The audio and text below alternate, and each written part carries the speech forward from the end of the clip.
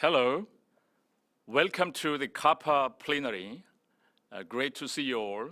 I'm very honored to moderate CAPA plenary session this morning in Korea, perhaps good evening in the US. This is Pansa Kim. I am a professor emeritus at Yonsei University, an international director of the American Society for Public Administration, and a commission member of the International Civil Service Commission of the United Nations. The summer conference of CAPA is usually the most important academic event of the Korean Association for Public Administration.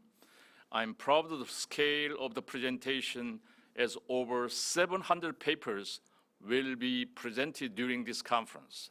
This morning I talked to President Won, and she said that CAPA conference has over 200 panels, 160 panels in Korean, 80 panels in English. Is amazing. This is very productive scale, even compared to conferences in many countries around the world.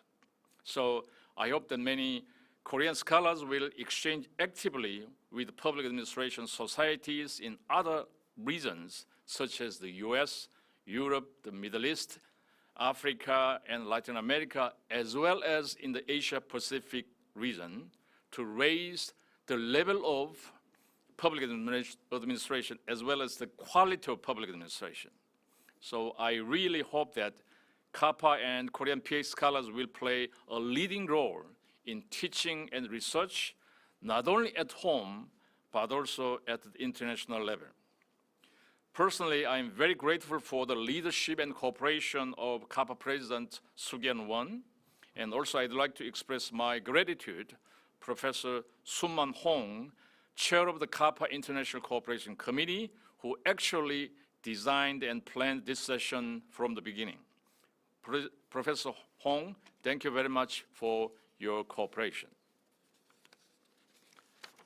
The conference theme set for the 2022 Summer Conference and the annual CAPA International Conference is Digital, Green, and COVID-19, Rethinking Public Administration in the Era of a Great Transformation.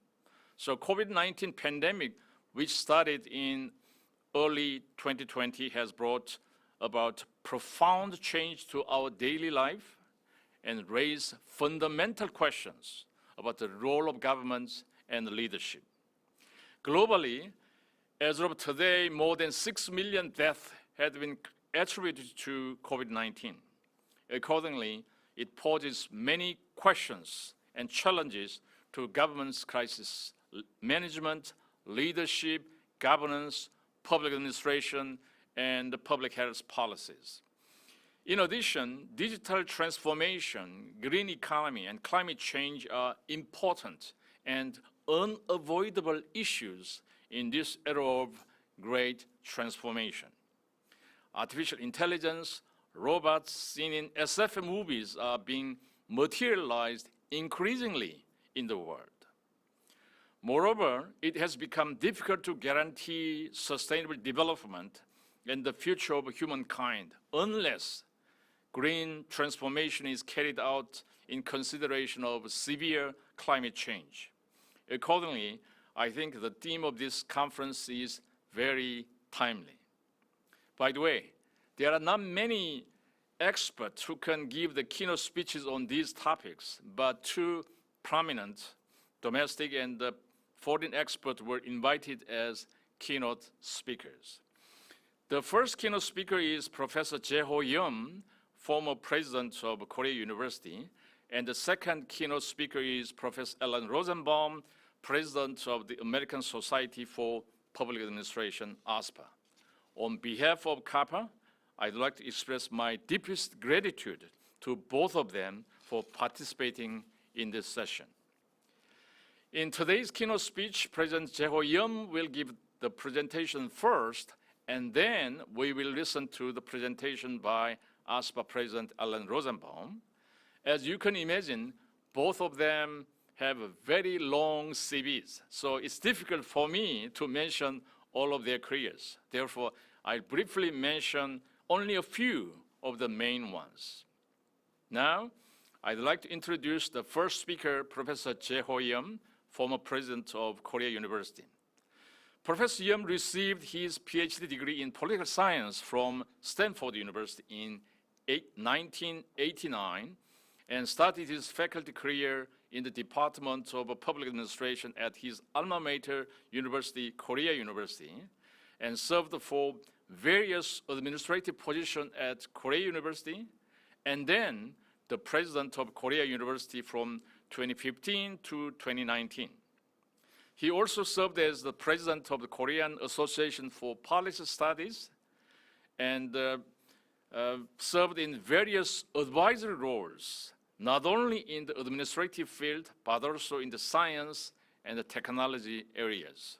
So I think he's the right person to be the subject speaker for today's CAPA plenary session.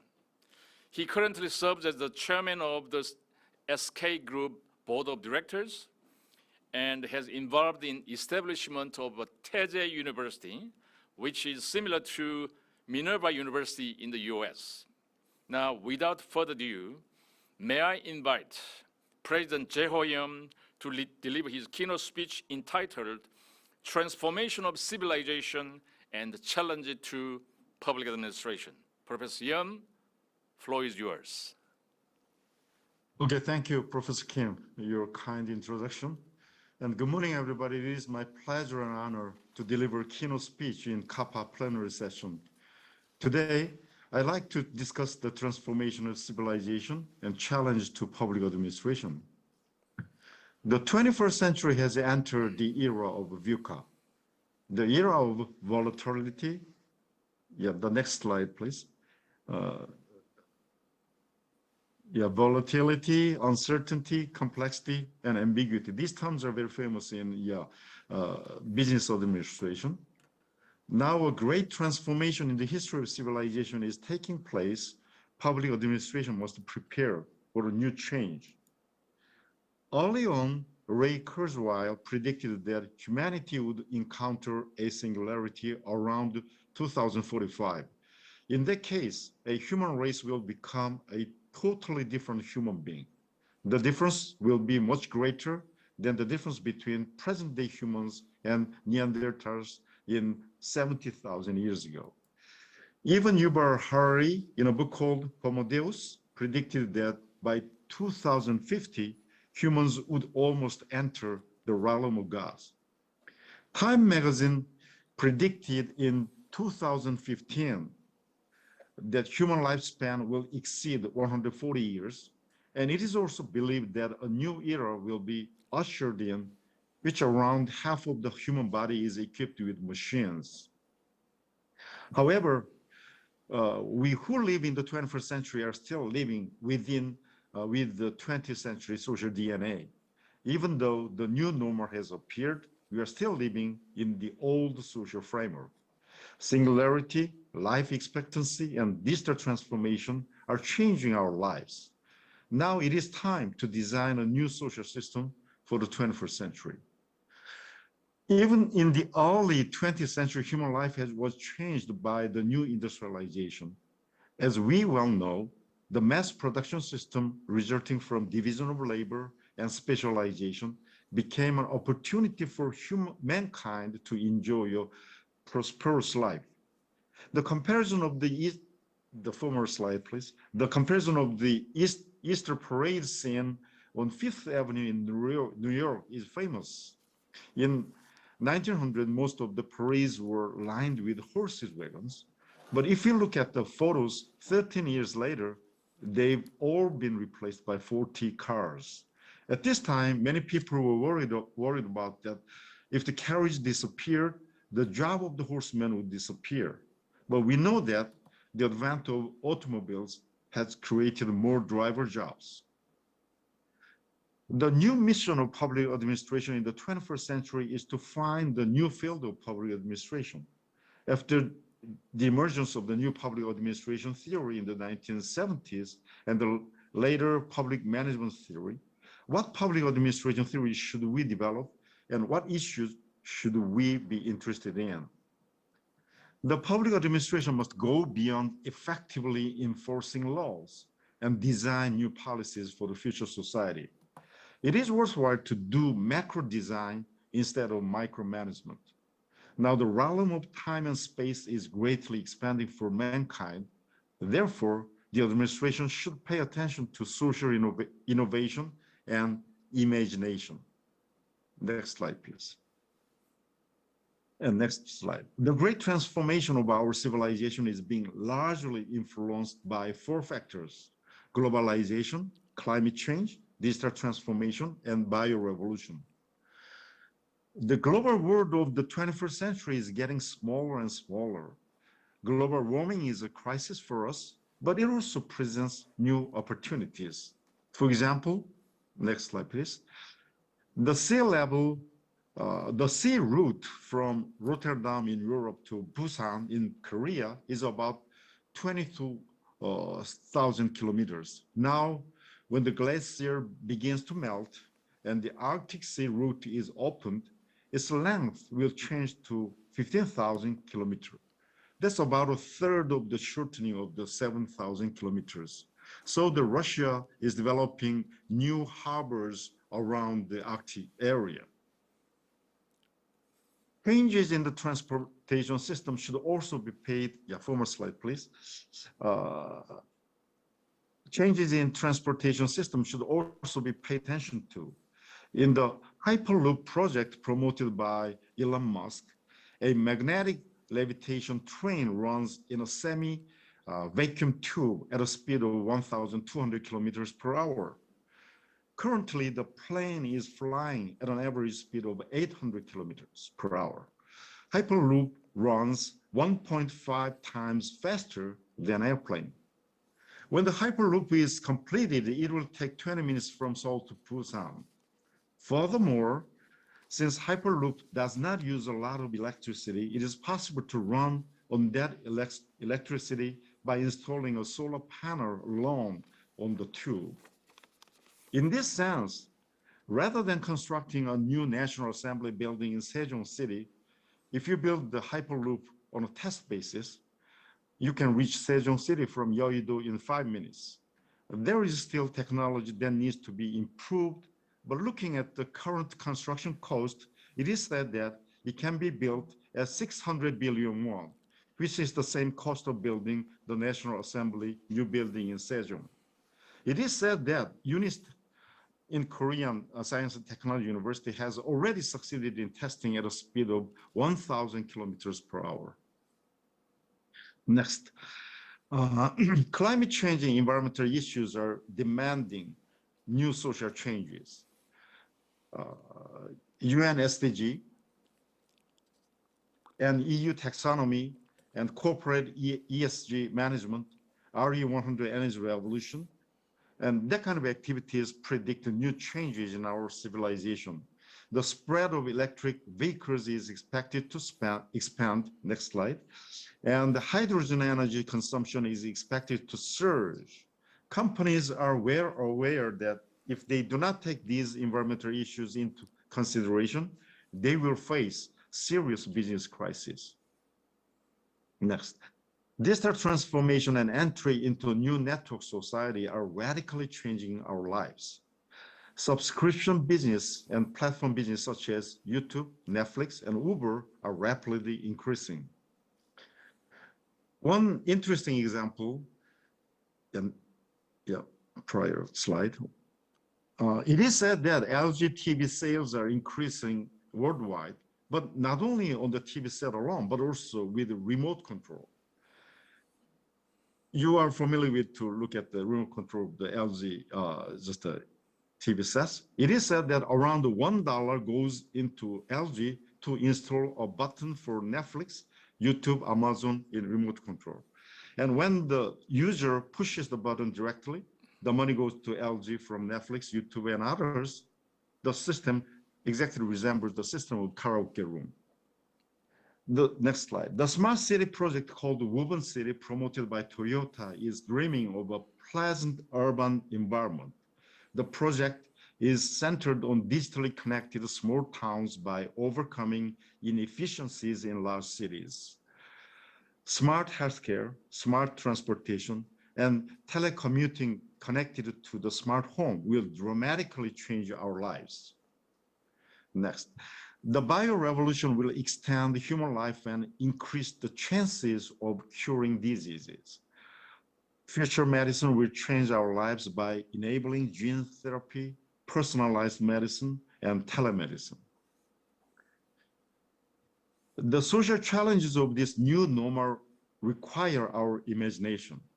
Scientist Albert Einstein said that imagination is more important than knowledge. He described himself as an imaginative artist, not a scientist. Let's consider some of our society's problems from the point of view of the imagination. Next slide. Seoul's huge rise in house prices last year was also one of the main reasons for the change of government. The problem of housing supply shortage is being pointed out. But another point we need to pay attention. For instance, you can understand the problem well by comparing downtown Seoul with downtown Manhattan, New York. Seoul has few living spaces in the city center due to the so-called zoning policy, just a business zone and the residence zone. Furthermore, since the city center has not been restructured, there are many 4-story, 5-story buildings in expensive areas like Myeongdong. The metropolitan city Seoul has a U-shape because the living areas have been pushed away into the outskirts and new towns. But Manhattan is an inverted U-shape. Due to this, Seoul has a long commute times and traffic problems. You should now try to build a living space on a public site. Various attempts are possible, such as building an apartment on the city highway and building an apartment on a drain pump station. The Seoul Seoul Housing, corporation, they're trying to build this kind of new high-rise apartments on top of the highway and on top of a drain pump station. Just like building a high-rise building on top of Tokyo railway station, you need to build the high-rise rental apartment with more than 70 stories above Yongsan station and rent it to the younger generation. A 24-hour daycare center on one floor, a 24-hour smart workstation on the one floor, and 24-hour hospital on one floor, a rental kitchen on one floor, and a cafe, bar, and library on one floor should be provided along with the living spaces. Next, now if the 4-day working system is implemented within 10 years, living space must be located not only in Seoul, but also in the countryside. As in Russia, where weekend farms, so-called dacha, are provided for civil servants near Moscow. Or Norwegian families have more than one weekend cottages on average, one household in the city and one house in the countryside should be encouraged. Furthermore, from this kind of situation, it's just like a dual citizenship, dual nationality, there will be some kind of possibility dual resident registration system is possible because we now pay just a double taxes at the place of work and place of residence at the moment. So the no taxation without representation, we can just participate in the local election in 2 different places. That can be possible. At the moment, we are just restrained. This kind of owning ownership of the 2 houses is some kind of penalty in this stage, but after the income, the per capita now becomes 30,000, more than 30,000 US dollars per person. So we can enjoy this kind of things from now on. And another one is, as it's shown in the drama, very famous drama in these days, My Liberation Journal. For those who commute by subway from the outskirts, an additional cafe train can be connected at the end of the subway train to make it more convenient to use. The youngsters, they just commute at least 40 minutes or 50 minutes in the very congested subway train. Then just getting off, they just visit the Starbucks to purchase one cup of coffee. So why we just take this kind of things and just to put another train at the end of the train, and they can use this kind of bar at the bar, and they can just listen to music and watch TV or some kind of doing some works, and that may be possible. I just checked in the Google, and I found that in Switzerland, there is a Starbucks train is connected to the mountain train. So they just use it very conveniently. Okay, next slide. As in Korea, delivery system becomes very, very popular and common, and many transportation is for the deliberation system. So the delivery system needs to be improved. Just like a subway station for the human beings, now the subway system for the materials and products is necessary. In an area where apartments are densely located, to develop an underground delivery system like a subway is necessary. And to create a hub space like a distribution center in the basement of large apartment complex, and to create a system that finds delivered items from lockers in the apartment is needed. This is developed from the poster system, and also we can just restructuring the old apartments into a new one. Then we just dig out around the 7-story and 8-story, just a basement, and then we can utilize it as some kind of distribution center in the basement. And then we can avoid the trouble of delivery drivers and traffic congestion. Now, what the public administration, just as scholars and policymakers should do in the era of VUCA. And everything is very volatile and very uncertain and very complex. And there are a lot of ambiguity. So we simply follow the 20th century law or system, and we cannot solve today's social problems. So we have to change. The main thing is that I want to emphasize that we need to utilize our imagination, and we need to be more brave to change our system. So the famous great writer Victor Hugo once said, future has many names. For the weak, it means the unattainable. For the fearful, it means the unknown. For the courageous, it means opportunity. So the future policymakers and also the scholars of public administration, we should develop this kind of imaginative ideas and solve the problems, not simply stick to the micromanagement or some kind of micro issues and the legal issues. Then we cannot solve this kind of a new problem. So for the future society, we need to change our mindset, and we have to be more courageous. And then we need to take this kind of new change as an opportunity, new normal, new social system we have to develop. Thank you very much for your attention. Thank you, Professor Hoyam. You have touched key transformative topics such as climate change, digital transformation, biorevolution, machine-man interaction, smart city, network society, technological singularity, etc. Thank you very much for your insightful presentation, and we learned a lot from your speech while you have another meeting in East Coast. Thank you. The next speaker is ASPA President Alan Rosenbaum. I think he's one of the most internationally experienced public administration professor I know. My friend Alan is a distinguished university professor in the Department of Public Policy and Administration and the founding director of the Institute for Public Management and Community Service, as well as the Center for Democracy and Good Governance at Florida International University in Miami. He's also chairman of the International Commission on Accreditation of Public Administration and Training Program of IASIA, and a lifetime member of the National Academy of Public Administration. Ellen received his PhD degree in political science from the University of Chicago in 1976.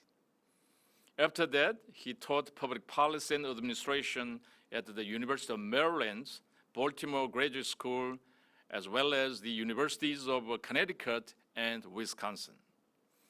He was a member of the UN Committee on Experts on Public Administration and the president of International Association of Schools and Institute of Administration, the so-called IASIA, for 2 terms, from 2001 to 2004 and 2007 to 2010. It is quite exceptional.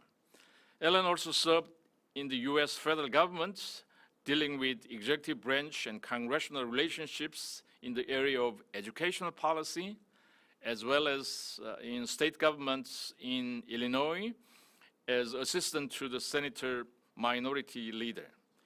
During the past many years, Ellen has consulted, worked, or spoken in over 80 countries around the world. Recently, he has extensive experience working with the Ukrainian parliament and the numerous Latin American legislative bodies and local governments. In my knowledge, he is surely the most internationally experienced public administration scholar I know. Now, may I invite ASPA President Alan Rosenbaum to deliver his keynote speech entitled Public Administration in the Era of Great Transformation. Alan, floor is yours. Thank you, Pan, and thank you to the president of CAPA and all of the members of the organization for inviting me to join you. It's always an honor to be invited by organizations in another country to talk to them. It's particularly the case with CAPA because as Pan, who I would say if there's anybody who probably rivals me in terms of international experience, it is my dear friend Pan-Soo Kim. But as he was commenting in his overall introduction to this panel, CAPA is an extraordinarily important actor in the worldwide public administration community. After hearing the data that he presented, I've traditionally characterized CAPA as the second most important national public administration association after ASPA, the American Society. But you know, after the data that you just presented regarding this conference, Pan, maybe CAPA is exceeding ASPA in terms of consequentialness. Also, let me thank Professor Soon-Min Hong for all of the assistance that she has provided, and Professor Young for a really outstanding, extraordinary speech talking about the kind of transition that we're going to be going to undergo for the next several years. I'm going to talk about transition, but probably in a little bit less optimistic kind of tone, and maybe raise a few cautionary concerns. I mean, on the one hand, there's a great future to be expected throughout the world, but on the other hand, at the moment, we are looking at a ruthless, brutal, murderous war going on, undertaken by Russia and Ukraine at the moment.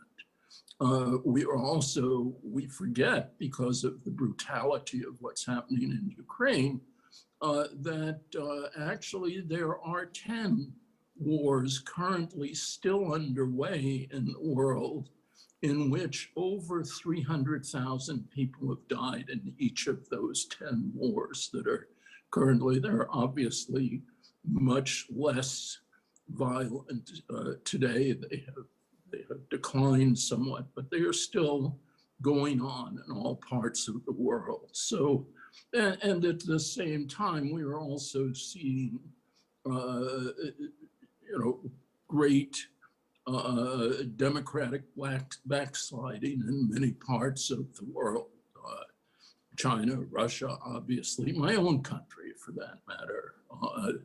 So there are, while there's a great future to look forward to, there are also some real issues that are a part of our current life and our current well-being. And we have had transformations in the past. I remember in my time in the federal government, which goes back to the administration of Jimmy Carter, there was this fabulous machine that took up a whole room in a major office building. And it turned out it was the most primitive of fax machines, but it seemed so fabulous that I could put a piece of paper in, and in Alaska, they would get it instantaneously. But obviously, we've had a lot of other kinds of transformations that have been going on. And some of the transformations, I would add, that have produced the most significant change are not necessarily ones that have been all that wonderful. I mean, if you think about World War II, for example, it produced the end of colonialism. It gave rise to many new nations. It produced the middle class in many countries of the world. But it also had great costs, 20 million Chinese dying, 20 million Soviet citizens, although the majority of those were Ukrainians. Russia has a long history of dealing in a ruthless way with Ukrainians. Obviously Jews, and obviously what's happened in East Asia, from Korea to Japan to Southeast Asia, etc. But having said all of that, we are going to be in an era of transition. What is the implication of that for our field, our discipline, public administration? I would argue that the biggest implication is that we need to change our forward trajectory and start paying attention to what we've lost as a discipline and what we have forgotten as a discipline.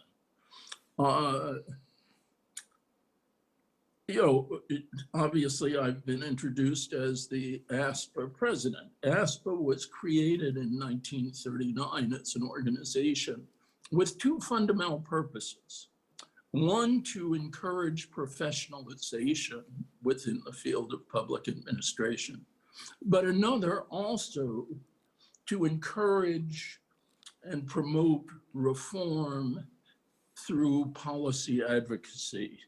And I would suggest that that first purpose, which is actually very much a part of the founding of American public administration. I mean, in the United States, we would turn often to the 1887 essay by Woodrow Wilson, The Study of Administration, as the kind of founding document of American public administration.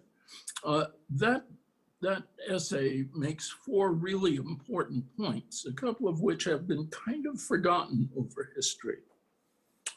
One is the importance of cross-national study and research.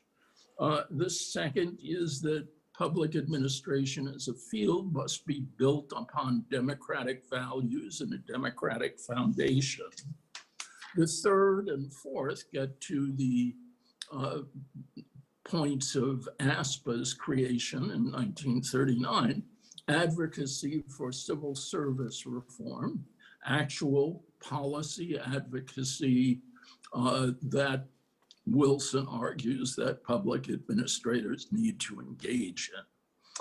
And then the separation of politics and administration, which was kind of his professional development focus. Ironically, I would argue that that which is most remembered from the argument is the most erroneous aspect of the article. I mean, you know, we talk in the United States, well, there's no Republican or Democratic way to sweep streets or fill potholes. Public administration is nonpartisan, non-political. Well, the question of whose streets get swept first, whose potholes get filled first, do we spend money on sweeping streets or do we spend money on public health systems? All of those are value issues, political issues. But getting back to the point of policy advocacy and policy reform, I would argue that again, if we look at our history as a field, you know, the people who founded ASPA, for instance, Louis Goodenow, Luther Gulick, these were people who were not only interested in building public administration as a profession, they were also equally as interested in advocating for reform and improving the quality of government.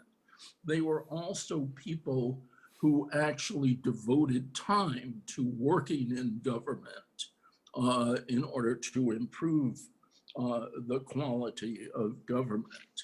And I think that has very much been forgotten, both the policy advocacy side and the working in government issue by much of the modern field of public administration, especially the academic field.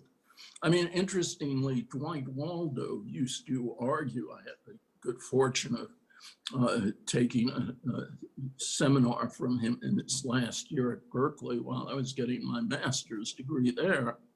And he used to argue that the most important thing that happened to the American discipline of public administration, ironically, was World War II, because it forced a lot of public administration professors to actually go to work in government and learn a lot about how best to teach government, what issues ought to be researched and the like. You know, that's a reality that has, I think, been forgotten by the contemporary discipline of public administration. In the 1960s, there was still some form of policy advocacy in the discipline. The whole notion of new public administration, the Minnowbrook Conference, again associated with Dwight Waldo, which really argued that public administration had to move beyond issues of efficiency and move and financial management. It's moved to issues of social equity. But in the 1980s, 1970s, 1980s, all of this came under significant attack by the new public management movement coming out of Australia and New Zealand. Now, we in public administration as a discipline like to say that, you know, that was a big debate, but we've kind of, common sense has prevailed. We've moved beyond that.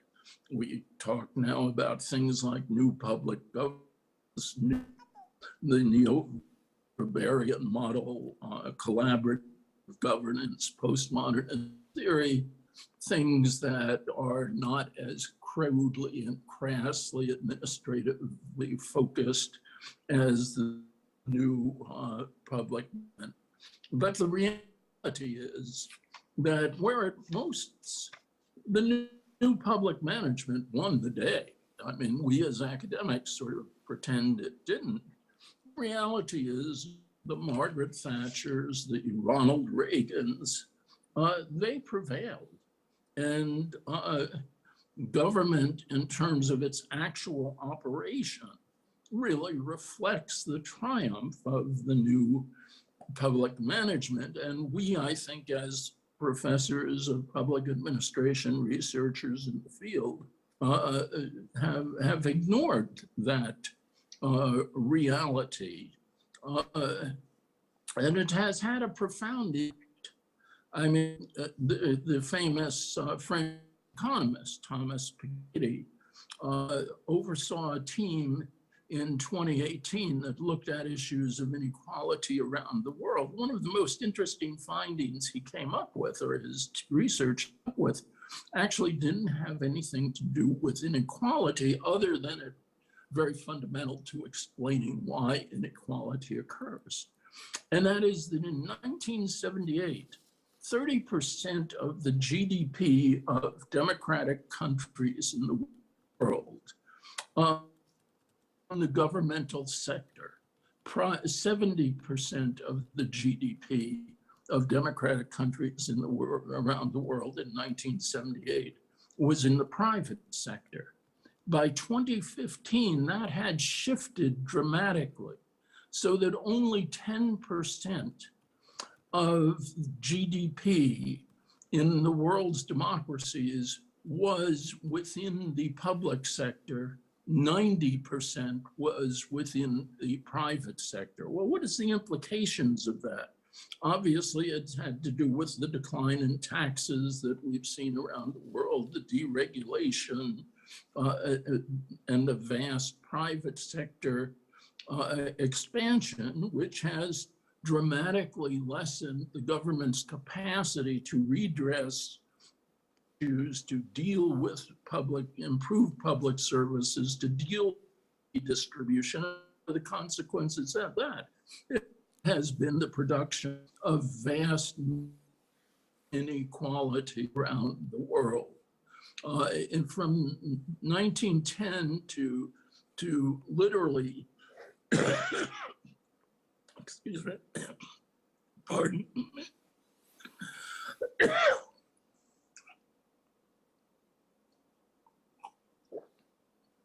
Sorry about that, I'm dealing with a bad cold.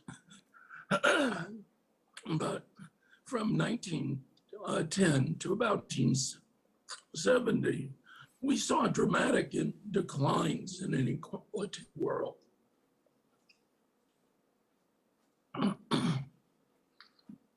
Since that time, we have seen dramatic increases in inequality, and that's one of the consequences of this triumph, if you will, of the new public management as actual public policy. And what's been the public administration academic field's response to that? I think it's not necessarily intended, but it's been such as to facilitate, enable, and even to help legitimize this broader trend within society. What have we been studying as a field? We look at things like cutback management. We look at things like collaborative governance, cooperative service development, all ways to compensate for the declining capacity of government to address the problems that it should be addressing and should expect to address. Very few of us as a field look at the concerns that a few people have expressed. The late Christopher Pollitt, my friend, colleague here in the United States, Al Roberts, all are saying, you know, we have as a discipline increasingly narrowed our focus in terms of research. We've increasingly begun to ignore the context in which public policy is made. We've increasingly tended to look at it, and we've tended to focus more and more on the individual and minute details of organizations and how they are managed. Now, I have nothing against the massive amount of research published on all sorts of details of organizational management and development, that sort of thing. But I do have great concern that we do not do the kind of research on what are the contexts shaping them.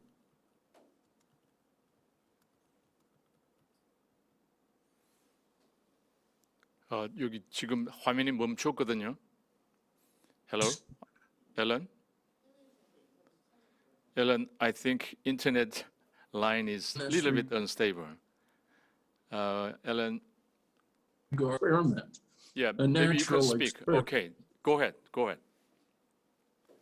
Are you talking to me? Yeah, Pon? go on. Yeah. No.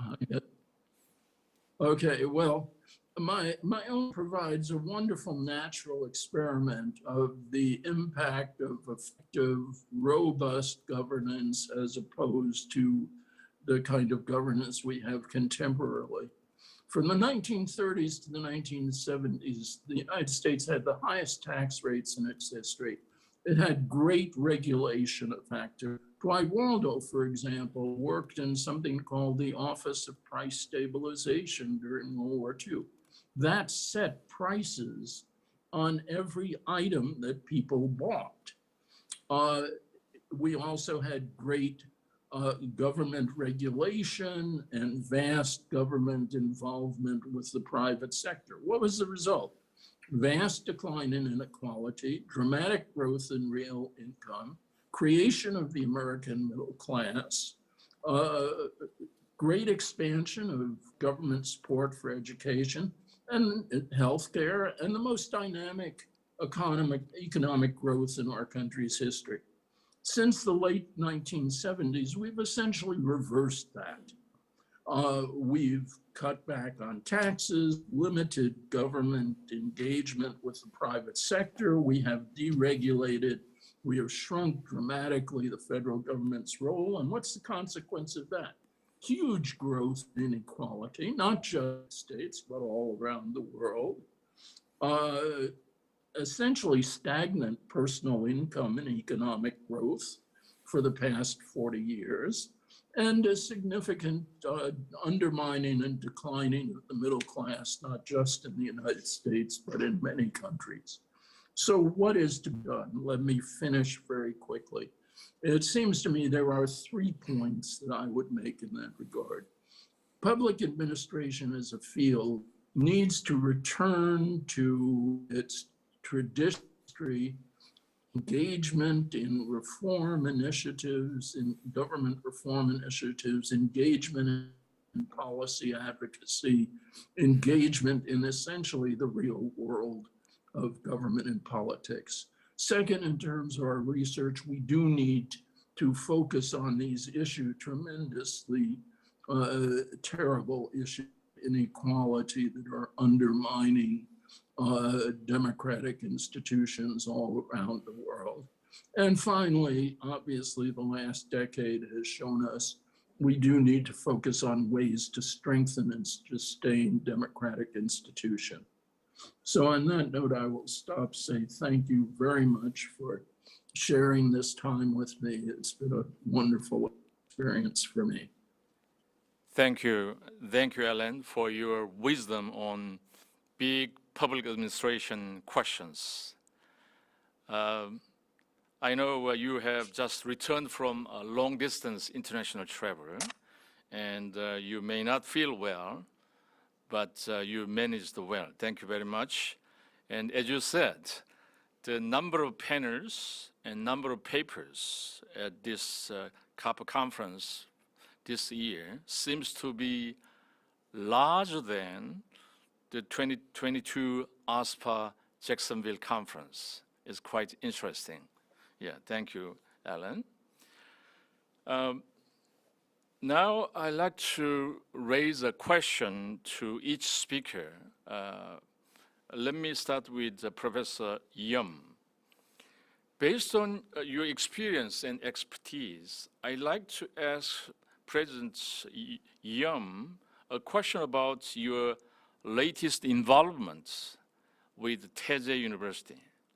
We know that you are the president-elect of Taizé University, so please tell us what type of higher education you are envisioning, and also please tell us what the implication of such an educational change will be affected for public administration scholars like us.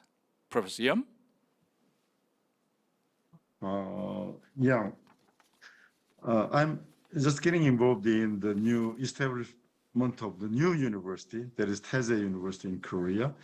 It is a kind of Minerva University, resembles the Minerva University in the United States, just an online university.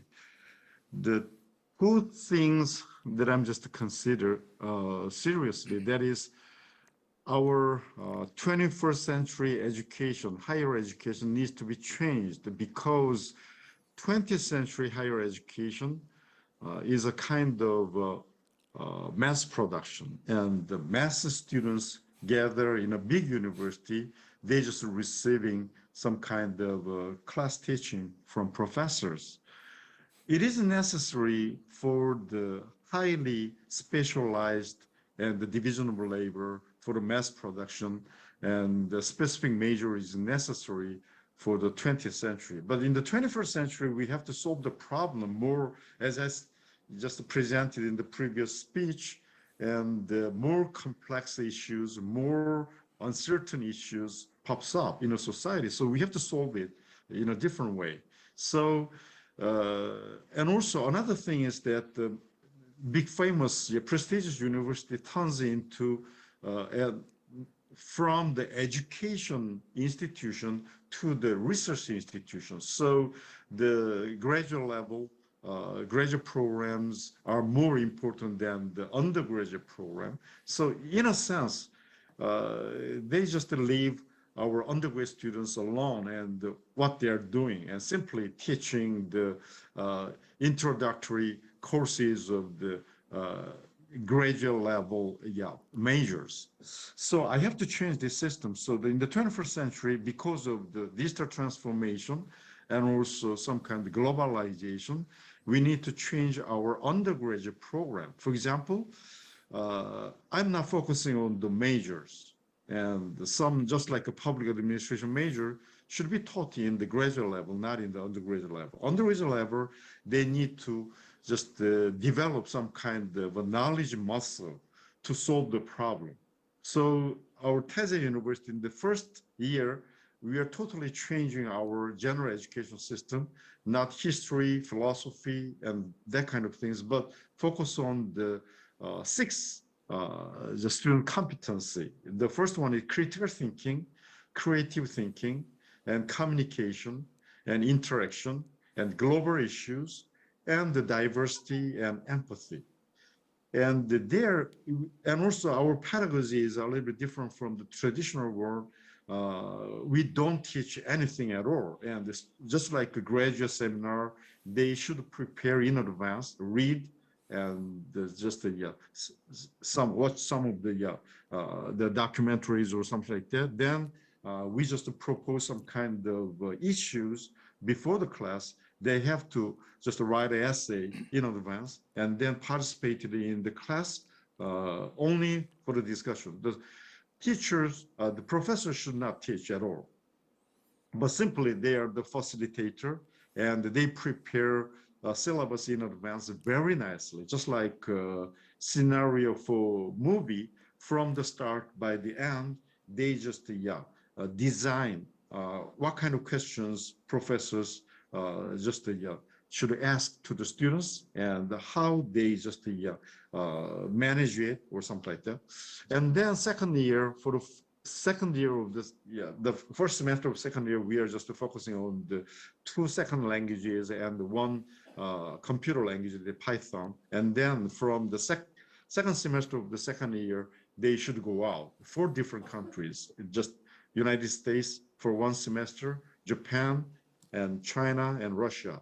And each semester, they just get involved in the capstone design to solve the nations and cities problem. So they're taking online some majors, the courses, but basically they reside in the dormitory of the different countries, and then they solve the problem. Just like participating in the global project. For example, in Seoul, the Minerva students came to Seoul, they reside in the dormitory, and then 4 or 5 members, they just make a project team. They solve the problems of the housing prices, how to solve it, and transportation, and the sewage problems, and the waste and a lot of things there just to solve the problems. And the last semester of the fourth year, they just returned to the Seoul again in the dormitory. They just wrap up the capstone design project. So for the public administration just department, I would rather suggest that from now on, we don't need to teach too much subject matters and the major courses, rather than just to let them solve the problems, social problems. And as I said before, just utilizing their imagination and their, just a basic, just the muscles of the knowledge, and very critically and very creatively just to solve the problem. That is a kind of a new 21st century higher education system, especially for the undergraduates. So it can be applied to any other public administration departments in Korea or other countries. So it is a new one. So any places, and also professors teach in the United States or in Europe, and we don't just require any residential requirements. We don't require any research requirement, only for the teaching for the students. It is highly customized teaching for the small numbers of the elite students, for the 21st century. That's our intention. Thank you. Thank you, Professor Yam. It sounds very exciting, and we appreciate your initiative on new version of Minerva University in South Korea. We're looking forward. And also, one of the professors raised a question regarding your speech, as well as Ellen Rosenbaum. What do you think is the role and method of public administration in addressing such challenges? Partially, I think you answered to this question. Ellen, you can also think about this question as well. Ellen, I agree with your key point. The field of public administration needs to focus on broader, more consequential concerns than it has focused on past several years. I agree with you. And the public sector desperately needs strengthening, and the field particularly needs to address issues of equality, as you mentioned, and the strengthening of democratic government or democratic governance. We may need to bring political science back into public administration research. Ellen, you have played a special role in advising the public administration and policy of many countries around the world. And also you have worked with leading international societies such as IIAS with me, IASIA, as well as the United Nations. And as you said in the beginning, Korea today is quite different from the Korea of the past. Economically and technologically, Korea has developed a lot. So in that regard, we would like to hear your opinion or suggestion for further development of Korean public administration. As I mentioned earlier, the number of panels, number of presentations is now larger than the ASPA conference for this year. But I'm sure you have a lot of new ideas, in-depth ideas. So we would like to hear from you. Ellen? We can hear you. Ellen, mute. Yes, I can, as you come back from Europe with very, very bad cold, and I was coughing, so I wouldn't interrupt. The last thing, given the extraordinary development of Korea as a society and the extraordinary development of public administration as a discipline in Korea, I think the last thing you probably need is advice from me in terms of how to build your public administration community. But I would say building a bit on some of my prior comments. I mean, you know, to get to the kind of world that Professor Hoyam was talking about in his, you know, really great, outstanding initial speech, is going to require substantial government engagement and government involvement. And I think we have, over the past 40 years, been undermining our government capacity. Honestly, I don't know quite enough about Korea to be able to zero in there. I can tell you in terms of my experience in a lot of other countries and a lot of parts of the world that governmental capacity is very fragile.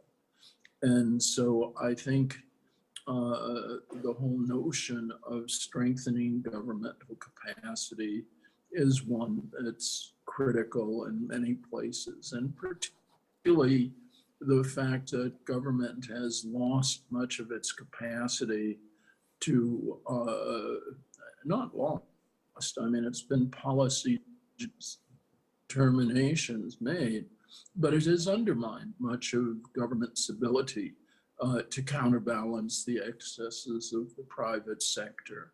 I mean, you know, I think about my country. If you go back 40, 50 years ago, the typical CEO of a US corporation earned about 50 times what the bottom level employee earned.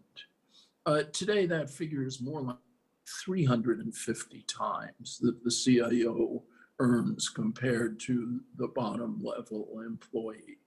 You know, that is possible because, you know, government policy and pulling government out of its role in regulating the economy has essentially made that kind of situation possible. And it's, you know, it's not just a US situation.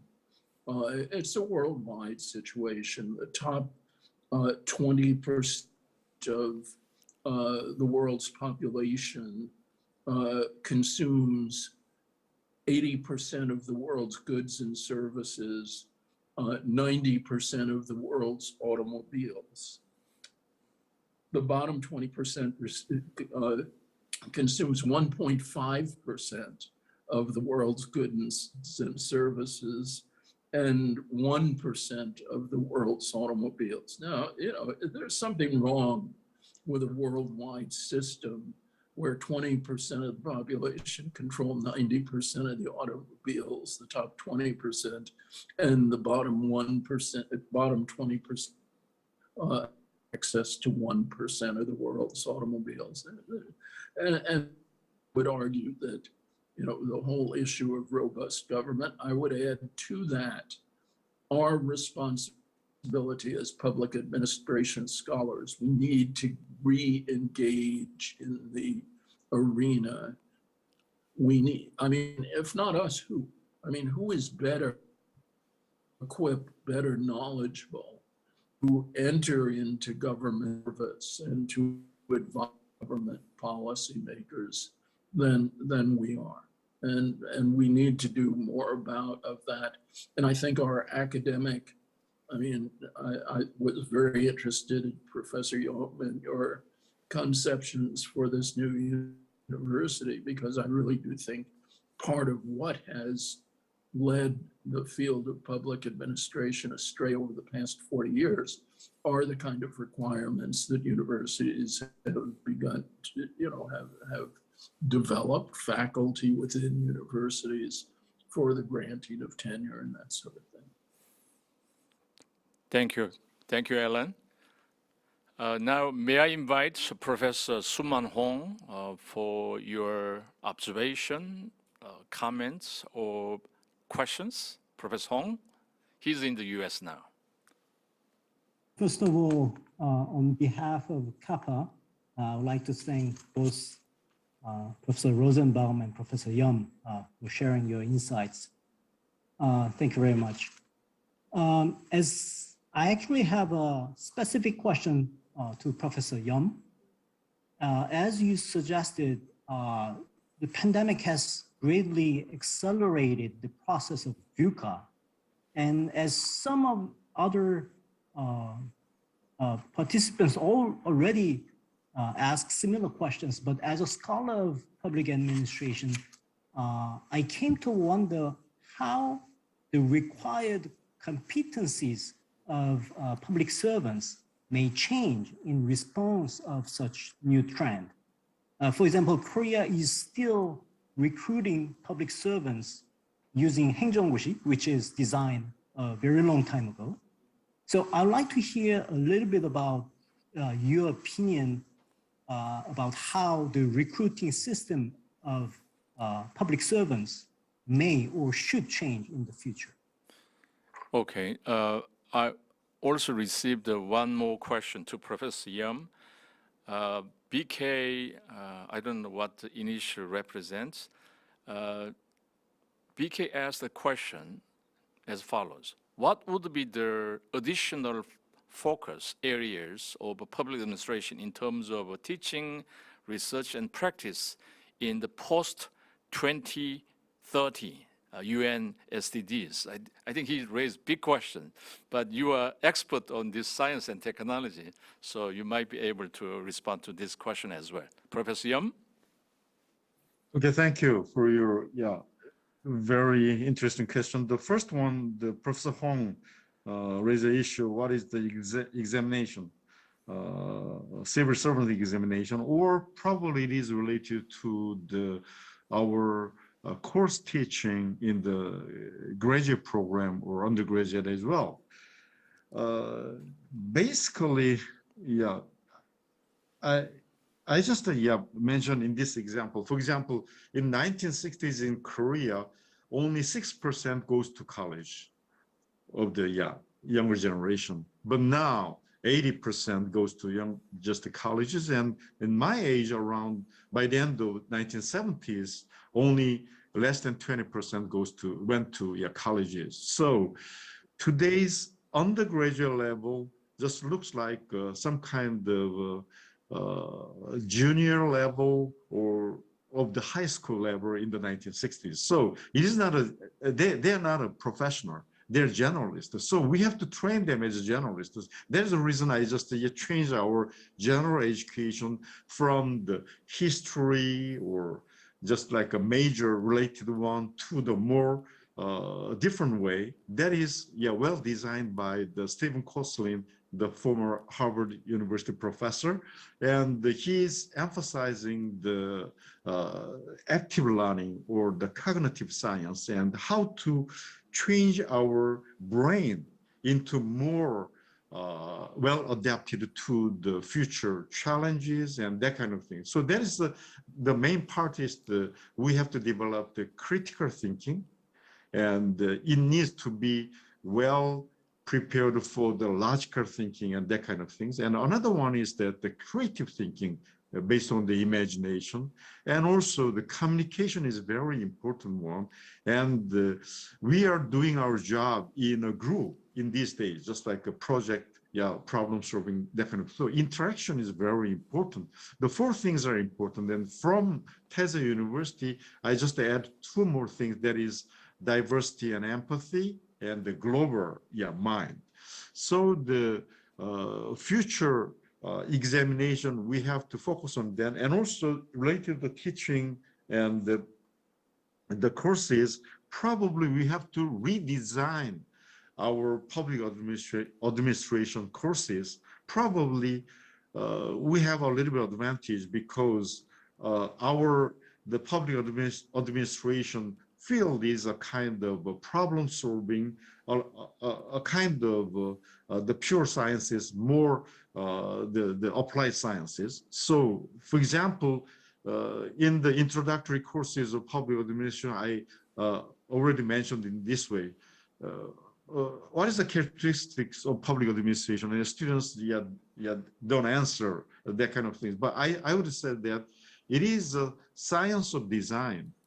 It is design science. We have to solve the problem, how to solve more effectively, efficiently. It is the thing, our mission, to just design that kind of things for the future society. For example, as you know that we have a very low birth rate, and last year we only had 270,000 babies were born. But we've already spent this year more than 43 trillion won, that is around 40 billion US dollars.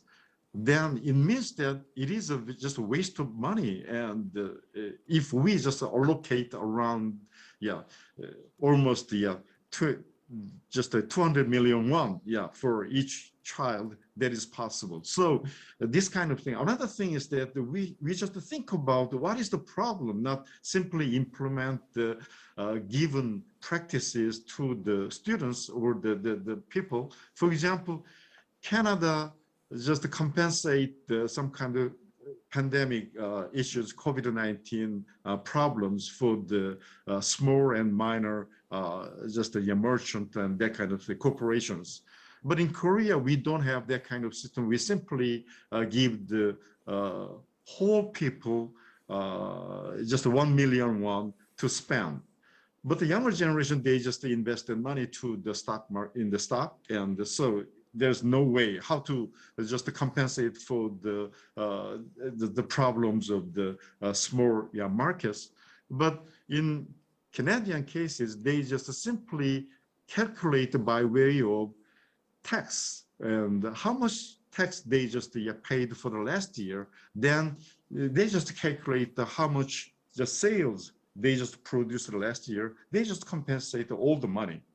So in Korea, we didn't take that kind of things. So if we take this kind of problem-solving policies, then next year, the year after next year, the small merchant, they should pay more just correctly to the government. If something happens and they just get returned based on the tax just payment.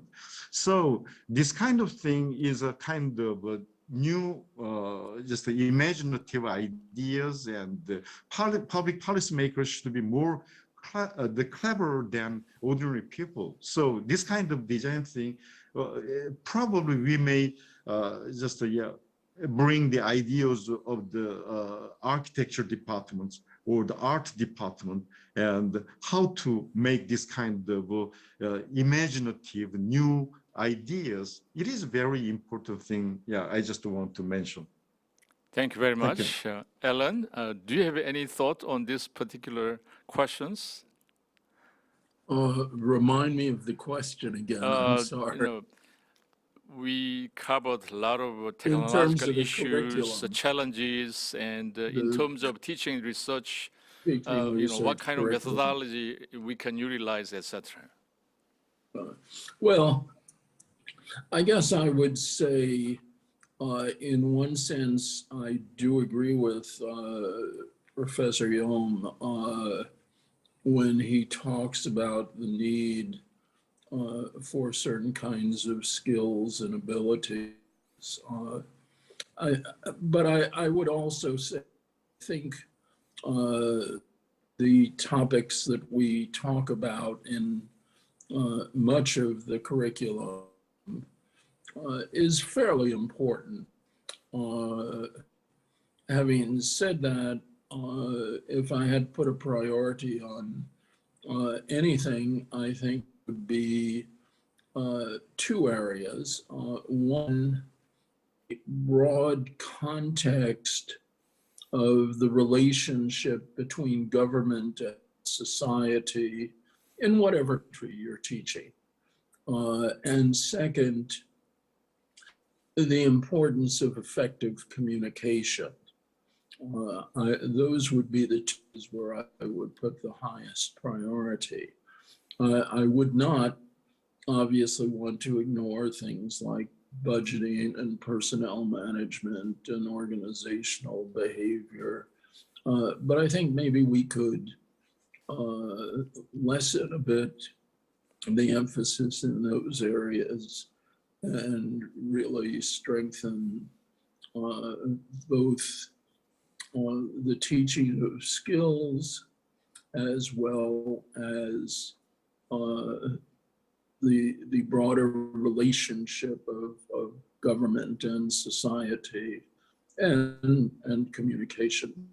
Those would be three kind of broad areas in which I would sort of order our curriculum.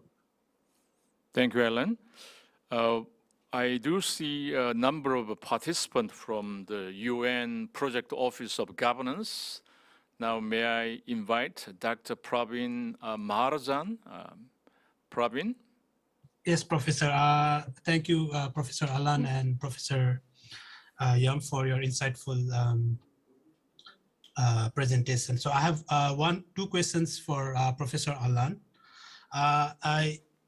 One question is, who complies how with what for advancing compliance research in public administration in the area of great transformation? And another question is, I remember once Professor Kim Pan-suk, mentioned that now it's time for the paradigm shift from governance to governing.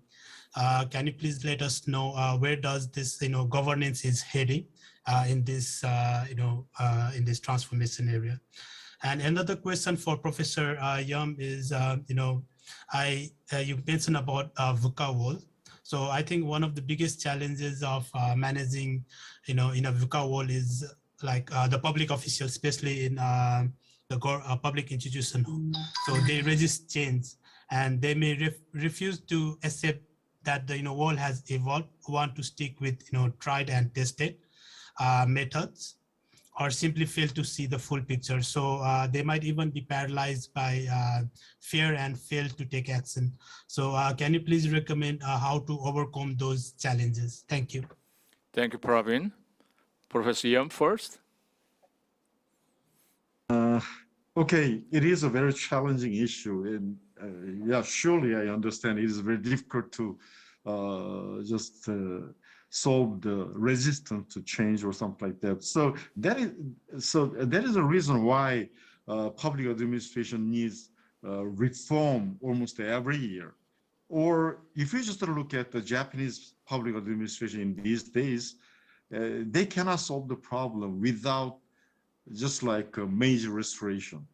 And simply change the whole system is necessary. But how to just achieve that kind of thing, that is based on the leadership. And also the first prime minister after the major restoration, and you know that the Iwakura project and half of the cabinet members just traveled around the whole world, especially America and United States, for 20 months, more than 1 year, because they have to just accept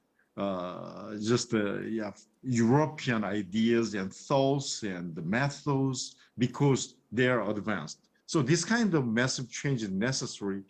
So if a country and a leader take that kind of responsibility and just to take action to change the system, then there are a lot of differences among different countries and different societies. So leaders should be more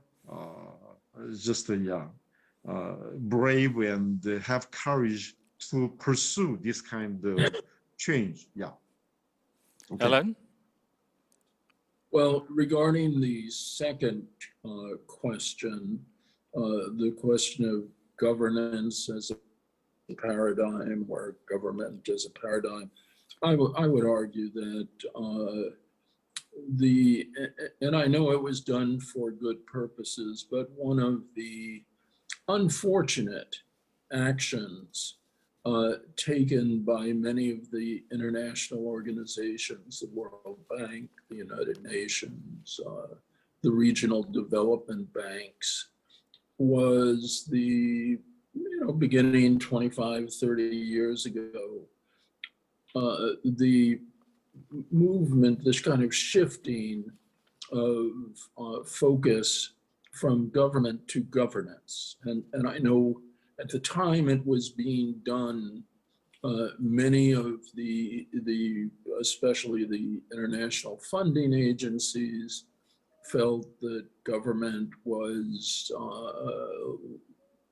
lacking in capacity, often corrupt, and the solution was to engage the private sector and the non-governmental sector more in policy making. I think that's had the unintended consequence of further facilitating this process of both undermining and limiting government capacity, as well as providing a kind of cover, a kind of excuse for why it's not such a bad thing to undermine government capacity. After all, the private sector is very dynamic, et cetera. The nonprofit sector likewise. But I think the consequence of it has really been to further facilitate the limiting of the capacity of the governmental sector to address many issues. And the reality is the private sector is not all that. So often we talk about what we can learn from the private sector and the importance of introducing private sector developments. If I recall, I might be a few percentages off on this, but my recollection is that essentially about between 50 and 70%, I think it's closer to 70%, of all the private sector enterprises that are initiated in the United States don't exist 5 years after they were initiated. And part of the reason for that may be that in 5 years, the person became so wealthy, they don't need to work anymore. But I think a good bit of it is that there's an awful lot of failure on the private sector, and we simply don't recognize that, and we've allowed ourselves to be kind of overwhelmed by the kind of ethos of the creativity, efficiency, and dynamism of the private sector. I really think that the whole notion of governance as a paradigm rather than government has helped facilitate that. Honestly, I've kind of forgotten what the first question was. Thank you, Alan. But maybe I've talked long enough about the second one that it's fine. Thank you. Now I think we need to summarize a few things. The theme of this CAFA summer conference is to address 3 issues: digital, green, and COVID-19, rethinking public administration in the era of great transformation. I think these 3 themes give us a lot of challenges, but at the same time, I think they will give us good opportunities. First, the new government should consider these 3 issues particularly as major policy directions and reflect them in national and local policies. And public administration scholars must explain the importance or the significance of these issues to government officials and political leaders and persuade them to reflect them in national or local policies. Second, major Korean companies should invest substantially in digital transformation and green growth and promote the development of new technologies to enhance their international or global competitiveness. Third, if the government and the companies reflect these 3 issues in their policies and promote technology development, new technologies can be reflected in the public administration field and other areas as well.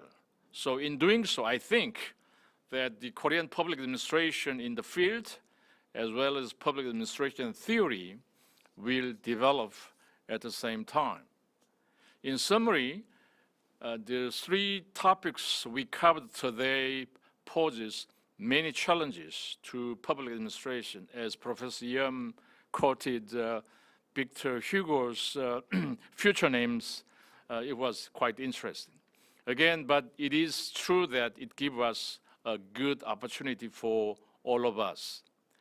I believe that if we take advantage of this opportunity, we will be able to significantly promote the development of public administration at home as well as at global level.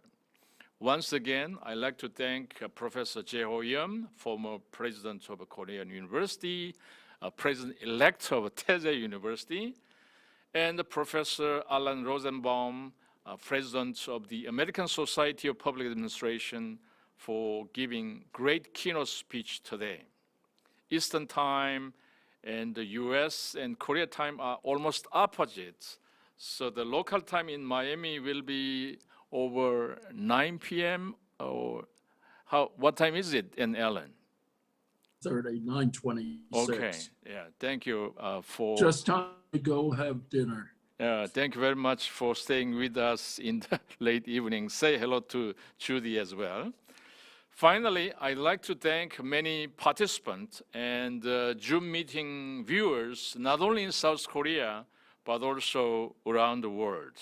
Once again, thank you very much for your participation and attention. And now I would like to close this session by wishing you all the best. Thank you. Goodbye.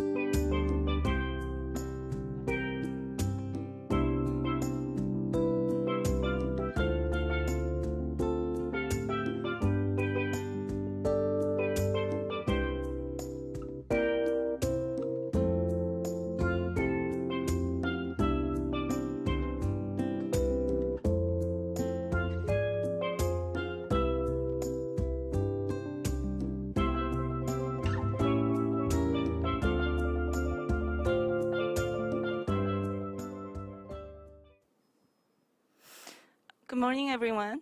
Thank you for joining us today. Our session is titled Green Policy, COVID-19 and Public Management. The session is organized by the KDI School of Public Policy and Management. We have 3 presentations today, all joining from the US through Zoom. So our speakers are going to participate online. Because we don't want, the presentation to run out of time, why don't we have all 3 presentations first? And after each presentation, perhaps a short Q&A session, and then we'll have a discussions at the end for all the 3 papers. All right, then, let's go ahead with our first presentation.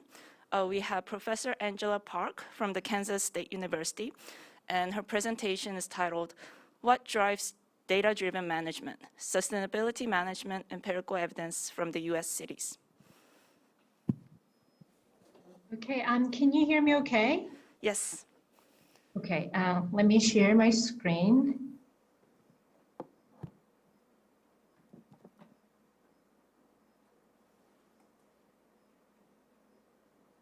Okay.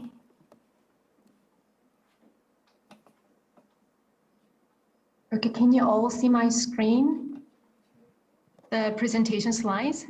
Only the slides, not the notes? Can you give us a minute, please? Oh, Yeah, yes, we sure. can. Yes, we can. Yes.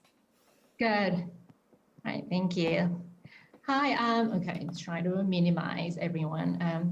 Hi, I'm Angela Park. I'm an assistant professor in the Department of Political Science at Kansas State University.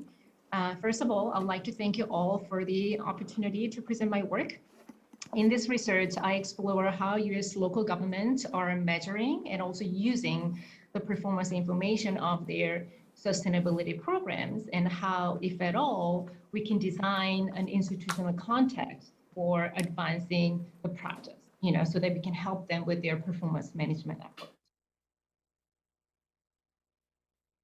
So data-driven approach to sustainability management is happening on the ground. Cities across the US are increasingly tracking and using the performance data of their sustainability actions and programs. For example, in Minnesota, there is a regional partnership named the Regional Indicators Initiative. In this initiative, 22 cities measure and also share data on each other's greenhouse gas emissions, which comprise over 90% of the participating region's total greenhouse gas emissions.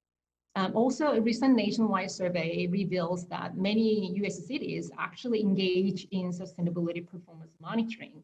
Cities vary in the types and frequency of a performance measurement, but still over 70 to 80% of respondent cities indicate that they annually collect data of their sustainability programs and performance. So why is there heightened interest among local governments in using data? Well, performance management and performance measurement, some people differentiate between the two, but it can be quite beneficial when well-designed and when well-established in local government. Benefits include efficiency gains, program effectiveness, policy innovations, and increased transparency, and therefore the potential of improving democratic accountability. A data-driven approach to program management is also desirable because it helps local governments communicate their policy efforts to their external stakeholders. This enables them to obtain political and administrative support for effective implementation. This is particularly true for sustainability because for most cities, sustainability initiatives are often not the most important or primary focus. So there was a ICMA survey on local government sustainability practices in 2015. And that survey shows that local governments still overwhelmingly prioritize economic development over environmental protection or social equity. So about 90% of respondent cities said they actually prioritize economic development over environmental protection and social equity. In these cases, if local governments use numbers to explain their sustainability actions and using numbers, why those actions are necessary and what they can actually achieve from those actions, this can provide local governments with an important and stabilizing force to legitimize their actions and secure support to continue their action. So there are several examples in best practices that support this view, and I have one example there in my slide. But for the time's sake management, I will move on to the next slide. So given the heightened interest in sustainability performance management among many cities, we need research evidence on the practice itself, how cities are actually tracking their performance data and what may advance their practice. Currently, empirical evidence is mostly found in government best practices, which share the experience of those who are at the forefront of leading data-driven sustainability management. A few research studies are emerging outside the US, notably European countries and Australia. But within the US, there is only a couple of studies on sustainability performance management, but not a lot. Several of these studies find that sustainability, substantially more local governments in Europe, especially in European countries, measure their sustainability efforts than before. But in most cases, they practice a passive reporting, which involves a mere disclosure of information. When performance information is collected and reported, but not actively used for management, what happens is that it just creates another layer of administrative burden. So you probably heard of this term, reporting fatigue. It's very common, not only in sustainability management, but also in general public management.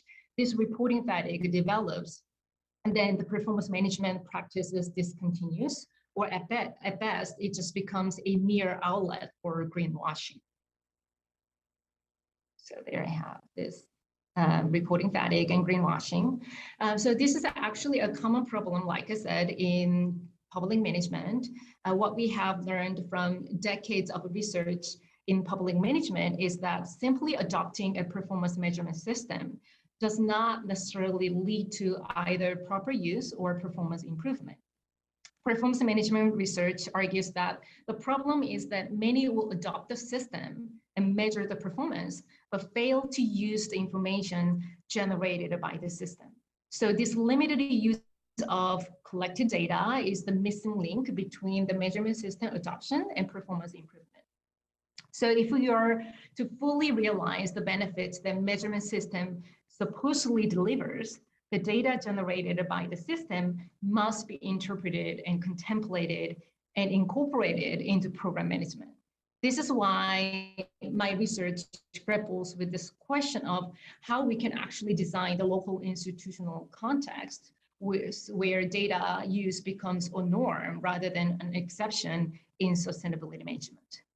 So in this research, I asked two questions.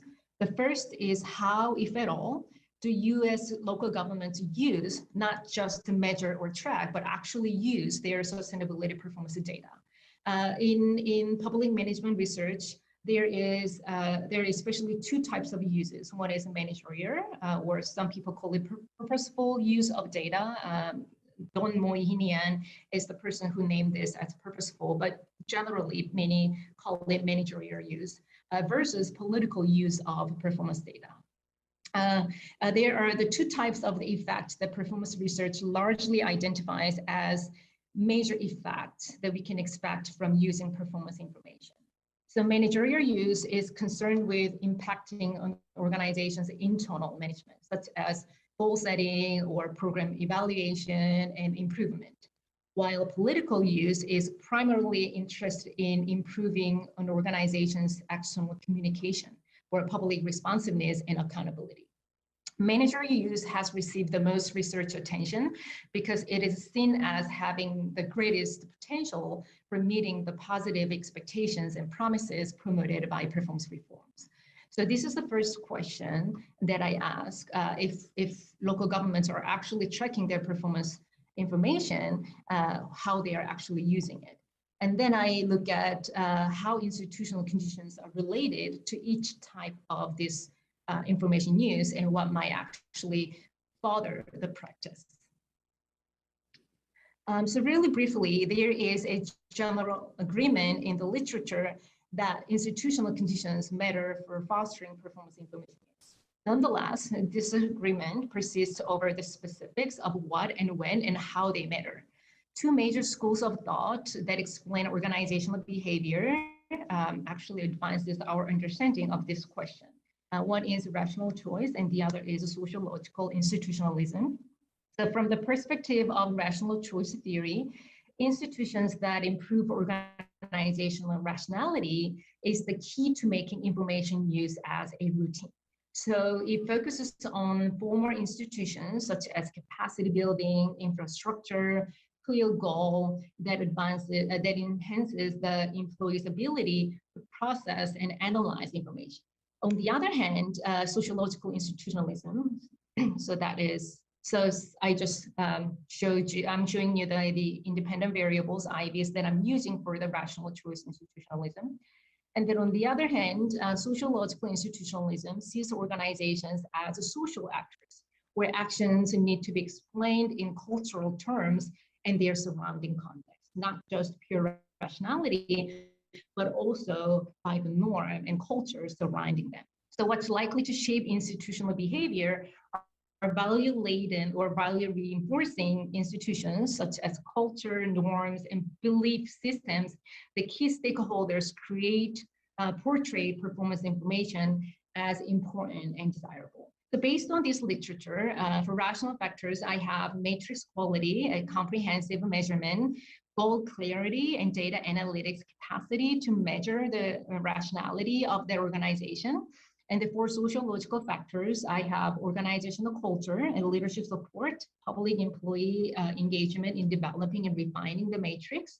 And then I have a bunch of controls, such as personal variables and government forms and community characteristics to control for any confounding factors. Data comes from a regional survey that I conducted in 2019 in collaboration with Urban Sustainability Directors Network of the USA. The survey was sent to a city government staff member whose position was primarily responsible for developing sustainability programs and policies. A sample includes the city's populations over 20,000, and a total of 443 responses was received, resulting in a response rate of 37%. The survey data was then merged with census information and the form of government to see if the community characteristics are related to different types at all, and again, to control for confounding effects. I use ordered logistic regression, and then after I run the logistic regressions, I also did multiple imputations using chained equations called mice, just to restore missing values and make sure that the validity and reliability of my findings. So DV in this research is performance information use. The survey included 6 questions where I asked if cities use collective performance data for improving program or communicating with the department, setting targets, rewarding, reporting to the top, and explaining to the public. Overall, over 90% respondents reported that they use performance data in at least one of 6 categories, while about 14% reported they use collective data for all 6 purposes. Managerial use was, as you can see there, was constructed from the first 4 responses categories, and political use was constructed from the last 2 that mainly focused on communication. And you can see there the percentages in parentheses right next to each response. So here I'm presenting the result of the 2 models. So model 1 is the managerial use, type of use, and then model 2 is political use. For interpretation purposes, I report odds ratios here. Again, managerial use is for mostly internal purposes, setting targets, improving programs, etc. And political use is to communicate with external stakeholders. A few things that I'd like to bring your attention to is first is the overall pattern of how IDs are significantly but differently related to the 2 models. A number of institutional conditions are significantly associated with increased managerial use, which is model 1, while political use mainly appears to be a function of non-institutional, which is community characteristics. None of the institutional factors except leadership support are found significant for political use. All but the form of a government shows significance in community characteristics. So according to the result, the larger and the more educated cities with less severe wealth inequality are more likely to use performance data for political purposes. That is communicating the data with the public and the leadership. On the other hand, a number of institutional conditions shape managerial use. Among the rational factors, quality measurement system that is reliable, valid, and easy to use is showing the significance here. And also several sociological factors, including leadership and public engagement, as well as performance-oriented culture, are found to shape the likelihood that a city will use the collected data for program improvement. So implications, what are the major implications? Managerial use seems to be a function of several institutional factors, but especially sociological factors. The organizational culture, again, that communicates the value of learning and results-oriented management, and support from key external stakeholders are particularly found to be significant. Overall, this suggests that cities that are interested in promoting data-driven sustainability management will be wise to work on instilling the values of such a practice, whether through a culture or stakeholder pressure, while also improving the quality of the matrix as the result.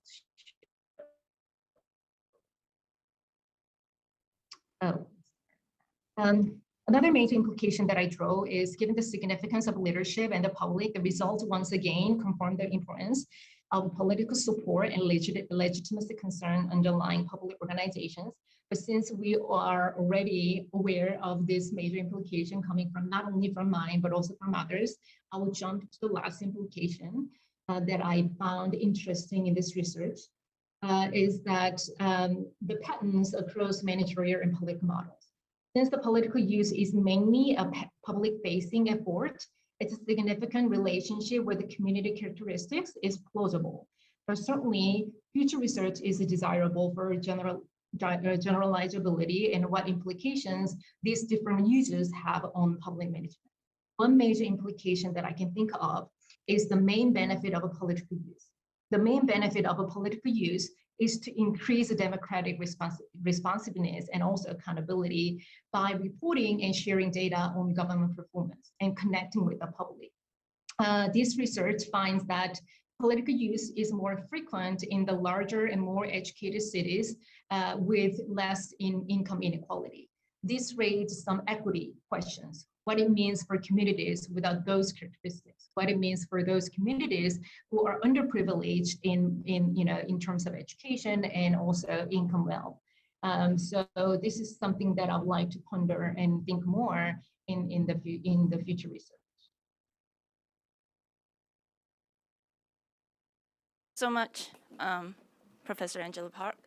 Right, any questions? Thank you. If you have any questions, please email me. That's a very clever strategy. All right, so then if there's no questions, let's move on to our second presentation, which is by Professor Rachel Krauss. Her presentation is titled, "How has the COVID crisis impacted local government's sustainability efforts? An examination of initial effects."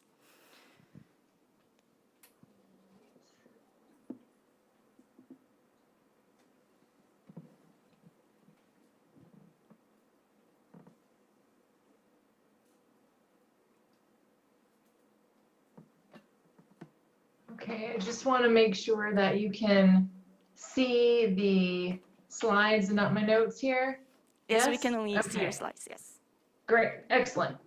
All right, well, thank you very much for the invitation to come and present to you all today.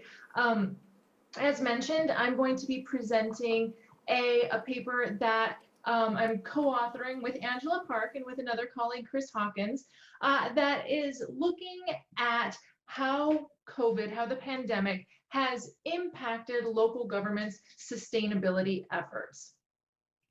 So COVID has caused disruptions to organizations everywhere and at every scale, and local governments are no exception to this.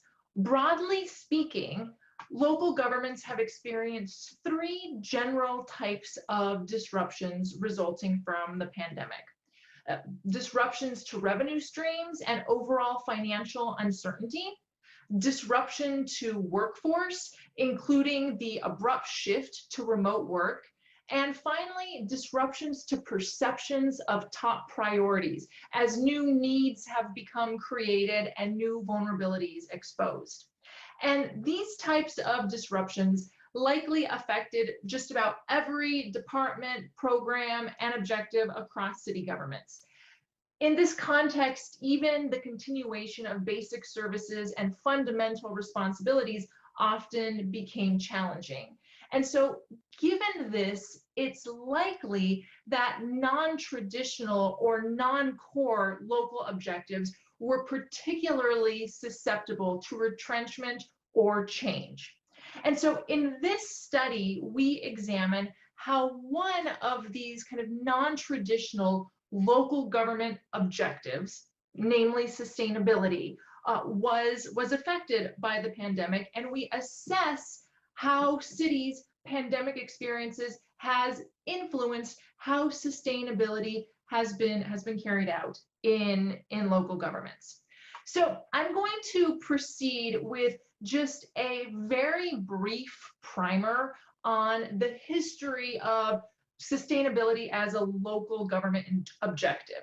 So sustainability has about a 15 to 20 year long history as kind of a local government issue. Before that, it was really not on the local government radar screen. Now, right, as of 2022, many cities have embraced sustainability as an objective, right?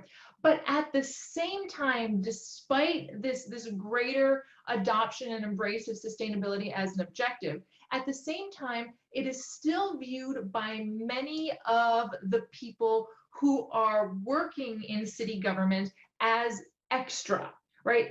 And this is even the case in leading cities. It's still often not considered to be a part of these cities' core missions. And so I want to end this little background section by stating that sustainability is a multi-dimensional concept. And it's still often kind of an ambiguous concept. Most people agree that sustainability involves a balance between economic, environmental, and social well-being, but there's a lot of variation as to how it's actually operationalized, how it's practiced. And previous research finds that how local governments operationalize sustainability is often tied to local need and to available political entry points. And now, while some criticize the conceptual and operational flexibility of sustainability, it may offer a practical advantage in facilitating programmatic survival. So given this, the first set of research questions that we consider is if and how COVID changed the degree of priority that city governments have given to different dimensions of sustainability. And secondarily, what factors associate with observed variation. So although sustainability and COVID are definitely different issues, attempts have been made to link COVID to all three dimensions of sustainability. So a few examples. So first with the environment, right? The problematic global response to COVID has been used as a warning about the need to act on potentially larger disruptions that will be caused by environmental degradation and climate change, right? There was an article published in the Washington Post that likened COVID to climate change on warp speed, right? And like COVID, both climate change and large-scale environmental degradation require collective action to successfully address. So those kind of parallels have been made. Moving on to the second dimension, social equity. In the United States, communities of color have been particularly hard hit by the pandemic. And the visibly inequitable impact that COVID has had may actually or may be used as a way to accelerate the shift to the prioritization of social sustainability initiatives. Third, the damage done by the pandemic to certain economic sectors, particularly the service and entertainment industry, has resulted in considerable focus on economic stabilization. And there have been attempts to link post-pandemic economic recovery to broader sustainability objectives. So even if sustainability or one or more of its dimensions benefits from an increased level of prioritization as a result of COVID, the policy actions attempted in its pursuit may be obstructed by practical pandemic-related challenges. So our second set of research questions address this potential dynamic. We hypothesize that COVID is less likely to have had a negative impact on sustainability's implementation in cities when officials are highly supportive of sustainability and when sustainability has been institutionalized within a city government, such as via inclusion in plans, in dedicated staffing, and in a budget line. We hypothesize that COVID is more likely to have a negative impact on sustainability implementation in places where the magnitude of the COVID-related disruption was larger. So to explore these questions, we use data from a survey that we administered in late 2022 through early 2021. We mailed an electronic survey directly to the person pre-identified as most responsible for sustainability in each city in the United States with populations over 20,000, and 2 email reminders and a paper copy of the survey were sent to non-respondents. Overall, we received 591 responses for an overall response rate of 32%. And as you can see from the little table that I have on the slide, it ended up being a reasonably representative sample of cities. The survey was administered, as I said, in early 2021, late 2020, early 2021. And this is approximately a year after COVID was first found in the United States. And so although the situation, remained and continues to remain dynamic, enough time had passed for initial effects to be felt. And then a range of kind of archival and census-based sources supplement this survey data. So moving on to results. The first set of research questions concerned whether cities changed how they prioritized the various dimensions of sustainability in response to the pandemic. And some simple descriptives are useful here. So we see that a notable percent of respondents said that sustainability considerations, or said that their city's sustainability considerations actually increased in response to COVID. That said, this is not evenly distributed across the 3 dimensions of sustainability, and economic sustainability sees the largest increase by a pretty considerable margin. And this may reflect a doubling down on traditional local areas of emphasis kind of in times of crisis. At the same time, a third of cities, 32%, increased their prioritization of social sustainability in response to COVID. And this is significant because social sustainability is traditionally the least developed of the sustainability pillars. Environmental sustainability received kind of the smallest kind of positive bump in prioritization in the wake of COVID, which is perhaps not surprising.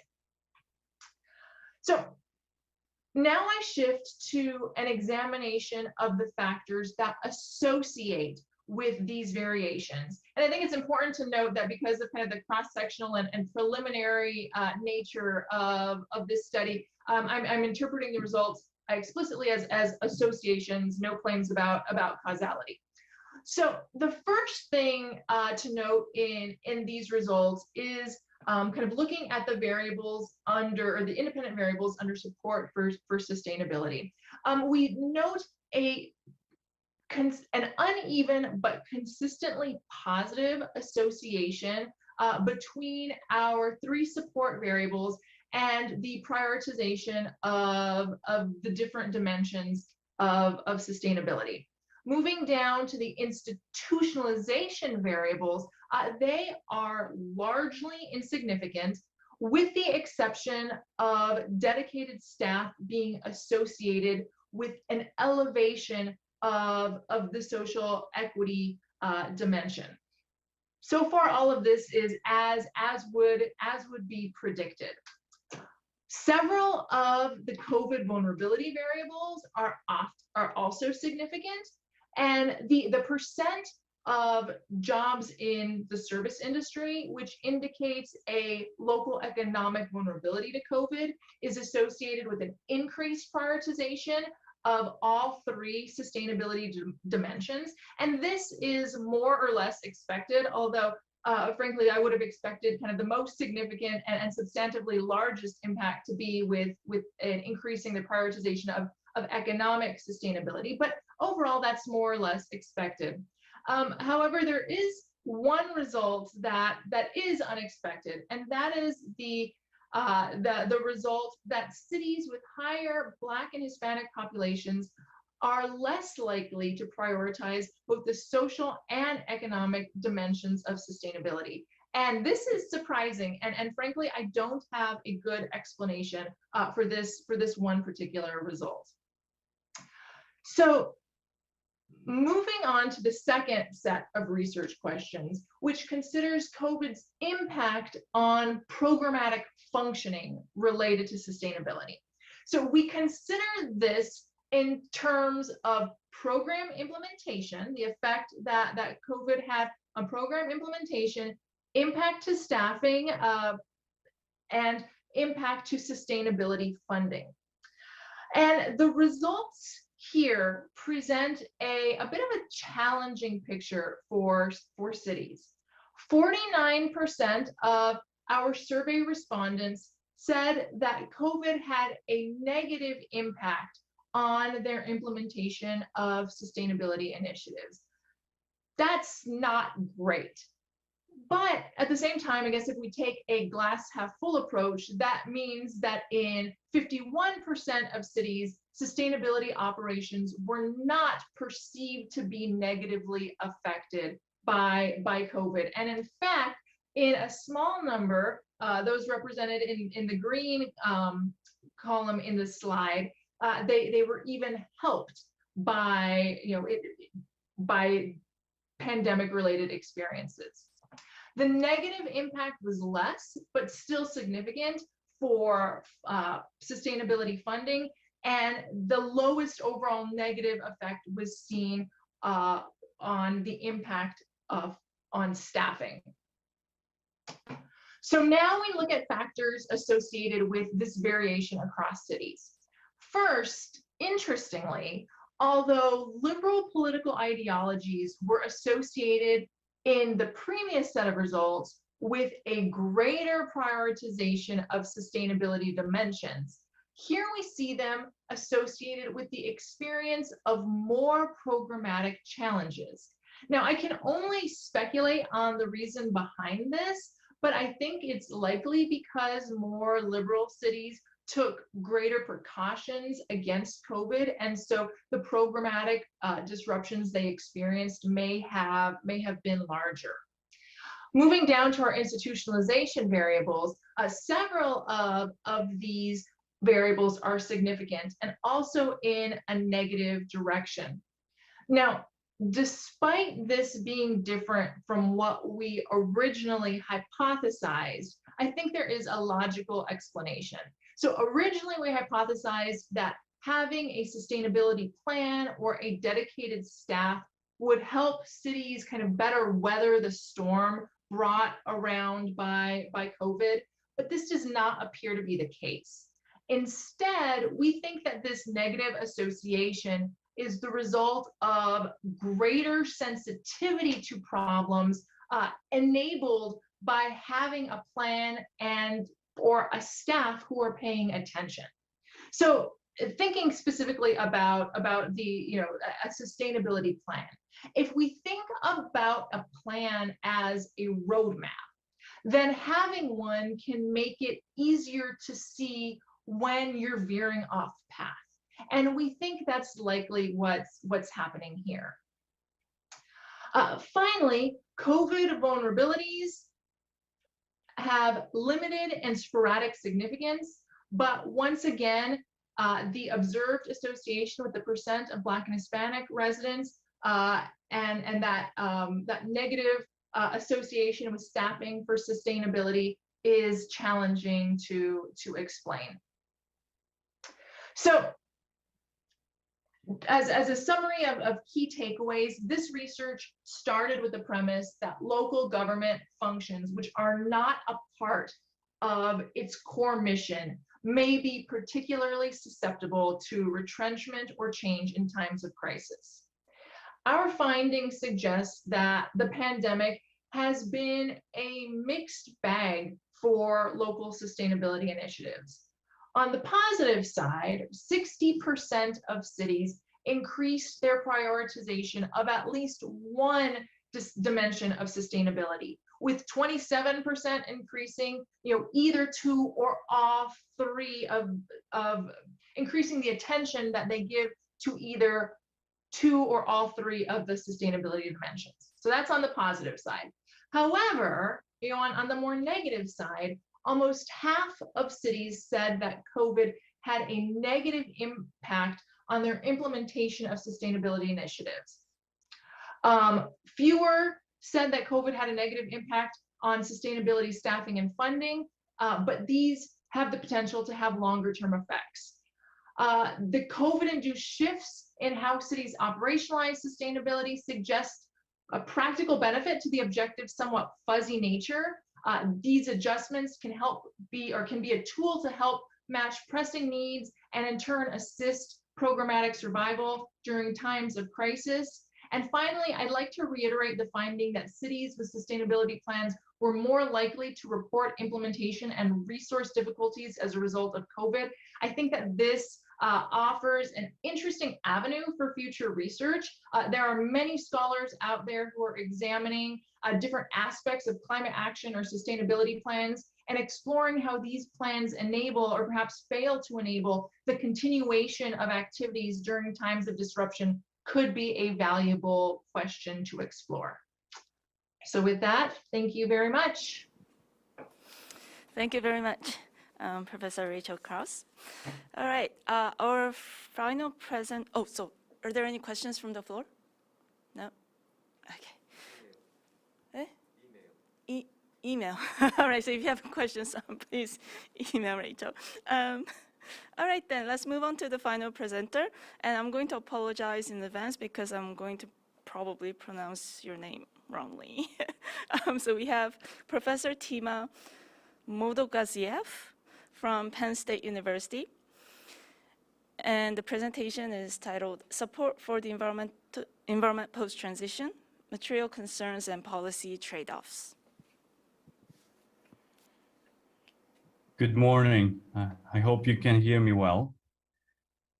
My connection might be not the best from Uzbekistan. So if I get disrupted, apologies in advance. This paper is with a number of colleagues, including Rachel Krauss. And we're going to move you to a different part of the world, US. This is based on the countries of the former Soviet Union as well as former communist countries in Europe.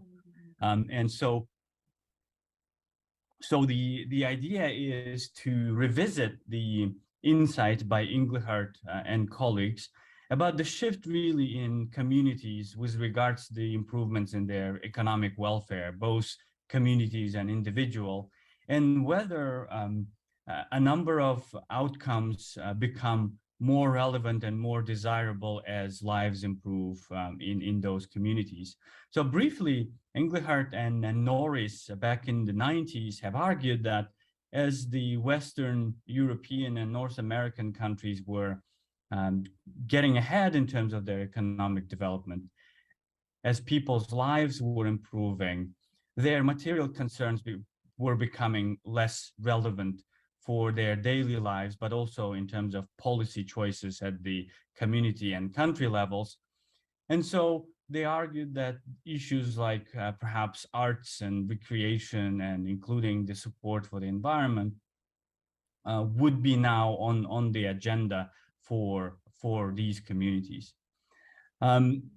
Obviously, this notion or the theory of a post-materialist movement in communities and individual preferences has been tested a number of times, both at the macro and individual level. It has been found that contexts do matter, that cultures do matter. It has been found, for example, in a series of quality of life or happiness in life surveys, that there are, in fact, countries and communities that will favor outcomes that are considered to be post-materialist, like the quality of environment or sustainability, even if they're not high on the economic development spectrum. So there are, the outliers, or there are sort of contextual issues that one needs to consider.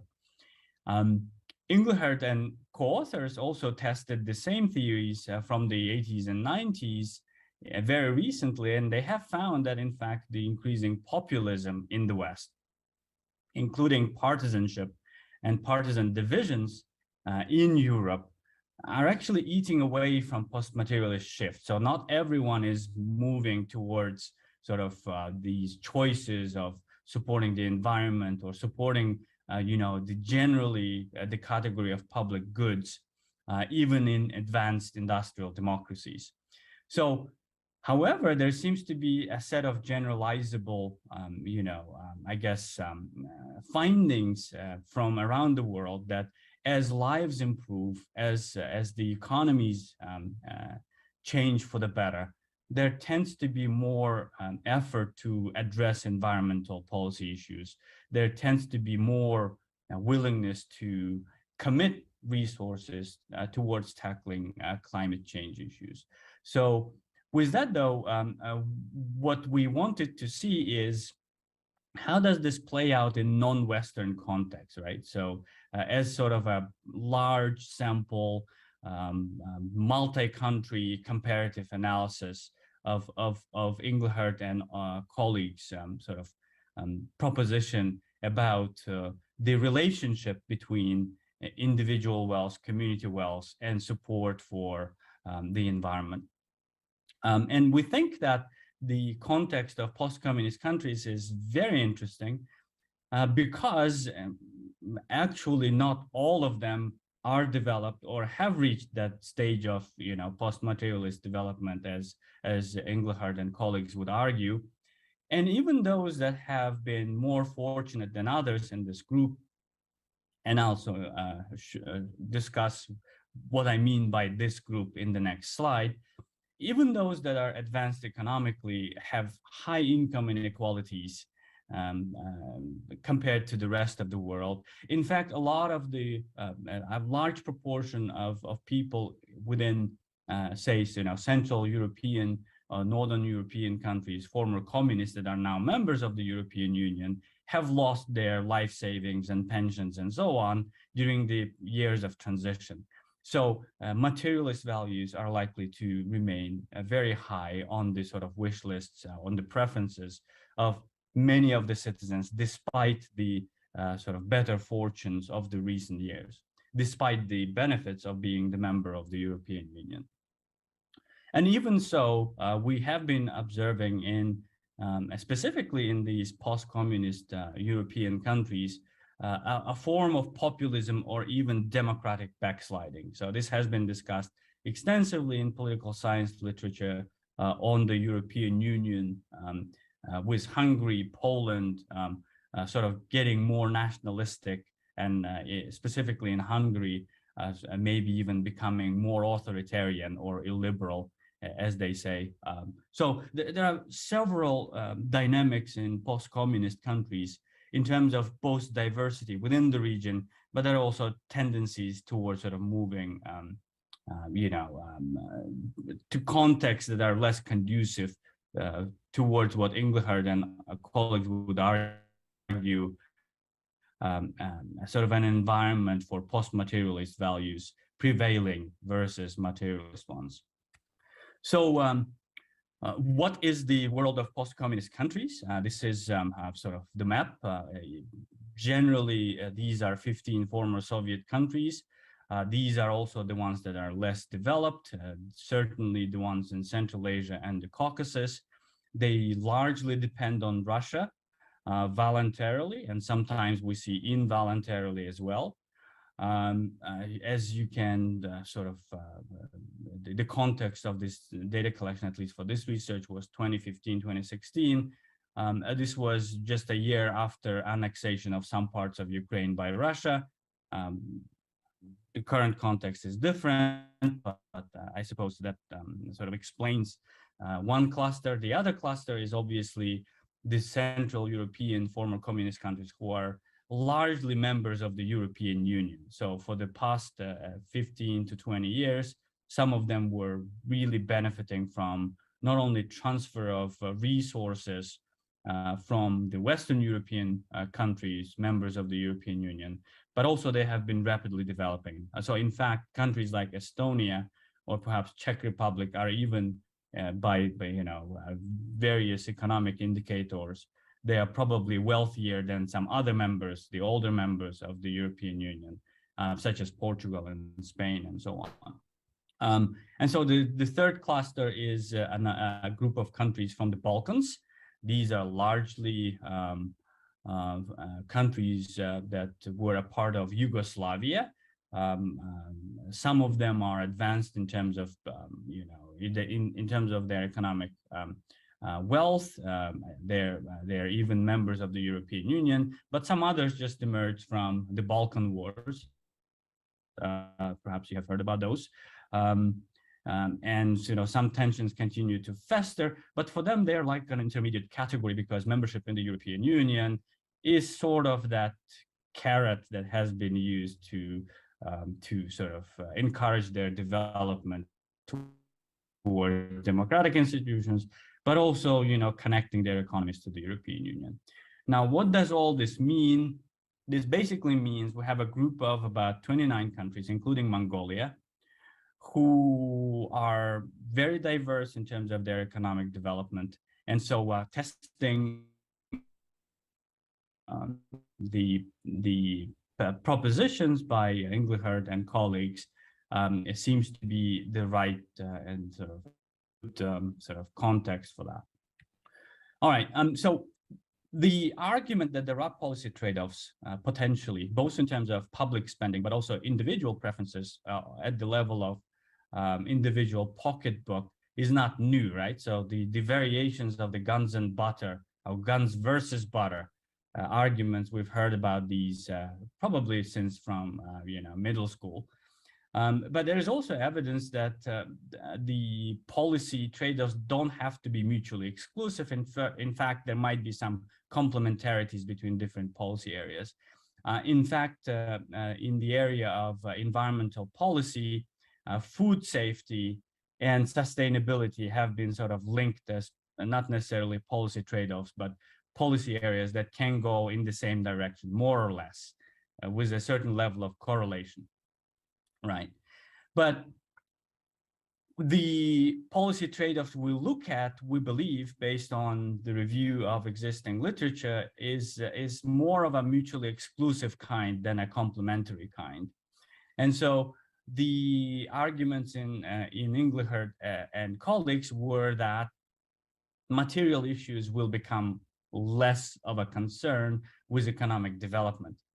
But what we find in this group of countries is that a lot of people are experiencing both sort of what we would call absolute scarcity, which is usually sort of an indication of whether people can pay for their daily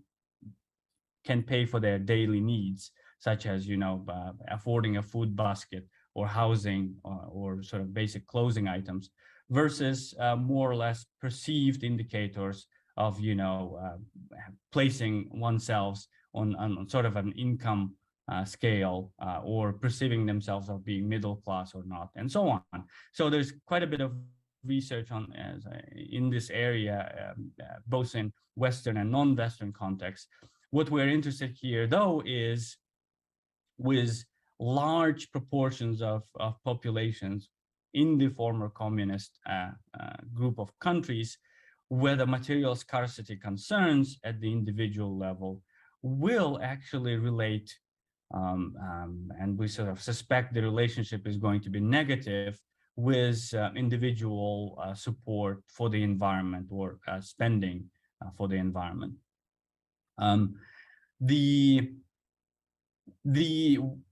The argument on the willingness to pay extra resources, though, doesn't have to be mutually exclusive. This is different from public spending.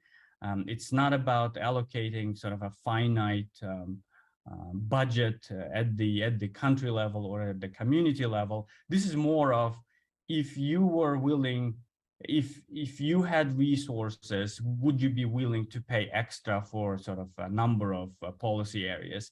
And here, technically, I guess mathematically, one would sort of think that resources don't necessarily have to be based on the trade-off.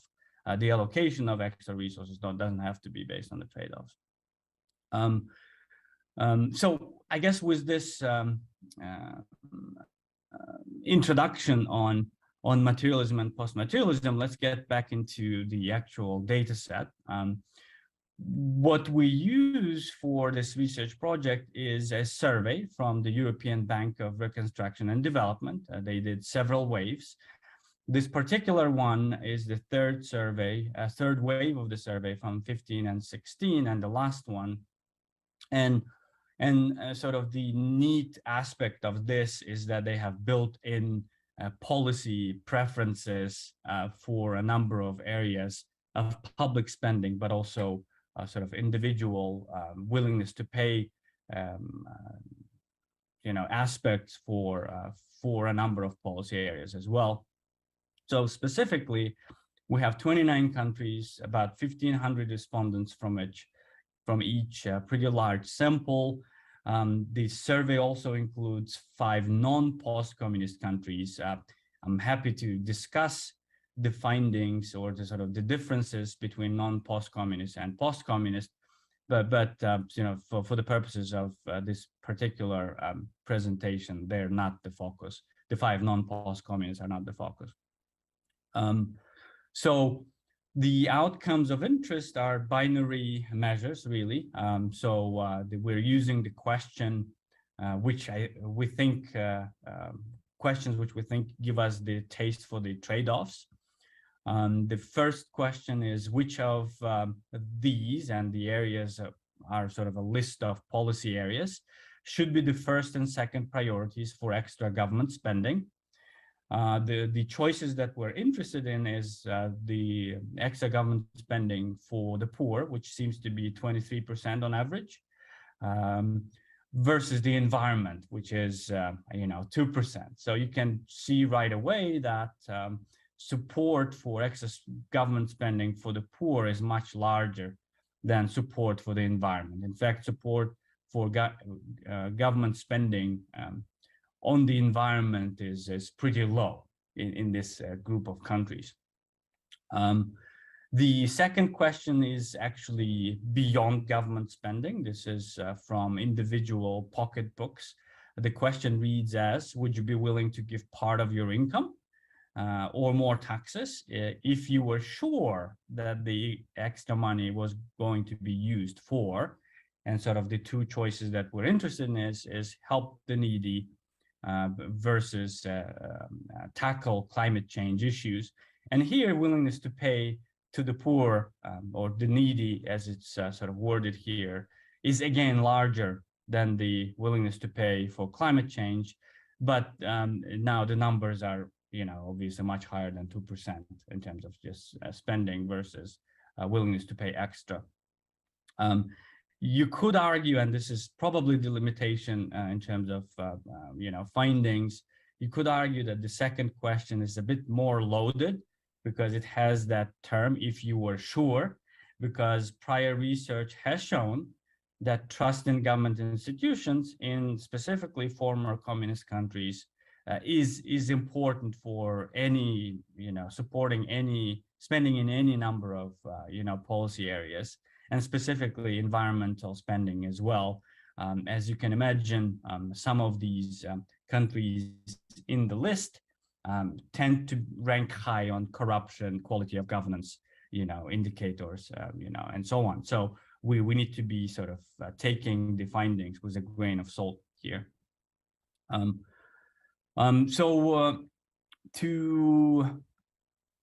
To test the independent measures of what we think is related to support for more government spending on the environment, as well as willingness to pay more for climate change, we're using the measures that have been utilized almost 25 years ago by Engelhardt et al., using the World Values Survey. So the items are very similar. The absolute scarcity question really asks about, as I already mentioned, could your household meet any unexpected expenditures up to a certain poverty threshold? And this poverty threshold will be different in different post-communist countries. And so if the question was, no, we cannot meet any unexpected shocks to our household, are coded as poor, it seems to be about a third, more or less, of respondents tends to be unable to weather any shocks to their households. So the other groups are middle and higher. The middle group is, yes, we can face the unexpected shock, but with difficulty. Those are coded as middle. And then, yes, easily are the group that are, relatively well off economically, and they're coded as upper income group in this survey. So this is what we consider and sort of an absolute or more objective measure of scarcity versus, what do you think your income is on a 10-point income ladder? And these are really deciles from the lowest to the highest income deciles in each of the countries. And so if you look at those two, absolute versus more perceived measure, you seem to find that there seems to be quite a bit of, clustering. The poor being on the income ladder of 4, the middle being on the income ladder of 5. I'm sorry, it should be 5. Now the poor is on the income ladder of 3, middle is on the income of 4, and upper is on the income of 5.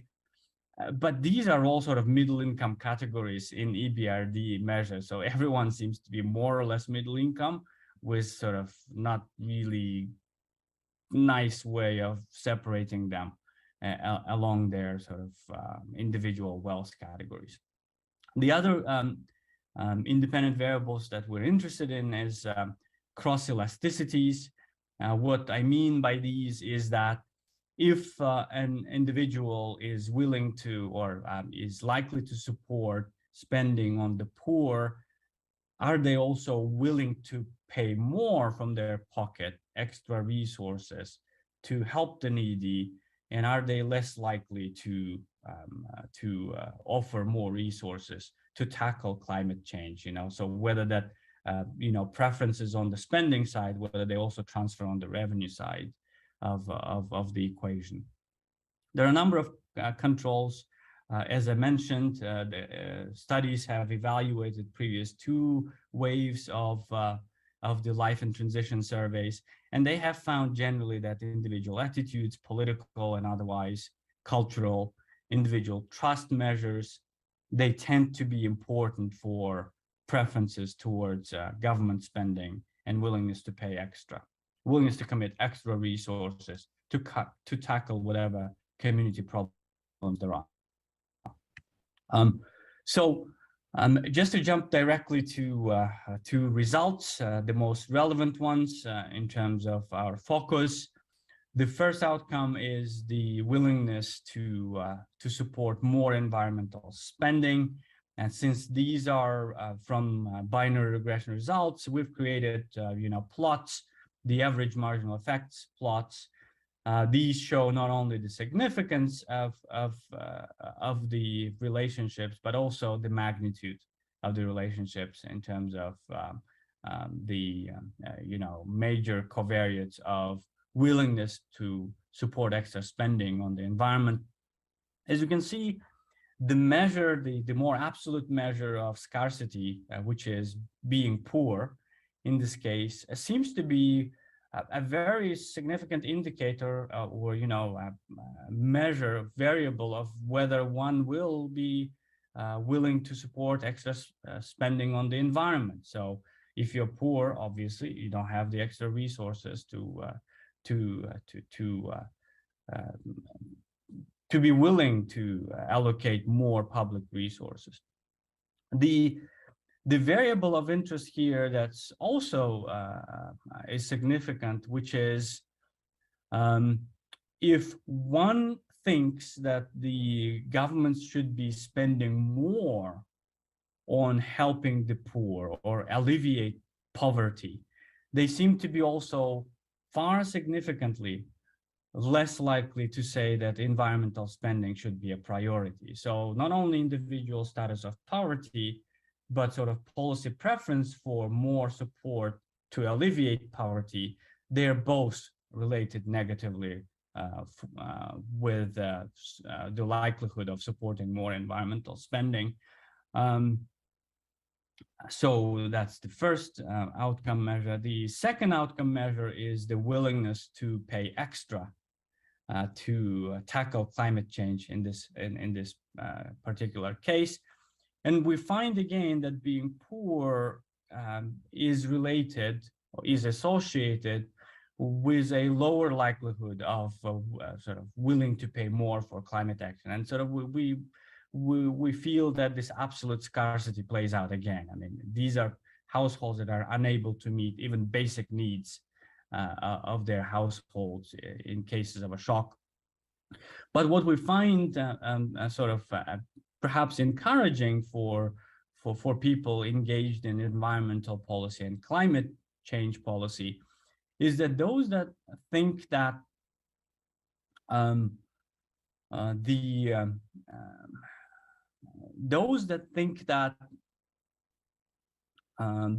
I guess I'm missing it on this figure. I gotta get it up. So the result is that those that think that they are willing to pay more to help the needy, they're also willing to help the climate at the same time. So there's really no trade-off in terms of extra willingness to commit extra resources or support more taxes. So I think this is in line with some of the findings in early literature from the United States, where there's a group within the population that are generally willing to pay for a society with more public goods, whether it's education, whether it's environment, whether it's sort of the larger role of government in terms of committing more tax resources. And so this also aligns with the current movement that you may have heard about, the Green New Deal, where the idea is to really merge sustainability and environmental policy issues with environmental justice issues, but also with a lot of policies that are targeted at alleviating the lot of the poor and sort of the less fortunate in the United States. So this finding is not necessarily surprising, it's even encouraging you know, at least for the sort of tax policymakers in the future, that there's really no necessarily mutually exclusive trade-off here between helping the poor and doing it in a sustainable way as we go along. So where does it all? Yes. Can you this conclusion? Can you wrap up in a minute or two, please? Yes. Thank you very much. And so there are several takeaway points. We do find, and this is a relatively recent survey, we do find that there is variation in material fortunes in post-communist countries, but the picture is the same pretty much everywhere, that material scarcity is an important indicator for whether individuals are willing to support the environment or sort of willing to pay more for tackling climate change. So that has to be considered. Obviously, policies directed at poverty alleviation and reduction and maybe resolving the income inequality issue may help in that direction, but bridging environmental policy with social policy issues may be sort of the way to go, even in this still materialist world by and large. And so as the literature suggests, this could be done through various ways, but this is the avenue for future research of whether these tested mechanisms and tools from elsewhere will actually work in post-communist countries. Again, there's a high level of skepticism in this area, especially towards what the government does. So that might be sort of the context to keep in mind at all times. Now, with that, thank you very much, and I'm happy to take any questions. Thank you so much. Why don't we move to Chingun, who's sitting right next to me, and he has tons of notes already. So I think he's ready to go. So we'll actually go in the reverse order. So Chingun, could you please discuss Tima's work? Thank you. Okay, thank you very much. So I read your paper. I really enjoyed the reading it. So it's pretty well shaped. So yeah, and after I hear your presentation. So, and I'm wondering when I see the main result. So I think that you didn't show the table format today, but I can understand the figure 2 and 3 are shown in today's presentation. So, and one of the main result is the positive relationship between the willingness to pay for the poor and is associated with the willingness to pay for the environment, right? So and I am curious that if you include the variable, I mean willingness to pay for the poor in the first the figure in the first table. I mean, so the dependent variable is the spending priority on the government spending on the environment. Then I'm curious about what happens to the willingness to pay, the effect of the willingness to pay for the poor, because it's missing in the first column, right? So, and you can, I believe that you can include both independent variable, willingness to pay for the poor, and the poor spending priority in both the specification, I think.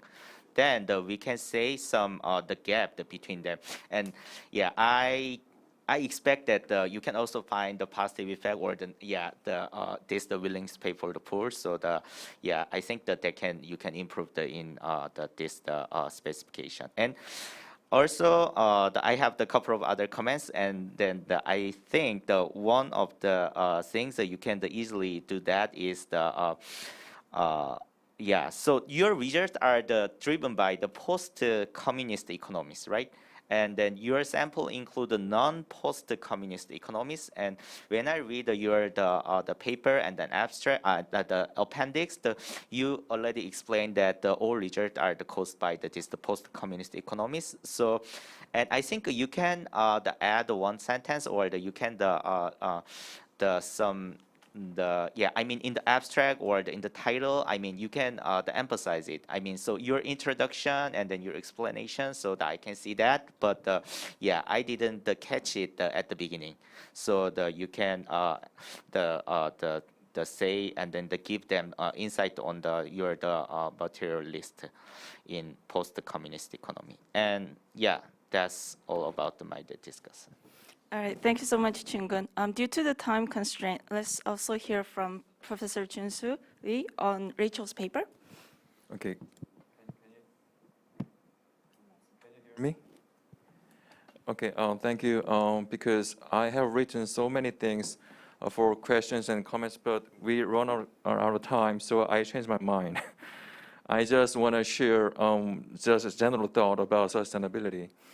Because this paper, Dr. Kraus' paper, implies a lot of some dilemmas or trilemma of sustainability. For example, sustainability, it sounds like a very peaceful image, but behind or beyond this term, there are a lot of competitions between present needs versus future need, short-term output versus long-term output, tangible performance versus intangible performance. Most importantly, the three pillars of sustainability they are competing: economic versus social versus environmental. Of course, they might be complementary in the long run, but in the short run, they are competing. I think the observations and findings in your research implies that kind of mechanisms of competitions or trilemma behind the sustainability. So that's why I really enjoyed the findings and observations of your research. I really appreciate it. Thank you. Thank you, Junsu.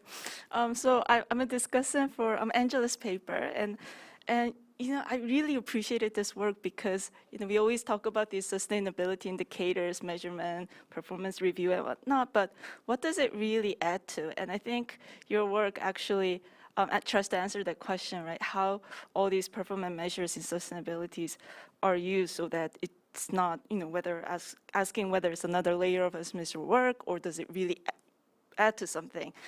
And I was wondering, for the cities that do so well with this data-driven management, especially, and I think, as you mentioned, it gives effectiveness and justification and all that. Whether the COVID-19, how these cities kind of coped with COVID-19, kind of affected their sustainability efforts. So the cities that were doing very well with data-driven management, whether they were able to push their efforts throughout this pandemic and even do better, perhaps. So I guess that ties in with your work also with Rachel, right? Kind of looking at the cities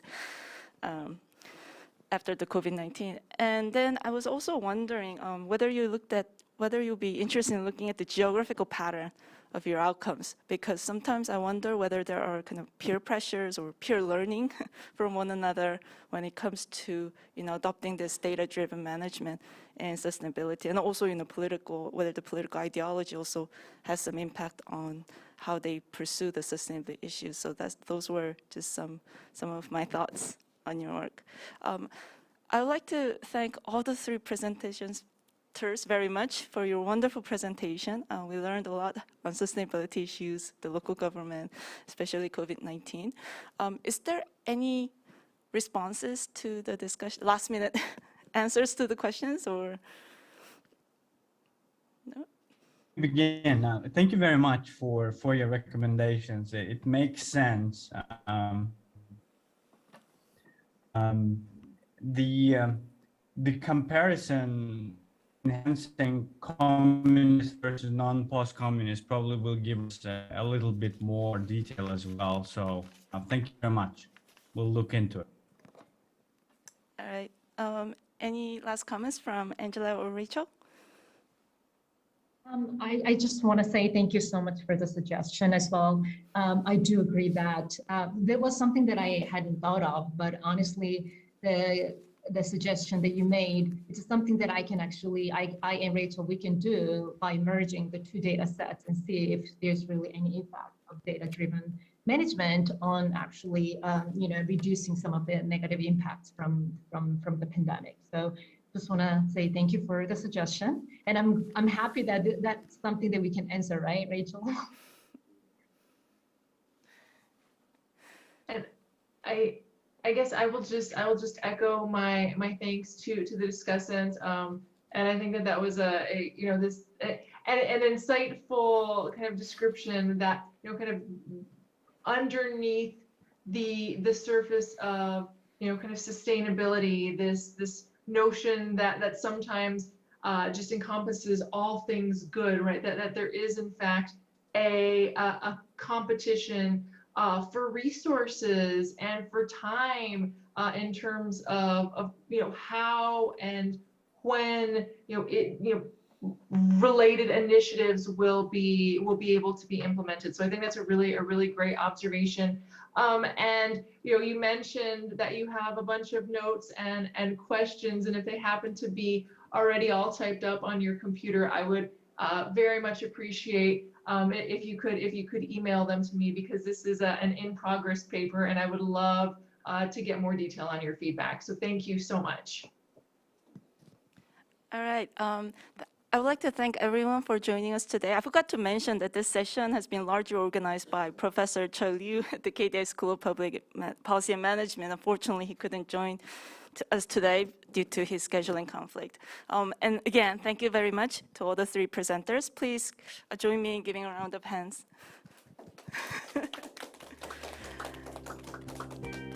All right, thank you. Good night, everyone, and have a good night, and thank you. Bye.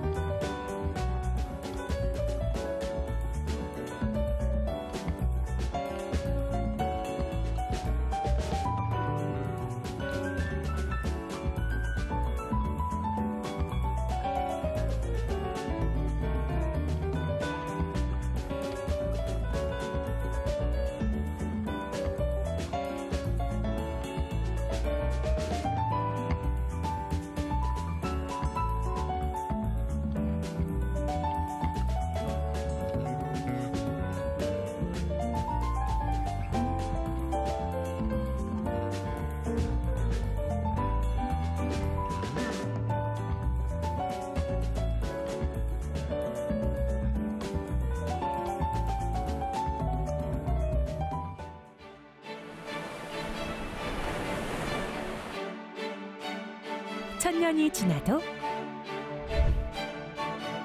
변함없이 아름다움, 생명이 있는 해양 생태와 천혜의 자연 환경을 한눈에 온몸으로 온전히 즐길 수 있는 곳. 푸른 산과 바다를 품은 이곳에서 맛깔스러운 남도의 맛을 모두에게 아낌없이 선사합니다.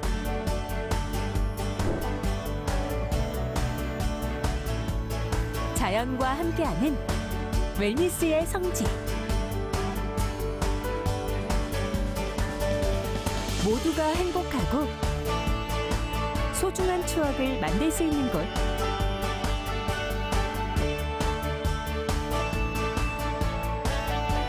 여기는 전라남도입니다.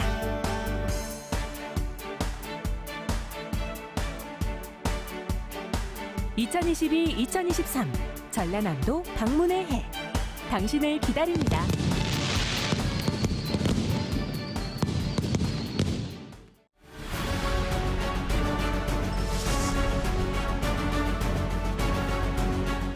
세계를 품었던 경험과 세계가 감탄한 인프라를 갖춘 대한민국 최고의 해양관광 휴양도시.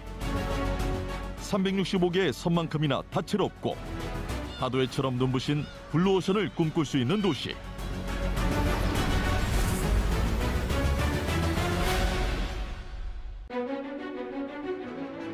세계 비즈니스가 향하는 곳.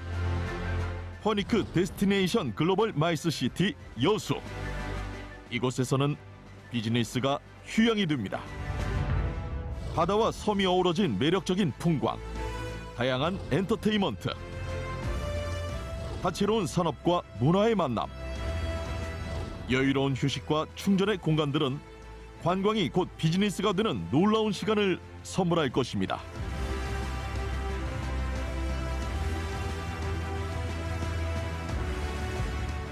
당신의 비전에 새로운 영감을 불어넣는 마이스 시티 여수와 함께하면 비즈니스의 가치가 달라집니다. 지구촌 최대 해양 축제와 풍부한 국제 행사 경험을 통해 검증된 국제적인 마이스 인프라, 체계적인 시스템, 그리고 최적의 컨벤션 환경에 더해지는 수준 높은 서비스까지 여수에서는 이 모든 것이 이루어집니다. 획기적으로 개선된 접근성은 성공적인 비즈니스로 향하는 길을 더 가깝게 이어줍니다. 전국 최고의 마이스 인센티브 지원은 여수가 드리는 차별화된 혜택입니다. 세상의 중심이 되고 역사적인 이벤트를 성공시킬 수 있는 다양한 마이스 인프라부터 특별한 경험과 함께하는 중소규모 마이스 개최 최적지, 휴양형 마이스 시설까지 여수와 함께한다는 것, 한 걸음 앞서 간다는 것. 머무는 곳마다 품격이 느껴지는 도시 여수.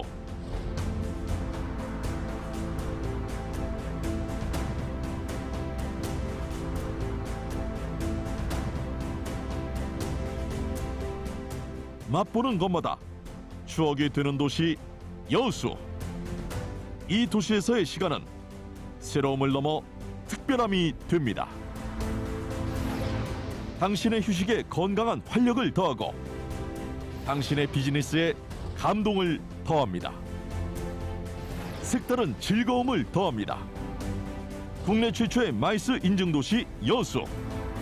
풍부한 경험을 갖춘 전문 인력들이 최고의 맞춤형 서비스를 제공합니다. 더욱 전문화된 여수의 마이스 역량을 직접 경험해 보십시오. 비즈니스와 관광은 글로벌 마이스 도시 여수에서.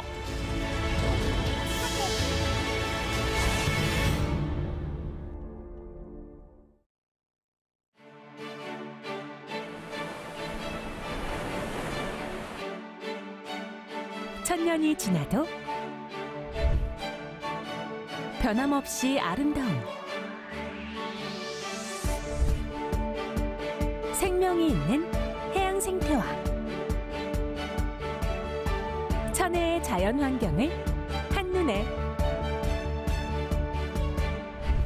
온몸으로 온전히 즐길 수 있는 곳. 푸른 산과 바다를 품은 이곳에서 맛깔스러운 남도의 맛을 모두에게 아낌없이 선사합니다.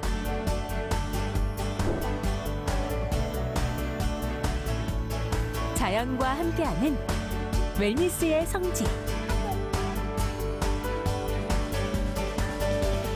모두가 행복하고 소중한 추억을 만들 수 있는 곳.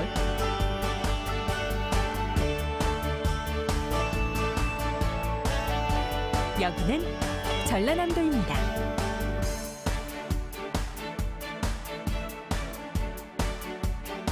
(2022-2023) 전라남도 방문의 해. 당신을 기다립니다.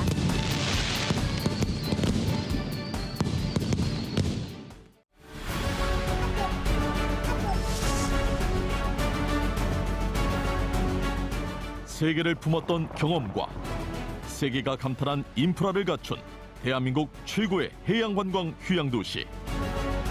365개의 섬만큼이나 다채롭고 다도해처럼 눈부신 블루오션을 꿈꿀 수 있는 도시.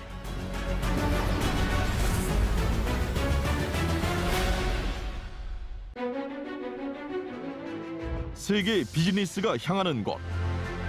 허니크 데스티네이션 글로벌 마이스시티 여수. 이곳에서는 비즈니스가 휴양이 됩니다.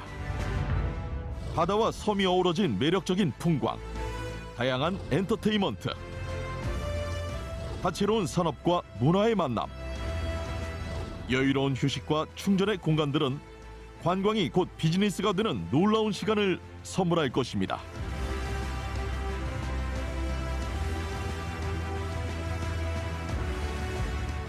당신의 비전에 새로운 영감을 불어넣는 마이스시티 여수와 함께하면 비즈니스의 가치가 달라집니다. 지구촌 최대 해양축제와 풍부한 국제행사 경험을 통해 검증된 국제적인 마이스 인프라, 체계적인 시스템, 그리고 최적의 컨벤션 환경에 더해지는 수준 높은 서비스까지 여수에서는 이 모든 것이 이루어집니다. 획기적으로 개선된 접근성은 성공적인 비즈니스로 향하는 길을 더 가깝게 이어줍니다. 전국 최고의 마이스 인센티브 지원은 여수가 드리는 차별화된 혜택입니다. 세상의 중심이 되고 역사적인 이벤트를 성공시킬 수 있는 다양한 마이스 인프라부터 특별한 경험과 함께하는 중소규모 마이스 괴체 최적지, 휴양형 마이스 시설까지 여수와 함께한다는 것, 한 걸음 앞서 간다는 것. 머무는 곳마다 품격이 느껴지는 도시 여수.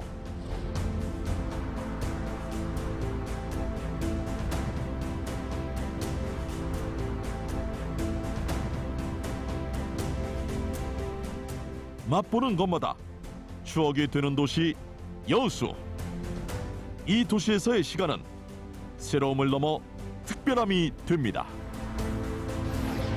당신의 휴식에 건강한 활력을 더하고 당신의 비즈니스에 감동을 더합니다. 색다른 즐거움을 더합니다. 국내 최초의 마이스 인증도시 여수.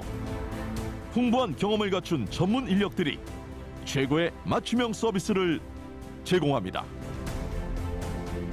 더욱 전문화된 여수의 마이스 역량을 직접 경험해 보십시오. 비즈니스와 관광은 글로벌 마이스 도시 여수에서.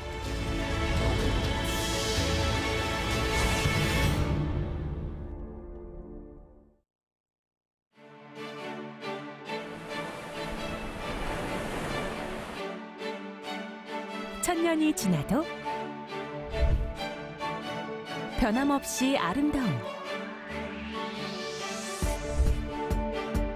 생명이 있는 해양 생태와 천혜의 자연 환경을 한눈에 온몸으로 온전히 즐길 수 있는 곳. 푸른 산과 바다를 품은 이곳에서 맛깔스러운 남도의 맛을 모두에게 아낌없이 선사합니다.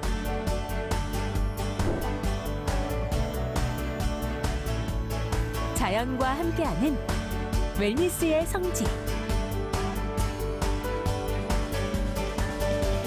모두가 행복하고 소중한 추억을 만들 수 있는 곳.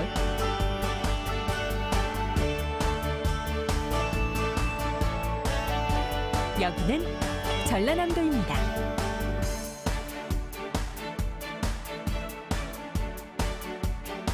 (2022-2023) 전라남도 방문의 해. 당신을 기다립니다.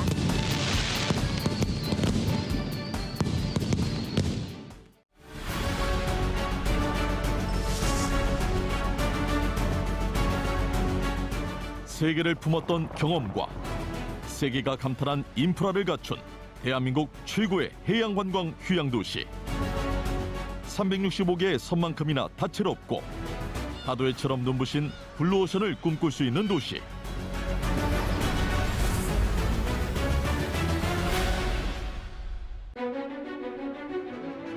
세계의 비즈니스가 향하는 곳. 허니크 데스티네이션 글로벌 마이스시티 여수. 이곳에서는 비즈니스가 휴양이 됩니다. 바다와 섬이 어우러진 매력적인 풍광, 다양한 엔터테인먼트, 다채로운 산업과 문화의 만남, 여유로운 휴식과 충전의 공간들은 관광이 곧 비즈니스가 되는 놀라운 시간을 선물할 것입니다.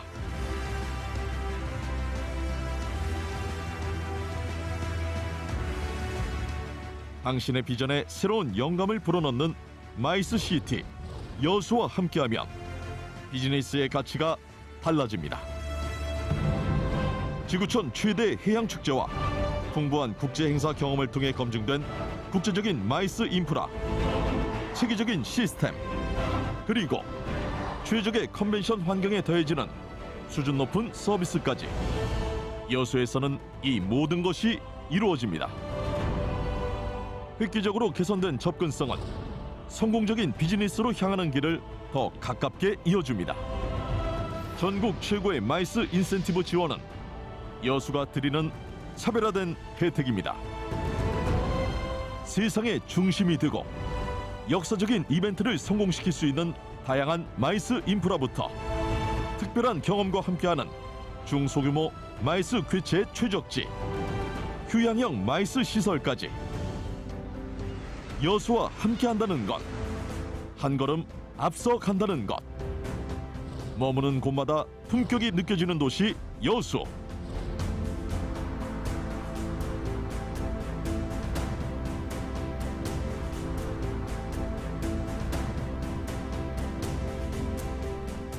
맛보는 것마다 추억이 되는 도시 여수. 이 도시에서의 시간은 새로움을 넘어 특별함이 됩니다. 당신의 휴식에 건강한 활력을 더하고 당신의 비즈니스에 감동을 더합니다. 색다른 즐거움을 더합니다. 국내 최초의 마이스 인증도시 여수. 풍부한 경험을 갖춘 전문 인력들이 최고의 맞춤형 서비스를 제공합니다. 더욱 전문화된 여수의 마이스 역량을 직접 경험해 보십시오. 비즈니스와 관광은 글로벌 마이스 도시 여수에서.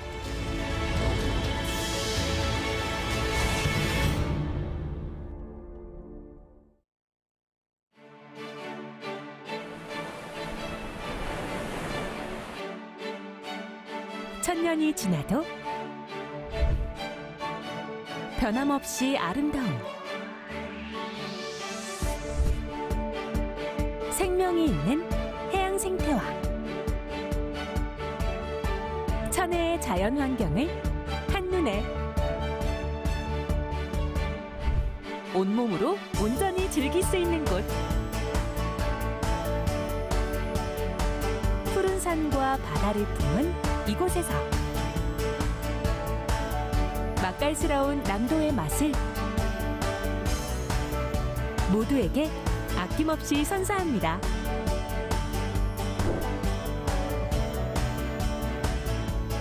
자연과 함께하는 웰니스의 성지. 모두가 행복하고 소중한 추억을 만들 수 있는 곳.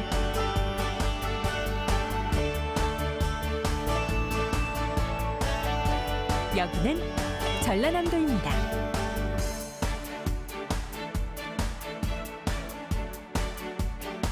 2022-2023 전라남도 방문의 해. 당신을 기다립니다.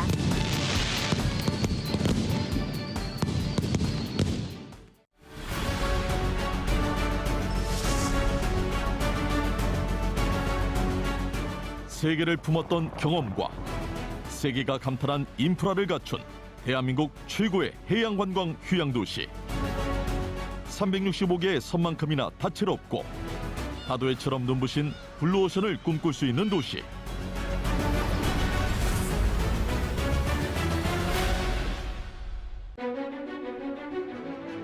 세계의 비즈니스가 향하는 곳.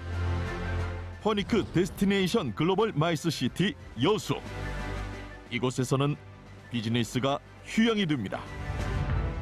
바다와 섬이 어우러진 매력적인 풍광, 다양한 엔터테인먼트, 다채로운 산업과 문화의 만남, 여유로운 휴식과 충전의 공간들은 관광이 곧 비즈니스가 되는 놀라운 시간을 선물할 것입니다.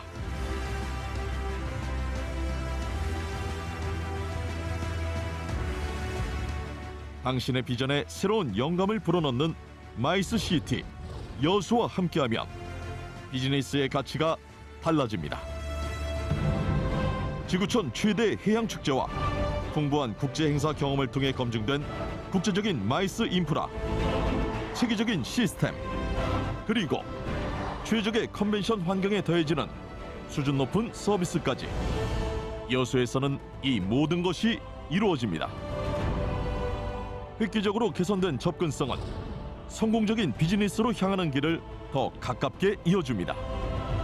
전국 최고의 마이스 인센티브 지원은 여수가 드리는 차별화된 혜택입니다. 세상의 중심이 되고 역사적인 이벤트를 성공시킬 수 있는 다양한 마이스 인프라부터 특별한 경험과 함께하는 중소규모 마이스 괴체 최적지, 휴양형 마이스 시설까지 여수와 함께한다는 것, 한 걸음 앞서 간다는 것. 머무는 곳마다 품격이 느껴지는 도시 여수.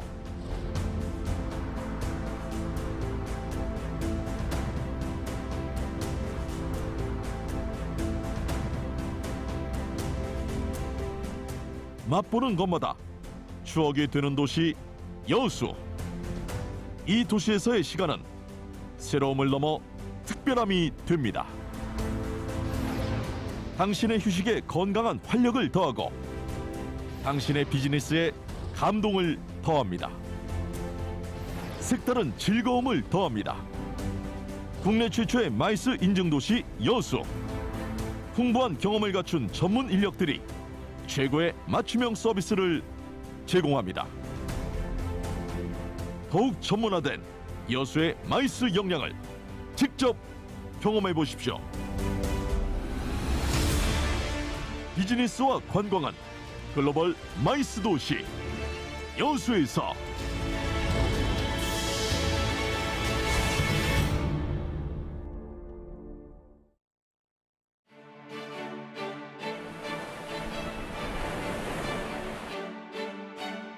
천년이 지나도 변함없이 아름다움, 생명이 있는 해양 생태화, 천혜의 자연 환경을 한눈에 온몸으로 온전히 즐길 수 있는 곳. 푸른 산과 바다를 품은 이곳에서 맛깔스러운 남도의 맛을 모두에게 아낌없이 선사합니다.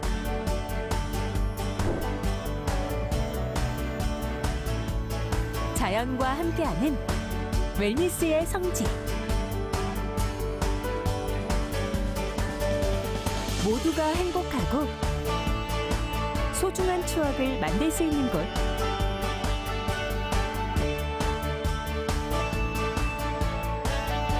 여기는 전라남도입니다.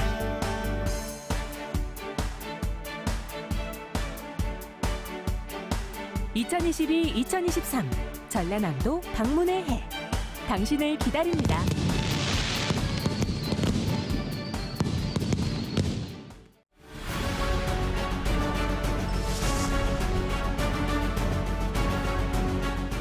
세계를 품었던 경험과 세계가 감탄한 인프라를 갖춘 대한민국 최고의 해양관광 휴양도시.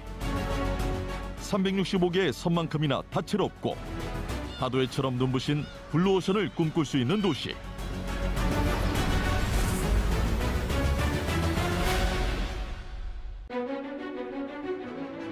세계의 비즈니스가 향하는 곳. 허니크 데스티네이션 글로벌 마이스 시티 여수. 이곳에서는 비즈니스가 휴양이 됩니다. 바다와 섬이 어우러진 매력적인 풍광, 다양한 엔터테인먼트, 다채로운 산업과 문화의 만남, 여유로운 휴식과 충전의 공간들은 관광이 곧 비즈니스가 되는 놀라운 시간을 선물할 것입니다.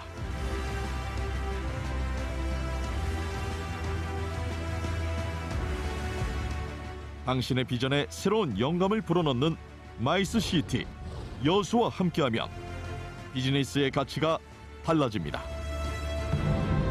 지구촌 최대 해양 축제와 풍부한 국제 행사 경험을 통해 검증된 국제적인 마이스 인프라, 체계적인 시스템, 그리고 최적의 컨벤션 환경에 더해지는 수준 높은 서비스까지 여수에서는 이 모든 것이 이루어집니다. 획기적으로 개선된 접근성은 성공적인 비즈니스로 향하는 길을 더 가깝게 이어줍니다. 전국 최고의 마이스 인센티브 지원은 여수가 드리는 차별화된 혜택입니다. 세상의 중심이 되고 역사적인 이벤트를 성공시킬 수 있는 다양한 마이스 인프라부터 특별한 경험과 함께하는 중소규모 마이스 괴체 최적지, 휴양형 마이스 시설까지 여수와 함께한다는 것, 한 걸음 앞서 간다는 것. 머무는 곳마다 품격이 느껴지는 도시 여수.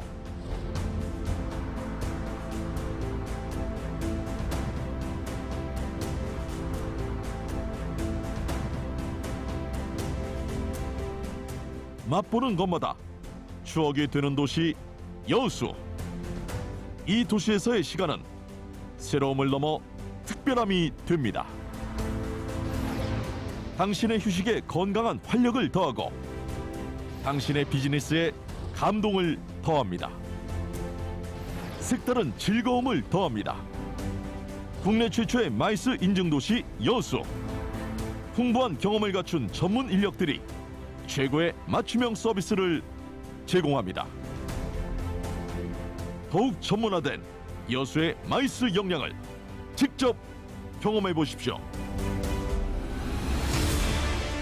비즈니스와 관광은 글로벌 마이스 도시 여수에서.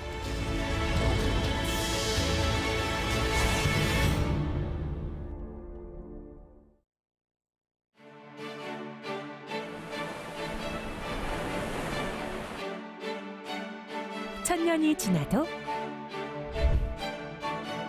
변함없이 아름다움, 생명이 있는 해양 생태와 천혜의 자연 환경을 한눈에 온몸으로 온전히 즐길 수 있는 곳. 푸른 산과 바다를 품은 이곳에서 맛깔스러운 남도의 맛을 모두에게 아낌없이 선사합니다.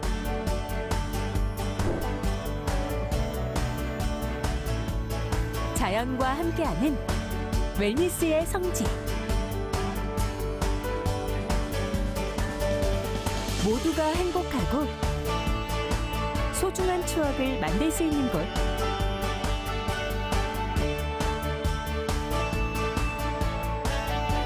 여기는 전라남도입니다.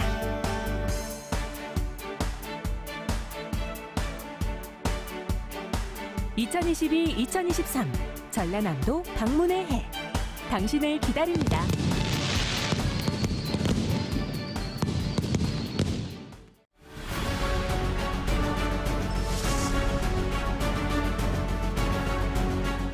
세계를 품었던 경험과 세계가 감탄한 인프라를 갖춘 대한민국 최고의 해양관광 휴양도시. 365개의 섬만큼이나 다채롭고 다도해처럼 눈부신 블루오션을 꿈꿀 수 있는 도시.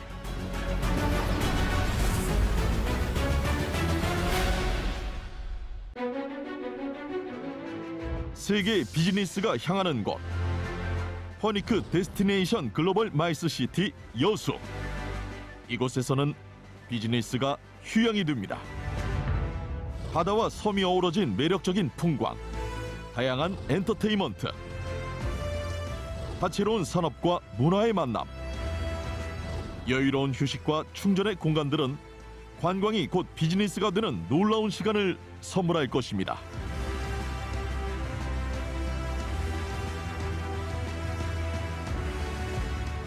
당신의 비전에 새로운 영감을 불어넣는 마이스 시티 여수와 함께하면 비즈니스의 가치가 달라집니다. 지구촌 최대 해양 축제와 풍부한 국제 행사 경험을 통해 검증된 국제적인 마이스 인프라, 체계적인 시스템, 그리고 최적의 컨벤션 환경에 더해지는 수준 높은 서비스까지 여수에서는 이 모든 것이 이루어집니다. 획기적으로 개선된 접근성은 성공적인 비즈니스로 향하는 길을 더 가깝게 이어줍니다. 전국 최고의 마이스 인센티브 지원은 여수가 드리는 차별화된 혜택입니다. 세상의 중심이 되고 역사적인 이벤트를 성공시킬 수 있는 다양한 마이스 인프라부터 특별한 경험과 함께하는 중소규모 마이스 괴체 최적지, 휴양형 마이스 시설까지 여수와 함께한다는 것, 한 걸음 앞서 간다는 것. 머무는 곳마다 품격이 느껴지는 도시 여수.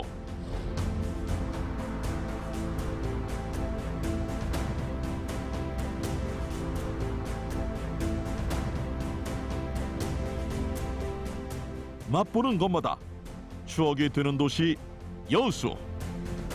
이 도시에서의 시간은 새로움을 넘어 특별함이 됩니다. 당신의 휴식에 건강한 활력을 더하고 당신의 비즈니스에 감동을 더합니다. 색다른 즐거움을 더합니다. 국내 최초의 마이스 인증도시 여수. 풍부한 경험을 갖춘 전문 인력들이 최고의 맞춤형 서비스를 제공합니다. 더욱 전문화된 여수의 마이스 역량을 직접 경험해 보십시오. 비즈니스와 관광은 글로벌 마이스 도시 여수에서.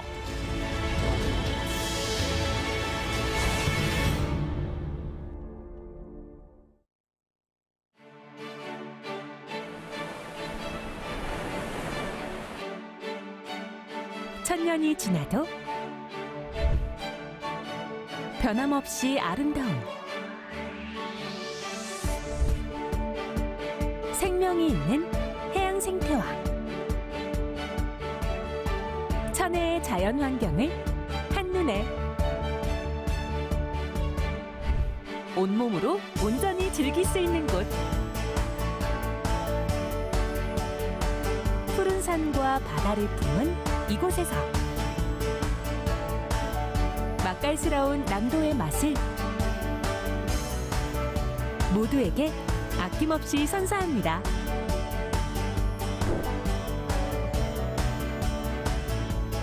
자연과 함께하는 웰니스의 성지. 모두가 행복하고 소중한 추억을 만들 수 있는 곳.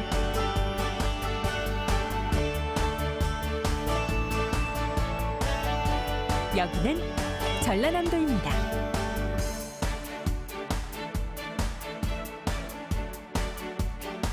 (2022-2023) 전라남도 방문의 해.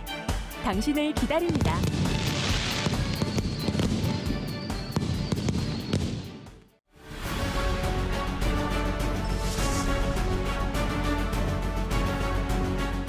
세계를 품었던 경험과 세계가 감탄한 인프라를 갖춘 대한민국 최고의 해양관광 휴양도시.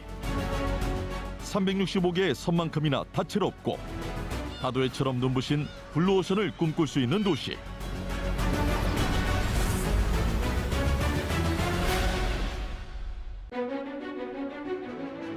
세계 비즈니스가 향하는 곳.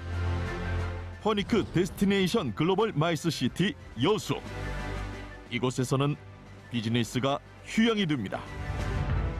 바다와 섬이 어우러진 매력적인 풍광, 다양한 엔터테인먼트, 다채로운 산업과 문화의 만남, 여유로운 휴식과 충전의 공간들은 관광이 곧 비즈니스가 되는 놀라운 시간을 선물할 것입니다.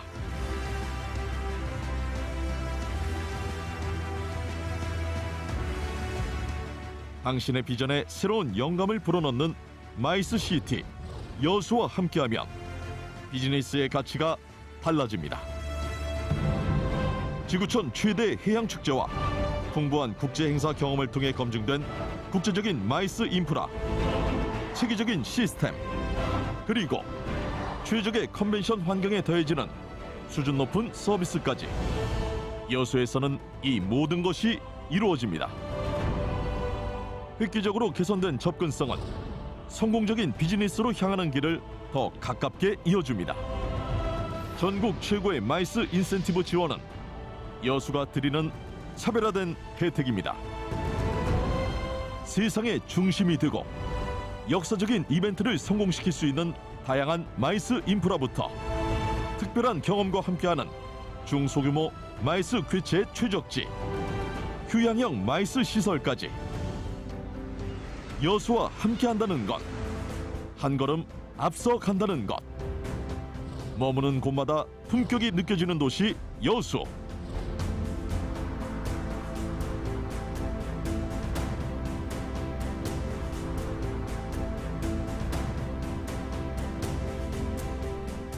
맛보는 것마다 추억이 되는 도시 여수. 이 도시에서의 시간은 새로움을 넘어 특별함이 됩니다. 당신의 휴식에 건강한 활력을 더하고 당신의 비즈니스에 감동을 더합니다. 색다른 즐거움을 더합니다. 국내 최초의 마이스 인증도시 여수. 풍부한 경험을 갖춘 전문 인력들이 최고의 맞춤형 서비스를 제공합니다. 더욱 전문화된 여수의 마이스 역량을 직접 경험해 보십시오.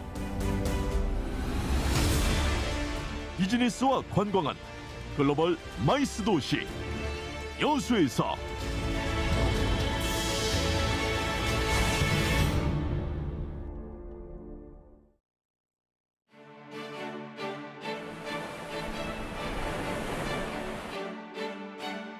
천년이 지나도 변함없이 아름다움, 생명이 있는 해양 생태와 천혜의 자연 환경을 한눈에 온몸으로 온전히 즐길 수 있는 곳. 푸른 산과 바다를 품은 이곳에서 맛깔스러운 남도의 맛을 모두에게 아낌없이 선사합니다.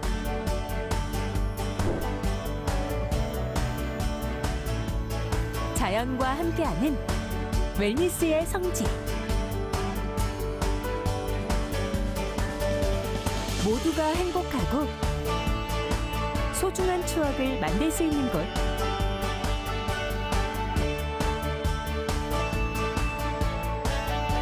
여기는 전라남도입니다.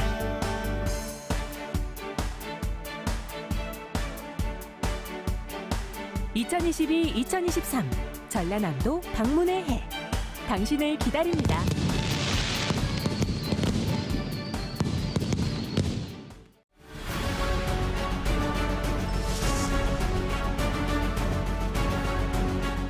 세계를 품었던 경험과 세계가 감탄한 인프라를 갖춘 대한민국 최고의 해양관광 휴양도시. 365개의 섬만큼이나 다채롭고 다도해처럼 눈부신 블루오션을 꿈꿀 수 있는 도시.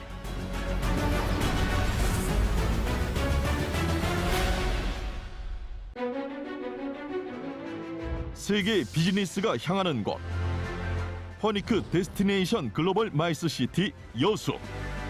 이곳에서는 비즈니스가 휴양이 됩니다. 바다와 섬이 어우러진 매력적인 풍광, 다양한 엔터테인먼트, 다채로운 산업과 문화의 만남, 여유로운 휴식과 충전의 공간들은 관광이 곧 비즈니스가 되는 놀라운 시간을 선물할 것입니다.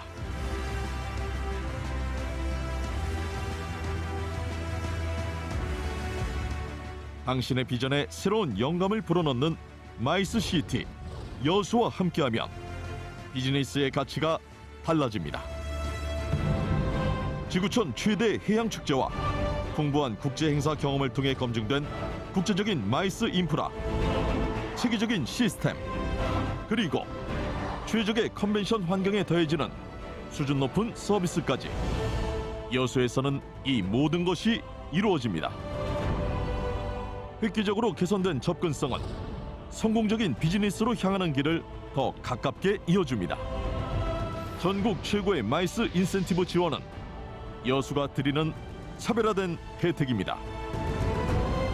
세상의 중심이 되고 역사적인 이벤트를 성공시킬 수 있는 다양한 마이스 인프라부터 특별한 경험과 함께하는 중소규모 마이스 괴체 최적지, 휴양형 마이스 시설까지 여수와 함께한다는 것, 한 걸음 앞서 간다는 것.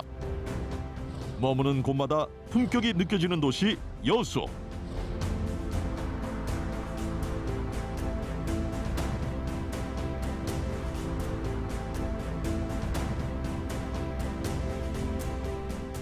맛보는 것마다 추억이 되는 도시 여수. 이 도시에서의 시간은 새로움을 넘어 특별함이 됩니다. 당신의 휴식에 건강한 활력을 더하고 당신의 비즈니스에 감동을 더합니다. 색다른 즐거움을 더합니다. 국내 최초의 마이스 인증도시 여수. 풍부한 경험을 갖춘 전문 인력들이 최고의 맞춤형 서비스를 제공합니다. 더욱 전문화된 여수의 마이스 역량을 직접 경험해 보십시오. 비즈니스와 관광은 글로벌 마이스 도시 여수에서.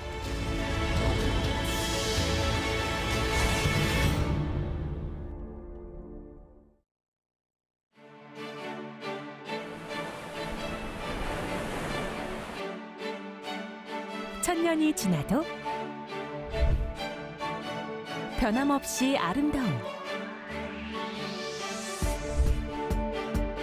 생명이 있는 해양 생태와 천혜의 자연 환경을 한눈에 온몸으로 온전히 즐길 수 있는 곳. 푸른 산과 바다를 품은 이곳에서 맛깔스러운 남도의 맛을 모두에게 아낌없이 선사합니다.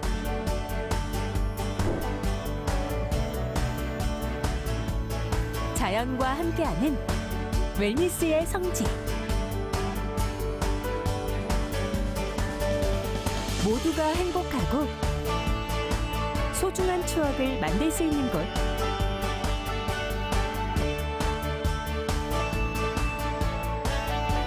여기는 전라남도입니다.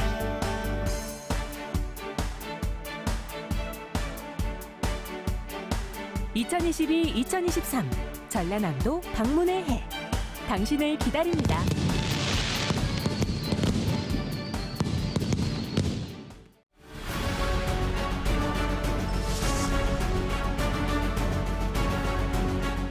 세계를 품었던 경험과 세계가 감탄한 인프라를 갖춘 대한민국 최고의 해양관광 휴양도시. 365개의 섬만큼이나 다채롭고 다도해처럼 눈부신 블루오션을 꿈꿀 수 있는 도시.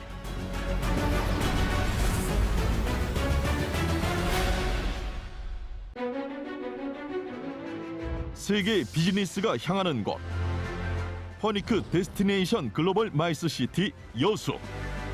이곳에서는 비즈니스가 휴양이 됩니다.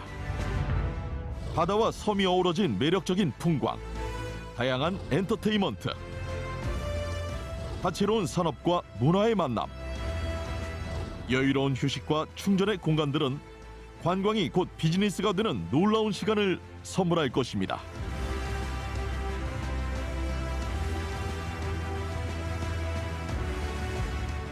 당신의 비전에 새로운 영감을 불어넣는 마이스시티, 여수와 함께하면 비즈니스의 가치가 달라집니다.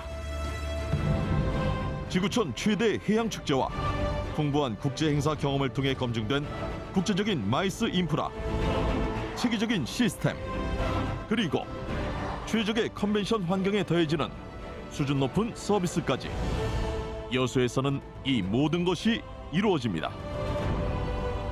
획기적으로 개선된 접근성은 성공적인 비즈니스로 향하는 길을 더 가깝게 이어줍니다. 전국 최고의 마이스 인센티브 지원은 여수가 드리는 차별화된 혜택입니다. 세상의 중심이 되고 역사적인 이벤트를 성공시킬 수 있는 다양한 마이스 인프라부터 특별한 경험과 함께하는 중소규모 마이스 괴체 최적지, 휴양형 마이스 시설까지 여수와 함께한다는 것, 한 걸음 앞서 간다는 것. 머무는 곳마다 품격이 느껴지는 도시 여수.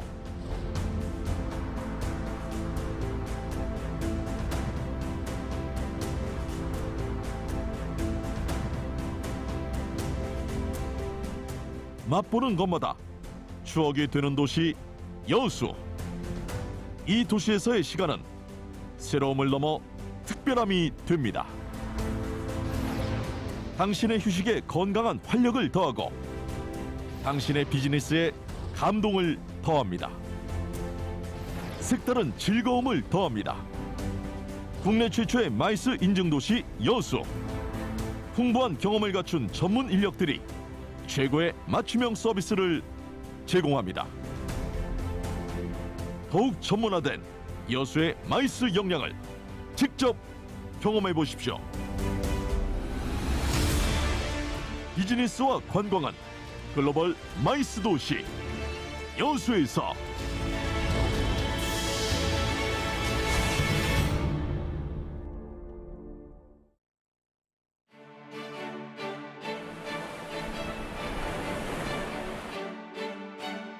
천년이 지나도 변함없이 아름다움, 생명이 있는 해양 생태와 천혜의 자연 환경을 한눈에 온몸으로 온전히 즐길 수 있는 곳. 푸른 산과 바다를 품은 이곳에서 맛깔스러운 남도의 맛을 모두에게 아낌없이 선사합니다.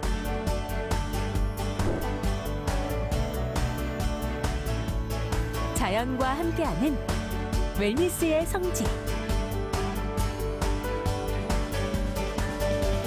모두가 행복하고 소중한 추억을 만들 수 있는 곳.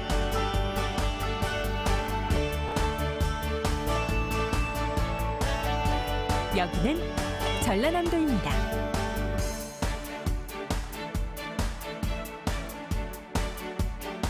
(2022-2023) 전라남도 방문의 해. 당신을 기다립니다.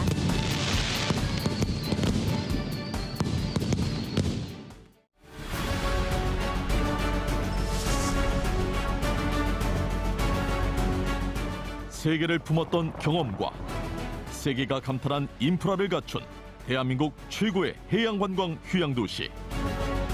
365개의 섬만큼이나 다채롭고 다도해처럼 눈부신 블루오션을 꿈꿀 수 있는 도시.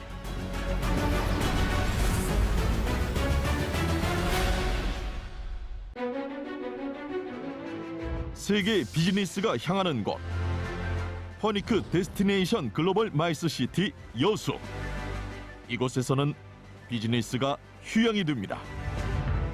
바다와 섬이 어우러진 매력적인 풍광, 다양한 엔터테인먼트, 다채로운 산업과 문화의 만남, 여유로운 휴식과 충전의 공간들은 관광이 곧 비즈니스가 되는 놀라운 시간을 선물할 것입니다.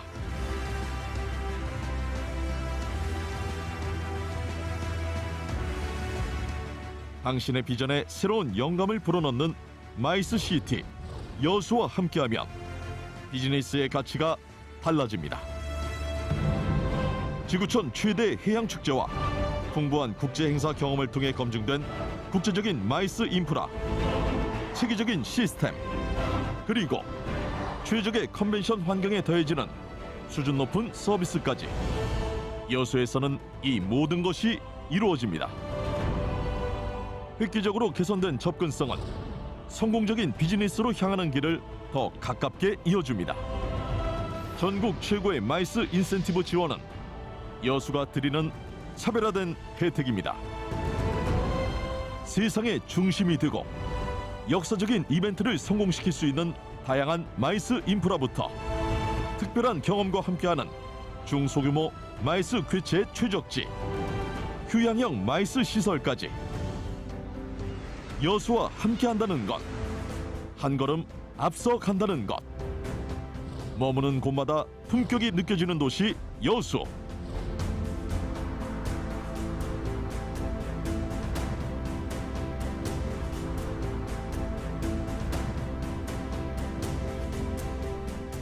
맛보는 것마다 추억이 되는 도시 여수. 이 도시에서의 시간은 새로움을 넘어 특별함이 됩니다. 당신의 휴식에 건강한 활력을 더하고 당신의 비즈니스에 감동을 더합니다. 색다른 즐거움을 더합니다. 국내 최초의 마이스 인증도시 여수. 풍부한 경험을 갖춘 전문 인력들이 최고의 맞춤형 서비스를 제공합니다. 더욱 전문화된 여수의 마이스 역량을 직접 경험해 보십시오. 비즈니스와 관광은 글로벌 마이스 도시 여수에서.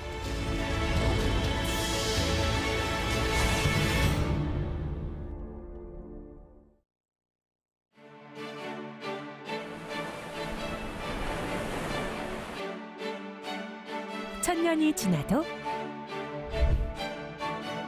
변함없이 아름다움,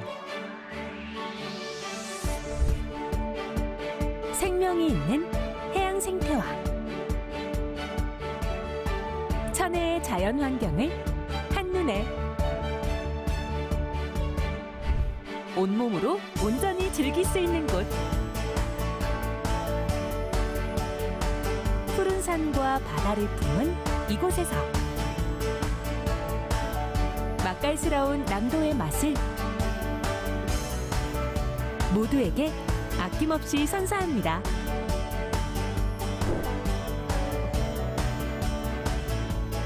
자연과 함께하는 웰니스의 성지.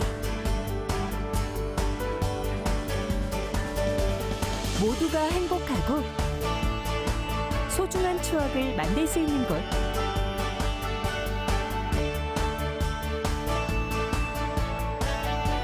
여기는 전라남도입니다.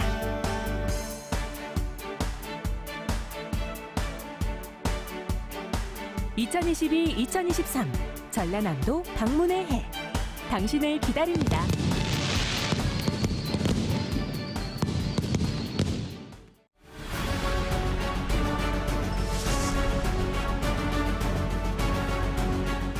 세계를 품었던 경험과 세계가 감탄한 인프라를 갖춘 대한민국 최고의 해양관광 휴양도시. 365개의 섬만큼이나 다채롭고 다도해처럼 눈부신 블루오션을 꿈꿀 수 있는 도시.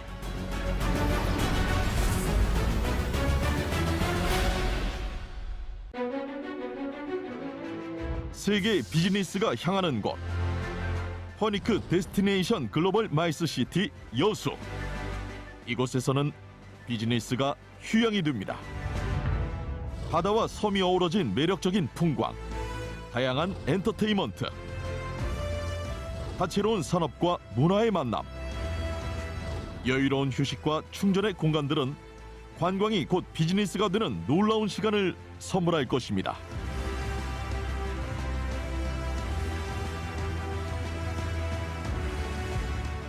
당신의 비전에 새로운 영감을 불어넣는 마이스시티, 여수와 함께하면 비즈니스의 가치가 달라집니다.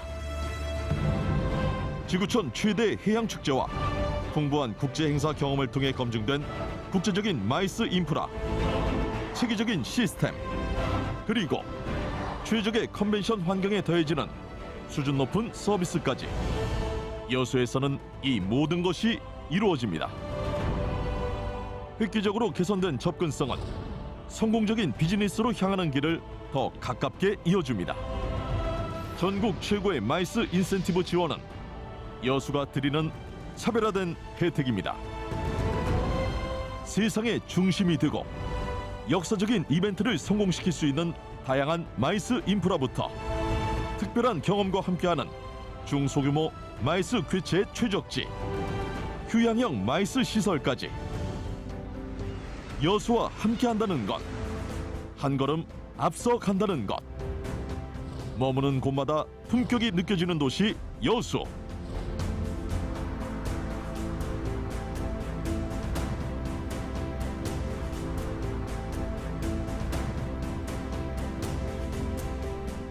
맛보는 것마다 추억이 되는 도시 여수. 이 도시에서의 시간은 새로움을 넘어 특별함이 됩니다. 당신의 휴식에 건강한 활력을 더하고 당신의 비즈니스에 감동을 더합니다. 색다른 즐거움을 더합니다. 국내 최초의 마이스 인증도시 여수. 풍부한 경험을 갖춘 전문 인력들이 최고의 맞춤형 서비스를 제공합니다. 더욱 전문화된 여수의 마이스 역량을 직접 경험해 보십시오. 비즈니스와 관광은 글로벌 마이스 도시 여수에서.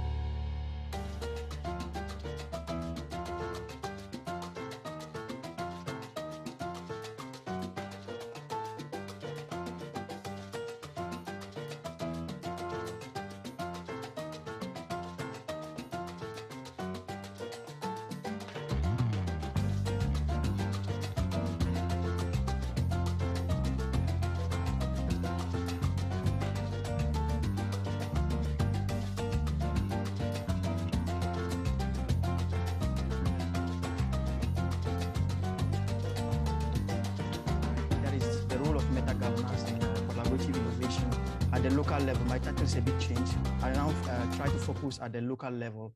So before I start, this paper is motivated by the zeal to bring back politics, power, and then democracy into public administration. So public in this paper actually is not government. It doesn't stand for government, but is used as a derivative or something to represent the common good, or some, that is something that goes to all collective people or citizens. That is one. So using this as a starting point, public innovation in simple terms can be conceived as the creation and implementation of what? New ideas that is geared towards solving, or that is geared towards the common good by plural or diverse social and political actors within network-based collaborations. So as such, one may say that this notion of public innovation using collaboration as a vehicle within governance network has gained a lot of popularity these days. So herein, these governance networks are self-governance arenas that brings together autonomous actors with the freedom to actually develop and implement new ideas. So this governance network emphasizes that these actors involved in the network should be free to actually share their ideas and also engage in activities that can solve very wicked problems. So as such, when we talk about regulating this kind of interaction or this kind of governance network, then it becomes a misnomer in this language or in the literature. So it does not emphasize an external influence on the governance network. Meanwhile, at the same time, scholars have argued for the influence of external power or external actors, for instance, elected politicians, or even citizens or private actors. So based on the reason that innovative ideas may be very risky and may fail or can lead to what? Public scandals due to the failure. So because of this, other scholars advocate for the intervention of external force to govern this type of arrangement within which collaborative innovation takes place. So likewise, innovators are also advised. We have seen in the literature that they are advised to always look up to the political leadership, that is politicians, not necessarily higher level politicians, even local mayors, to help spread the cost of failure, innovative failure.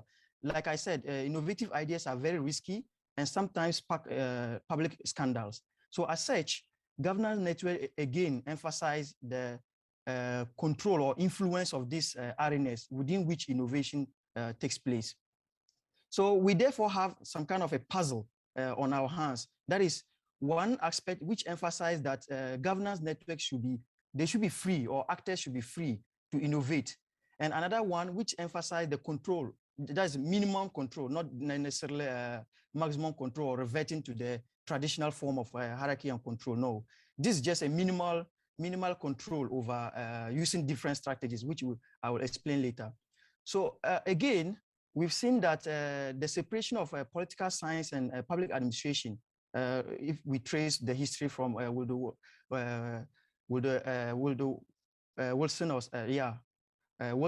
rather, we see that this separation or this distinction between political science and public administration has led to less concern about what I just mentioned, the motivation of this paper, that is politics, power, and democracy.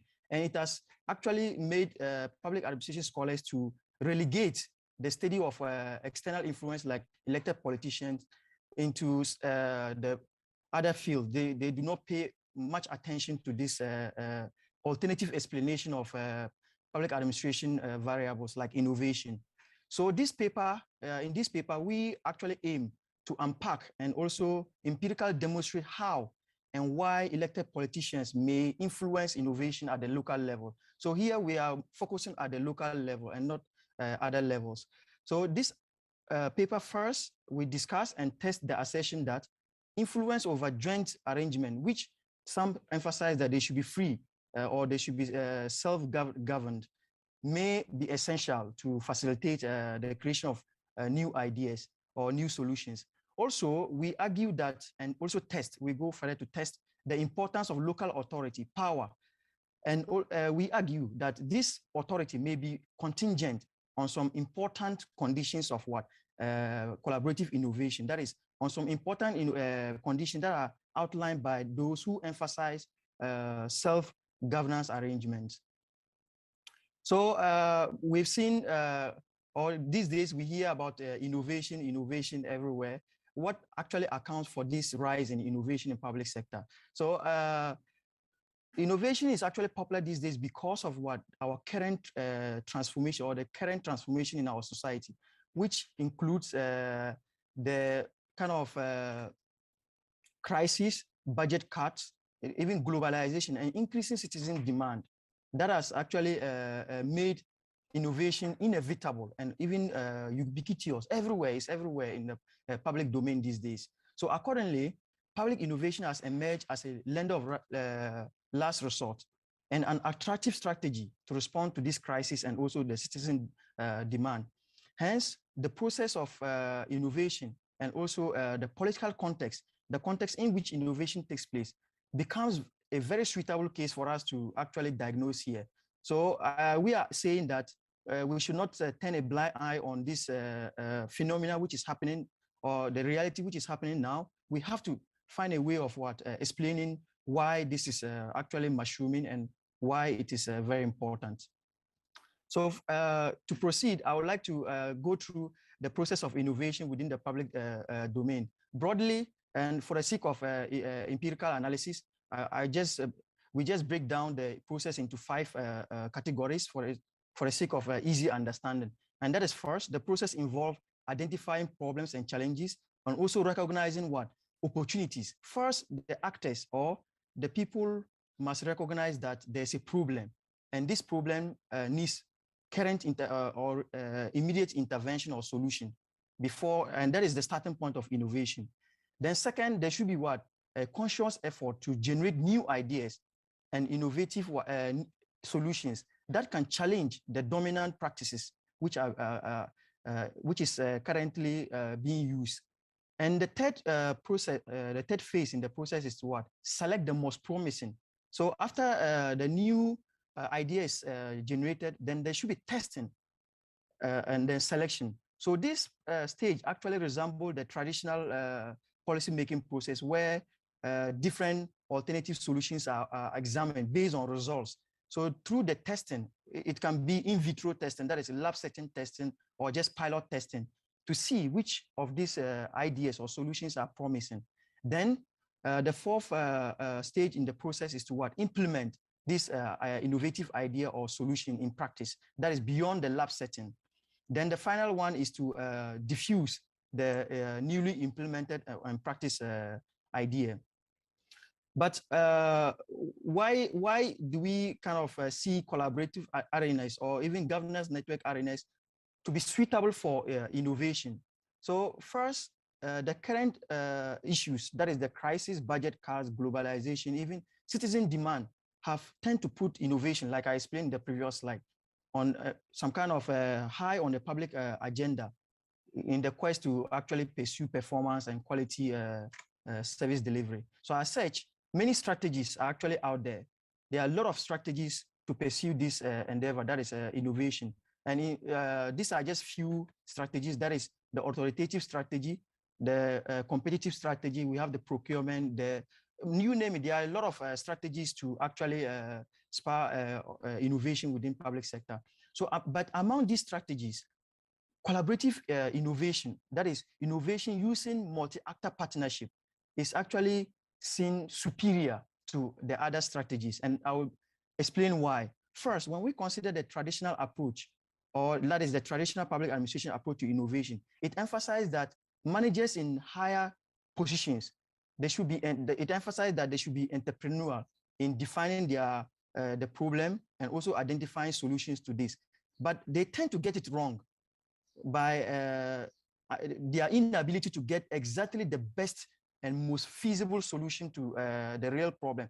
you know, the affected actors, those who are affected by the problem, they know their situation and they can better actually define the problem and also suggest some solutions. But the traditional approach does not make use of these affected and relevant stakeholders. Also, the competitive strategy, which mostly introduce a zero sum, you know, different actors have to compete each other. And then after winning the game, they resort to the traditional approach, which still leads us to the same problem of getting it wrong. So based on this, collaborative arenas has been judged superior to this kind of innovative solutions or sparring innovative solutions within the public sector. So collaboration allows diverse actors to jointly learn and properly define the problem, which is the Achilles heel of the traditional and also the competitive strategies, and also challenge dominant practices or even current solutions.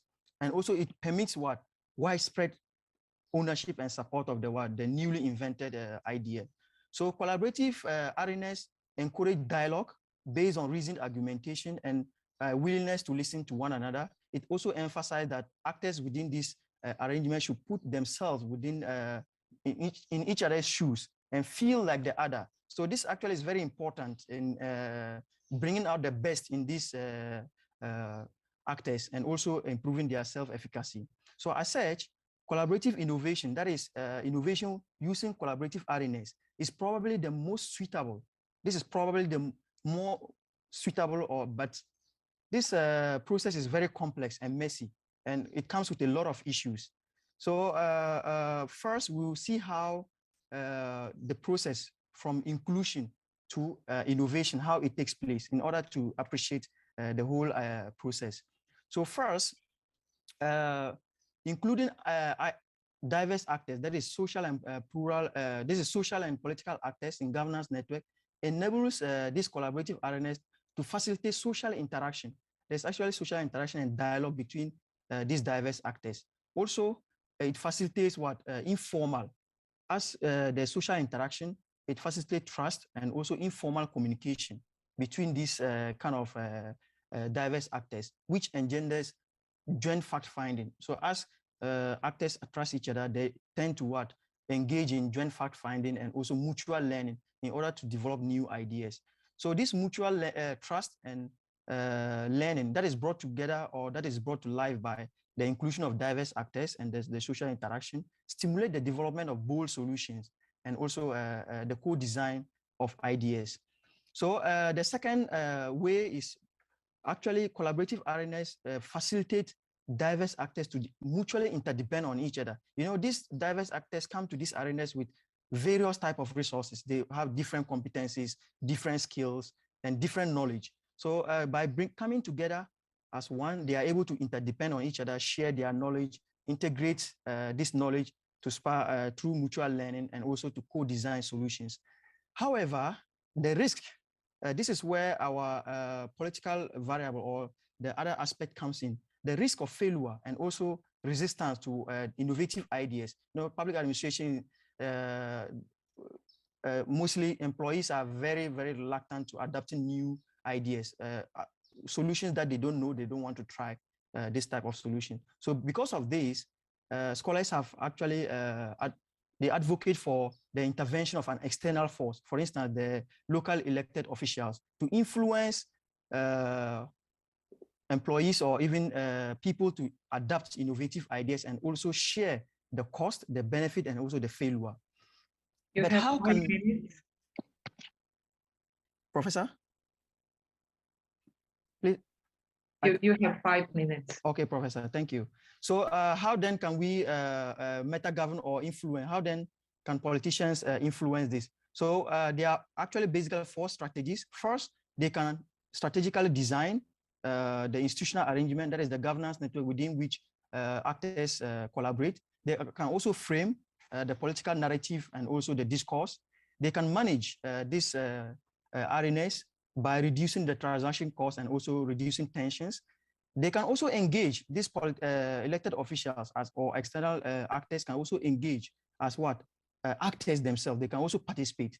But how can we use this knowledge in terms of what? Innovation. So there are three ways. First, external actors can enhance a governance network within which collaborative innovation takes place by attracting diverse actors. That is influencing the inclusion of diverse actors. Second, by directing collaborative actors to destroy current beliefs and practices. Third, by what? Facilitating or motivating the diffusion of these innovative ideas using the 4 strategies I presented up. So actually, based on this, this paper have outlined some salient conditions, about 8 conditions, including the influence of political actors, which is, that is inclusion, mutual trust, mutual learning, interdependence, and also co-design of solutions. So then let's see how this manifests in reality by hunting for some case studies worldwide. So with this, we actually leverage the collaborative governance database where we found 15 cases at the local level. And then as you can see from this table, these are the detailed explanation of each case. Then we use the fuzzy set qualitative comparative analysis. This is a set theoretical analysis. Then we calibrate, we just identify some our conditions in this data, as you can see, and then we calibrate it into from 0 to 1. That is 0 as full membership. So any variable that is scored 1 goes to full membership. Any variable that is scored 5 goes to what? Full membership. So using this data and then some kind of cutoff specified by the fuzzy set, for instance, the consistency and coverage, which is the degree to which the data or the kind of cases agree in displaying the outcome. Here, that is innovation of services and also the products. So we use these 2 measures to actually outline or to find out whether our conditions are necessary or sufficient to innovation of new ideas. So based on this, we first analyze the necessity conditions, and here, and also we divide our data into 3 stages of the collaboration life cycle. That is the initial stage, the middle stage, and the end stage. And in the initial stage, 3 conditions were actually necessary to spur innovation at the local level. In the middle stage, no condition. Then in the final stage, only 1 condition, that is mutual interdependence. Then with the analysis of sufficiency, this one actually helps us to know which combination of what? The conditions, together with influence of elected politicians, are actually important to spur innovation. And in this, actually 3 conditions are actually sufficient, which is path 3, 4, and then 5, using the consistency and also the coverage cutoff. So if you look deeply, you see that only these 3 actually satisfy our cutoff, which is specified in this here. So based on this, it appears that political influence or elected politicians, their influence over governance network within which a collaborative innovation takes place is actually very important. If you see in our path 5, that is, you see that all these are actually sufficient to cause innovation. So, and one interesting aspect is these cases, it tells us that these cases are those that actually can display this causal mechanism. So we went into these cases, as there are also qualitative data there, to see what actually happened there. So it revealed that those cases actually try to influence, or the politicians within these cases try to influence the inclusion of actors, and also try to facilitate trust and mutual learning within these arenas. They also kind of try to what? Bring a lot of resources, that is, frame these collaborative arenas through providing resources, redrafting their constitutions and others. So our study has reinforced the claim that self-governance is important, and also regulated self-governance is important. So the 2 sides are all true. That is, collaboration can, or innovation can occur using self-governance, and innovation can also occur using regulated self-governance. This is true from our data. So knowledge of this can actually help practitioners to see how they can balance these conditions and also the context in which they can use it. But our research is limited as selection of this case was not randomized. So we cannot generalize the results of this study. So we recommend that, future study should actually focus on testing the influence of elected politicians, mostly at the local level, in collaborative innovation with large data sets and also in comparative studies. I think this is the end of my presentation. Thank you very much. Thank you very much. You're right on time. And I think this presentation raised a very important question on the power and the politics. And I'm sure the discussion has a lot of comments on this. Moving on, I will introduce our second presenter, Min-Jung Park. And her paper is titled, Does Collaborative Governance Promote Social Innovation? Another very interesting question. Min-Jung, the floor is yours.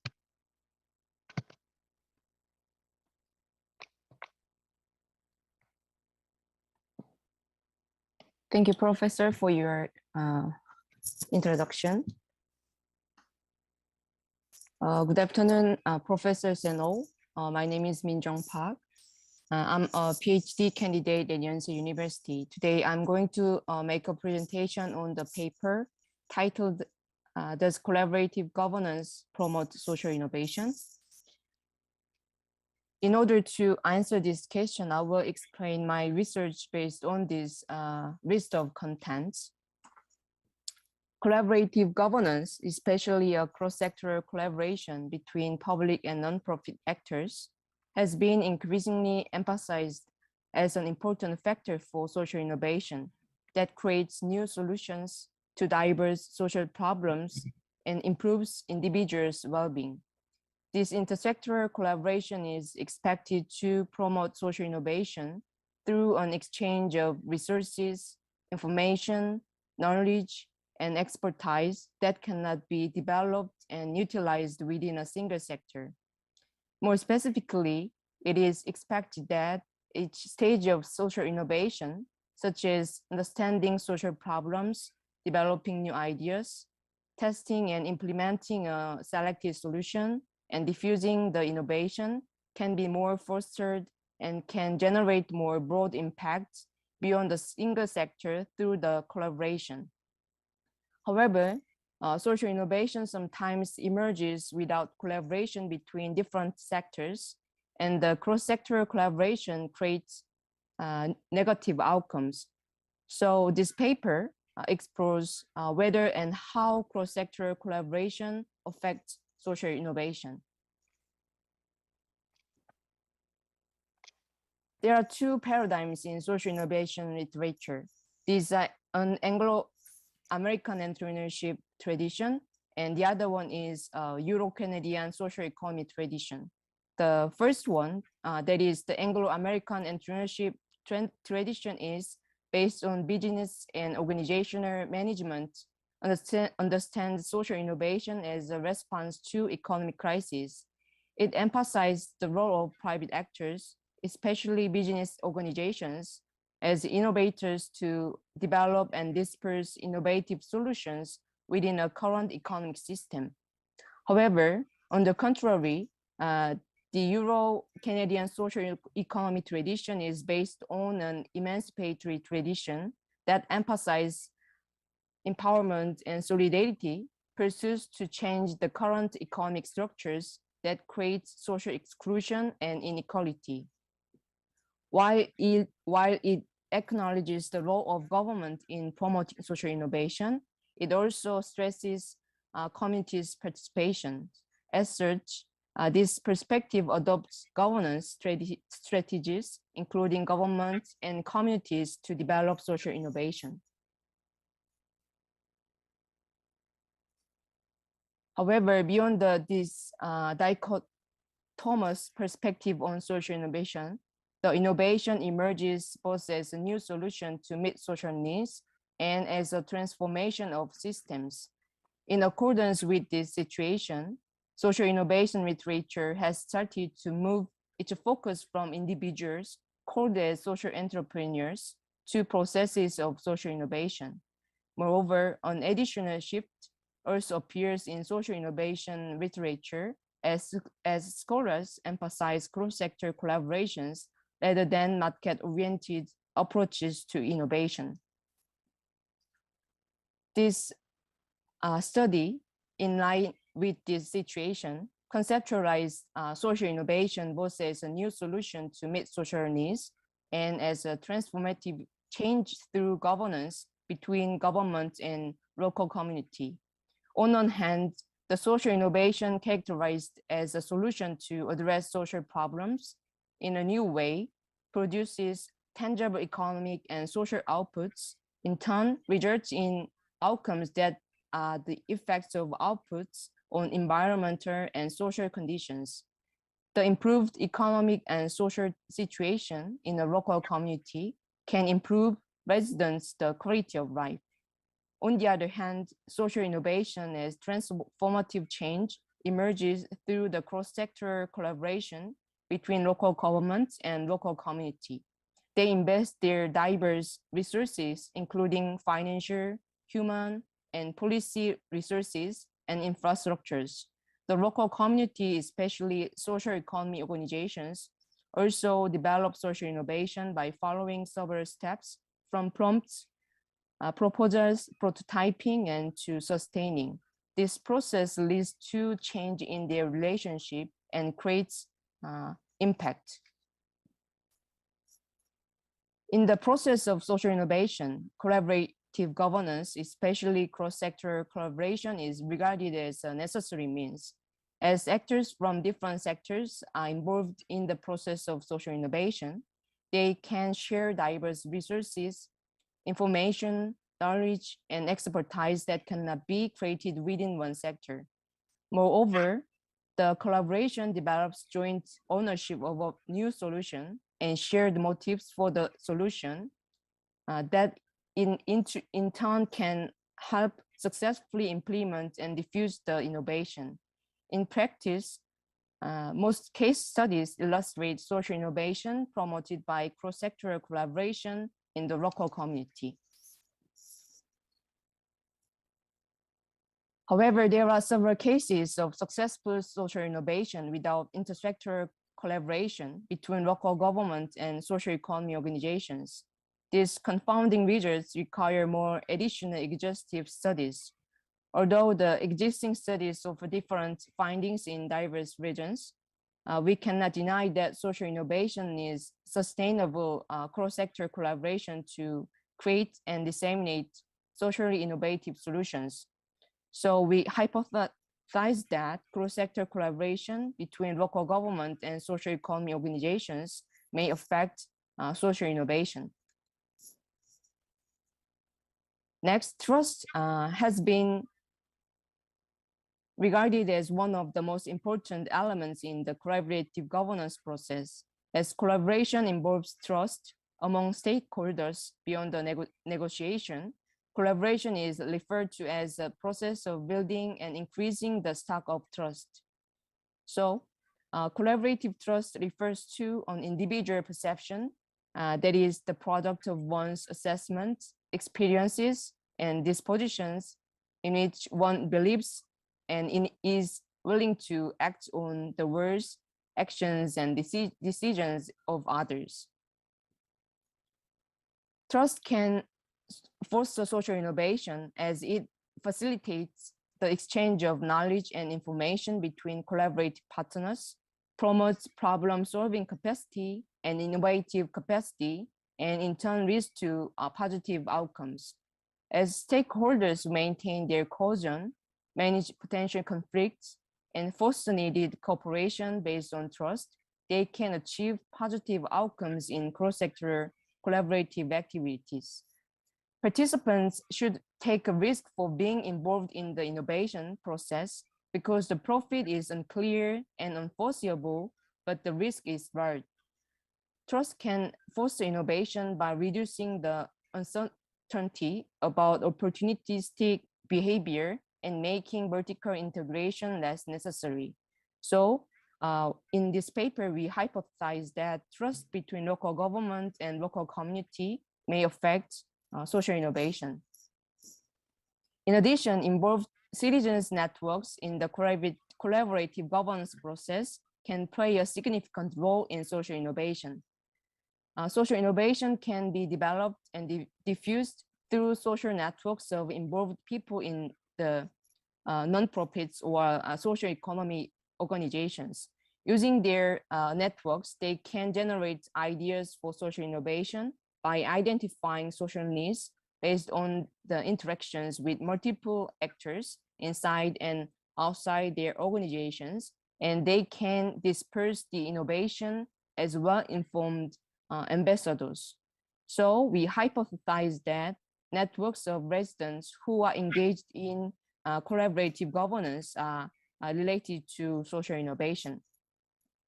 This is a research framework I made based on the literature review.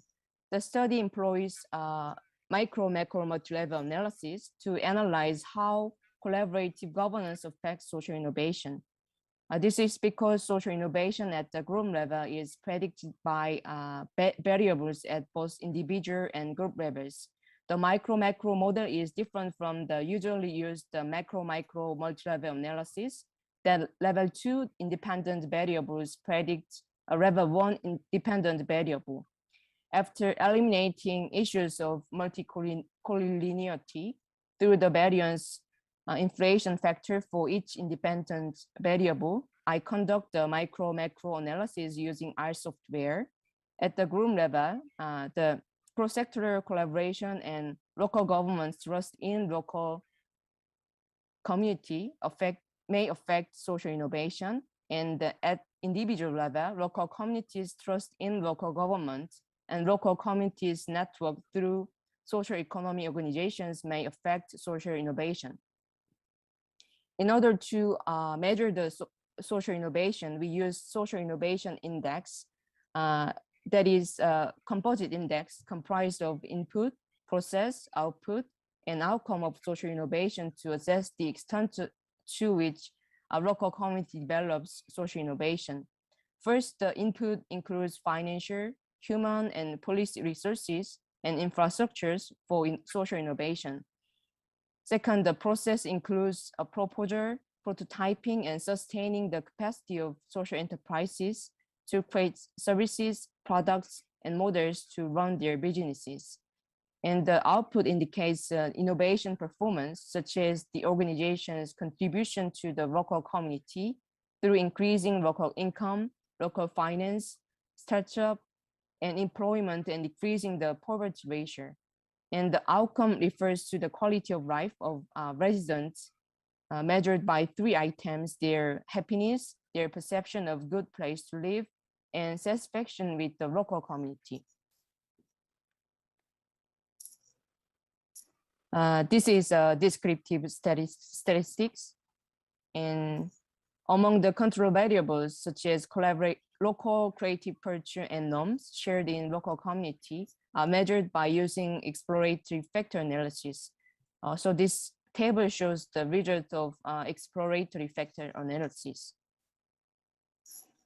And I summarized the data resources which are used in the multi-level analysis. And this table shows the results of analysis. According to the results, the model is statistically significant. And among the several collaborative governance variables, continuous cross-sector collaboration is significantly associated with social innovation. It means more continuous collaboration between social economy organizations and local government is likely to promote social innovation in the local community. However, the local communities networks at the individual level have a negative impact on social innovation.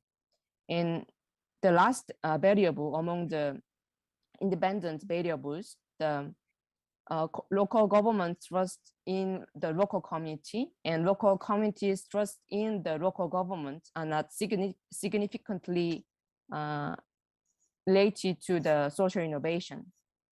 In conclusion, the study shows the 3 findings through the micro-macro multi-level analysis. First, the cross-sector collaboration between local government and social economy organizations has a significant and positive effect on social innovation. As we expected a significant relationship between the cross-sector collaboration and social innovation based on the theoretical and empirical literature, intersectoral collaboration acts as a facilitator of social innovation in the local community. This result supports the previous case studies of social innovation. And second, there is no significant relationship between trust and social innovation. We hypothesize trust between local government and local community may influence the outcome variable. This is because collaborative partners would exchange diverse resources for innovative activities. However, the hypothesis was rejected. It means the trust between the local government and local community is not significantly related to the local community innovation. The result supports the Geta-Taylor's research that successful collaboration could be fostered without trust. And finally, there is a negative relationship between local communities networks through social economy organizations and social innovation. We measure the networks using the total number of different three types of social economy organizations that citizens are engaged in as members or as stakeholders. According to the result, it is less likely to develop social innovation in local community when actors are more involved in multiple social economy organizations simultaneously. This is different from the argument that the innovation is more generated and dispersed when actors connect an organization to other social spheres by participating in diverse organizations simultaneously. Our findings show that it is difficult to develop social innovation when members or stakeholders of social economy organizations in one local community are overlapped. It might be because it would be difficult to come up with new ideas for innovation when specific citizens are only involved in the organizations. Yet, anyway, this study finds the cross-sector collaboration between local government and social economy organizations promote social innovation in South Korea. Yeah, this is my presentation. Thank you for your listening. Thank you very much. I think the second paper is sort of related, but discussed at a different level. And probably in the discussion, we can put these two papers in the conversation. And now, switching gears, we are moving to more detailed case study. And our third presenter is Rizwan Shaikh, and he's going to present a paper titled Antecedents of Retirement Decision of Public School Teachers in Pakistan. Rizwan, the floor is yours.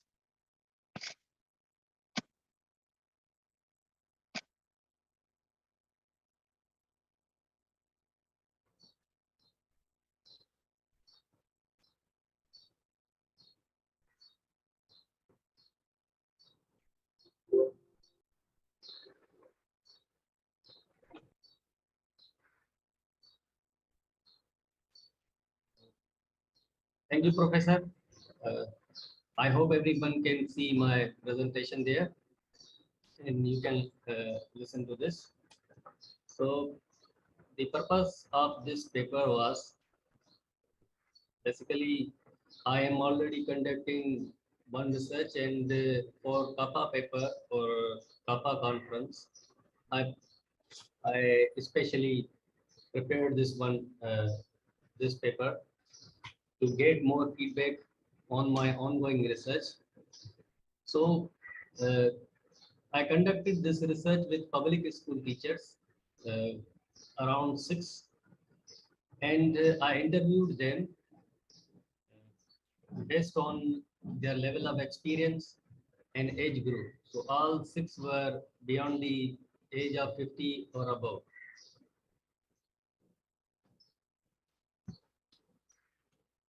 The main driving research question for this research was to identify various individual, organizational, and social aspects that influence the decisions of retirement. So when I conducted this research, I came around that family and work experiences turned out to be the most important one for decision making regarding retirement.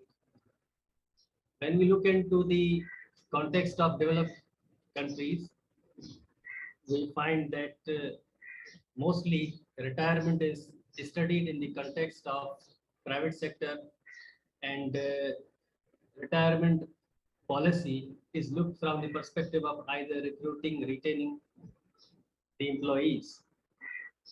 But when we look into the public sector aspect, especially in an underdeveloped country like Pakistan, so here the dynamics of retirement is quite different how it is perceived in a developed country's context.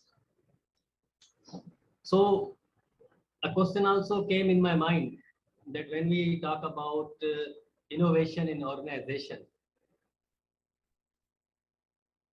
so in an environment like this, is this really possible? How organization or innovation in a work atmosphere is possible? Because in public sector, there is job security, and apart from job security, these people have ample of time to devote to their families and so on. When I also compare these family factors and work-related factors, how they affect retirement decision, it is interesting to note that family, in fact, is a driving force for family or family responsibilities directly or even positively influence or induce organizational commitment, public service motivation, and to some extent job satisfaction in these workers or employees. So I will not go into too much details because this is a very limited study, but I think that that these people's perspective regarding their retirement and how family and organizational and individual factors affect them, they can help into formulating policy framework. For example, when I spoke about retirement planning with some of the teachers, they say we plan retirement only when we have about 3 or 4 months left to our retirement. So because most of the time they depend on either the routine work, but less focused on their retirement. Anyways, I have some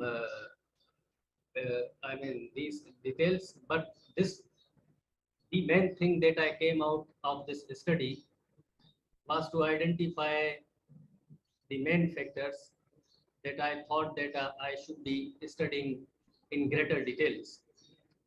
I found these individual, organizational, and social factors and divided them into some categories. So I will briefly describe what these are.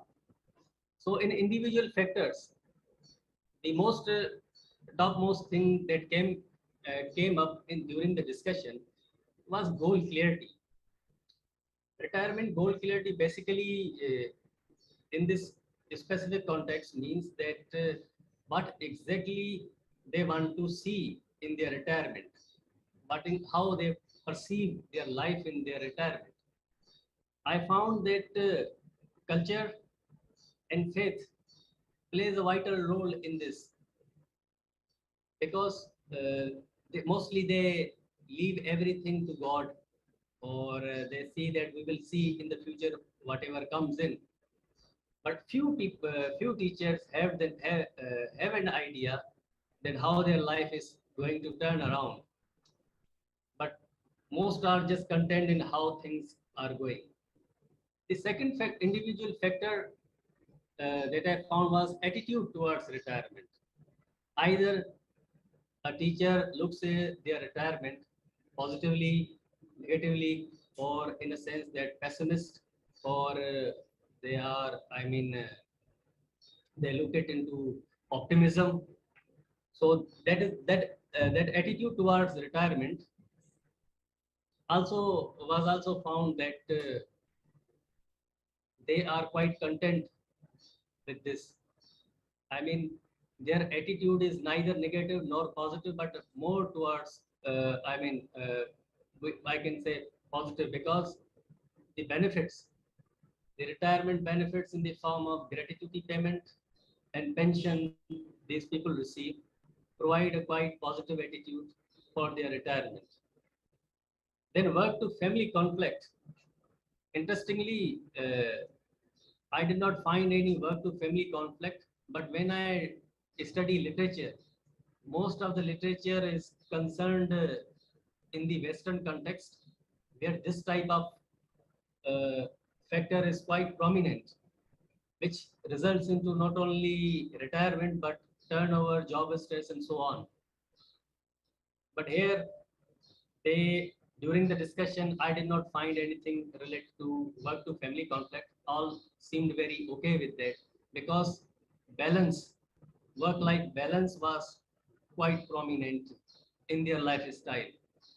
They work from 8 a.m. until 1 p.m. in the day, so most of the day they have free time to devote, and they devote that time either doing part-time work, or just focus on family, or just resting, or some even have a few businesses.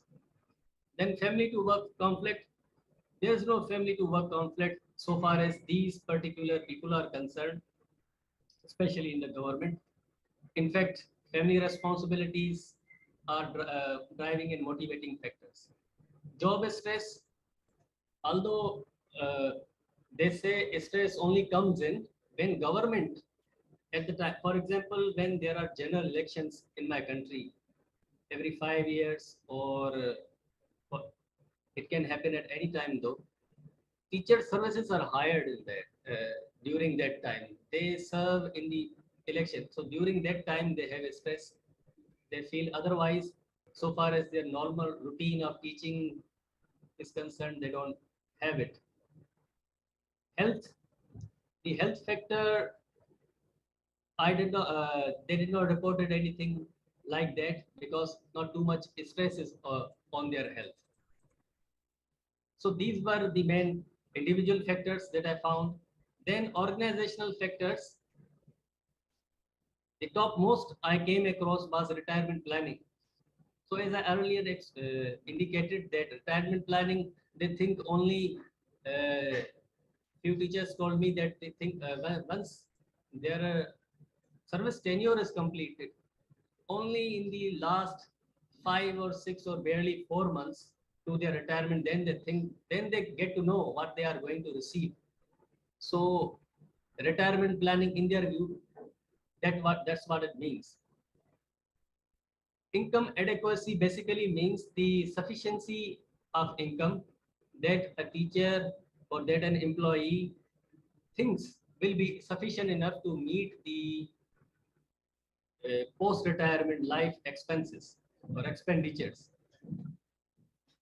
These people were found to have to be quite content upon their retirement income so far as gratuity payment is concerned. But there is one issue related to income adequacy, is the cover of inflation protection, which I did not find, and some people were found quite concerned with that. Then financial literacy has been extensively studied in the retirement literature. It has no effect on retirement planning so far as the study is concerned. Then inclusiveness, although they say the organization or human resources policy is quite inclusive enough, but there are some issues because Pakistan is multi-ethnic country, so and also quite different sectarian groups and political ideologies also exist among teachers and I mean almost all workers. Then organizational commitment is there, career growth is there, and workplace relationships, they appear quite contented with that. Then person organization fit, how a person feels their values and organization values to be a fit. Then there are social factors. I included COVID pandemic as one of the social factors because I was quite interested that this should be explained. It is a recent phenomenon and how it might have affected retirement decision or anything related to retirement. So far as saving and retirement saving and earnings are concerned, they seem to have been affected by this. But so far as job security is concerned, they don't seem to be concerned with this type of phenomena. Regular retirement, government normally, in order to downsize employees, introduces some financial incentives in the form of golden handshake, where government offers high payment in return to an employee taking an early retirement. Most were, almost all of them were okay having their retirement age living completely instead of taking any earlier retirement. Then discrimination is not that much, but bridge employment is one important factor which is really indicative of retirement decision only when the retirement age has been completed. So because once they receive their gratuity payment, they either invest in a business or make their saving in one or the other way. So these factors I came across in these in my 6 interviews, and in fact I have been studying in an original survey. So it's a really long, and I'm conducting a paper-based survey. So based on all of these factors, I wanted to utilize the CAPA conference opportunity just to have an opinion of experts,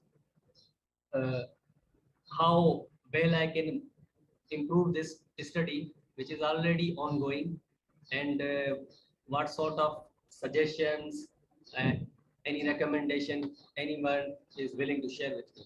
So thank you so much. This was my presentation.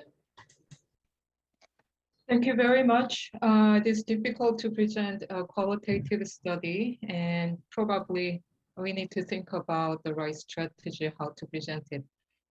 So we have about 23 minutes. Since we invited discussants, and I would like to give as much as time possible. So up to maybe 7 minutes, each discussant can discuss and ask questions about the assigned presentation. So shall we start? I think Professor Han starts with the first presentation. Okay, good afternoon, everyone. I'm Sang-il Han. I'm a professor of Global Public Administration at Yonsei University. I'm very happy with meeting you in this rainy afternoon, and it was very nice to read Adam's article and hear his presentation. I think Adam's presentation was very nice because this linked interesting perspectives to systematic analysis. when we look at the local community, elected officials matter, actually. Their roles and functions are very important to the community development, especially to collaboration, innovation among the stakeholders. In that sense, this presentation can make a significant practical contribution, and I think it will also make an important contribution into the development of collaborative governance research. I'd like to provide the authors with some critiques for the development and publication of this article. Some of the points I will talk already discussed in this article, but I think they have not been sufficiently discussed. So please review the manuscript and reflect them thoroughly when revising. First, I'd like you to reconsider the starting point of this paper and raise a bigger question. What I thought was why governance and why is it a network? Because the authors deal with the role of elected officials. Elected officials are closely related to government bureaucracy. But why governance, not government? Citizens elect public officials through elections and give them important public duties. The citizens mandate and the government executes. In this case, the elected officials can link the citizens and the bureaucracy, but they participate in governance to facilitate public innovation because more dialogue, communication, inclusion, learning, trust, and mutual dependence are possible in networked governance. Facilitating this process will increase public accountability for elected officials. So I think that raising such a big question and explaining governance, innovation, collaboration, and network in that context can better highlight the significance of the article in the introduction part. Second, this paper describes meta-governance starting from the conceptualization of public innovation and collaborative innovation. So the readers may expect to explain, to look at the explanations, the need for meta-governance in public and collaborative innovation. But the literature review does not very thoroughly explain meta-governance. The concept and background of innovation are explained in the rise of public innovation, diverse stakeholders engagement, their dialogue, inclusion, knowledge sharing, trust learning, co-design, and meta-governance should be explained more because they are included in the main analysis of this study. Next part of literature review was the process of innovation. In order for this part to be tightly linked to the analysis, it would be necessary to reduce the ranks of the conceptual description on each step of the innovation and explain why and how the concepts used in the main analysis are important and how they are connected. So then next was collaboration and collaborative innovation. So collaboration and mutual dependence of various actors are discussed in the collaborative innovation. But in order to explain why a network is, once again, differentiation from the bureaucracy must be explained. I think it would be good to link the big question. If you raised earlier in the introduction, then you can link the big question here again. So the conditions and outcomes used as main variables in this paper, this should be more fully explained. These concepts are important in innovation, actually. Some explanations are being made, but more detailed causal relations should be explained in the relations between these concepts and outcomes, conditions and outcomes. For instance, how does dialogue, mutual dialogue create innovation? When the senior managers and frontline managers communicate with dialogue, usually the new ideas can arise and innovation can possible. So you can find many studies about this. Then it'd be good if you explain this part more in the literature review. Then you can tightly connect the literature review and the first set analysis. Finally, I think it is good to explain the results of the study according to the past. So it was very good to understand the result of this analysis with the concept diverse paths. But you need to fully explain these results in the discussion section too. So, and I think it'd be good to explain them with related existing studies. It's going to be very nice to streamline your discussion and research. The title of this paper was Innovating Within Shadow Hierarchy. It took me for a while to understand why shadow hierarchy. It was explained in the last part of the paper, so it'd be nice if you explain in the first part as well. So I hope you to develop your paper well and publish it in a good journal before the end of this year. This is it. Thank you so much. Thank you very much for very helpful comment, and probably it would be very helpful to reconstruct this paper. So moving on, let me invite our second discussant, Professor Sang-Han Im. Thank you. I'm Im Sang-Han from Kyung University, and very nice to meet you guys again. I think it's my third or fourth time to see you in this month, but I'm always excited to see your faces.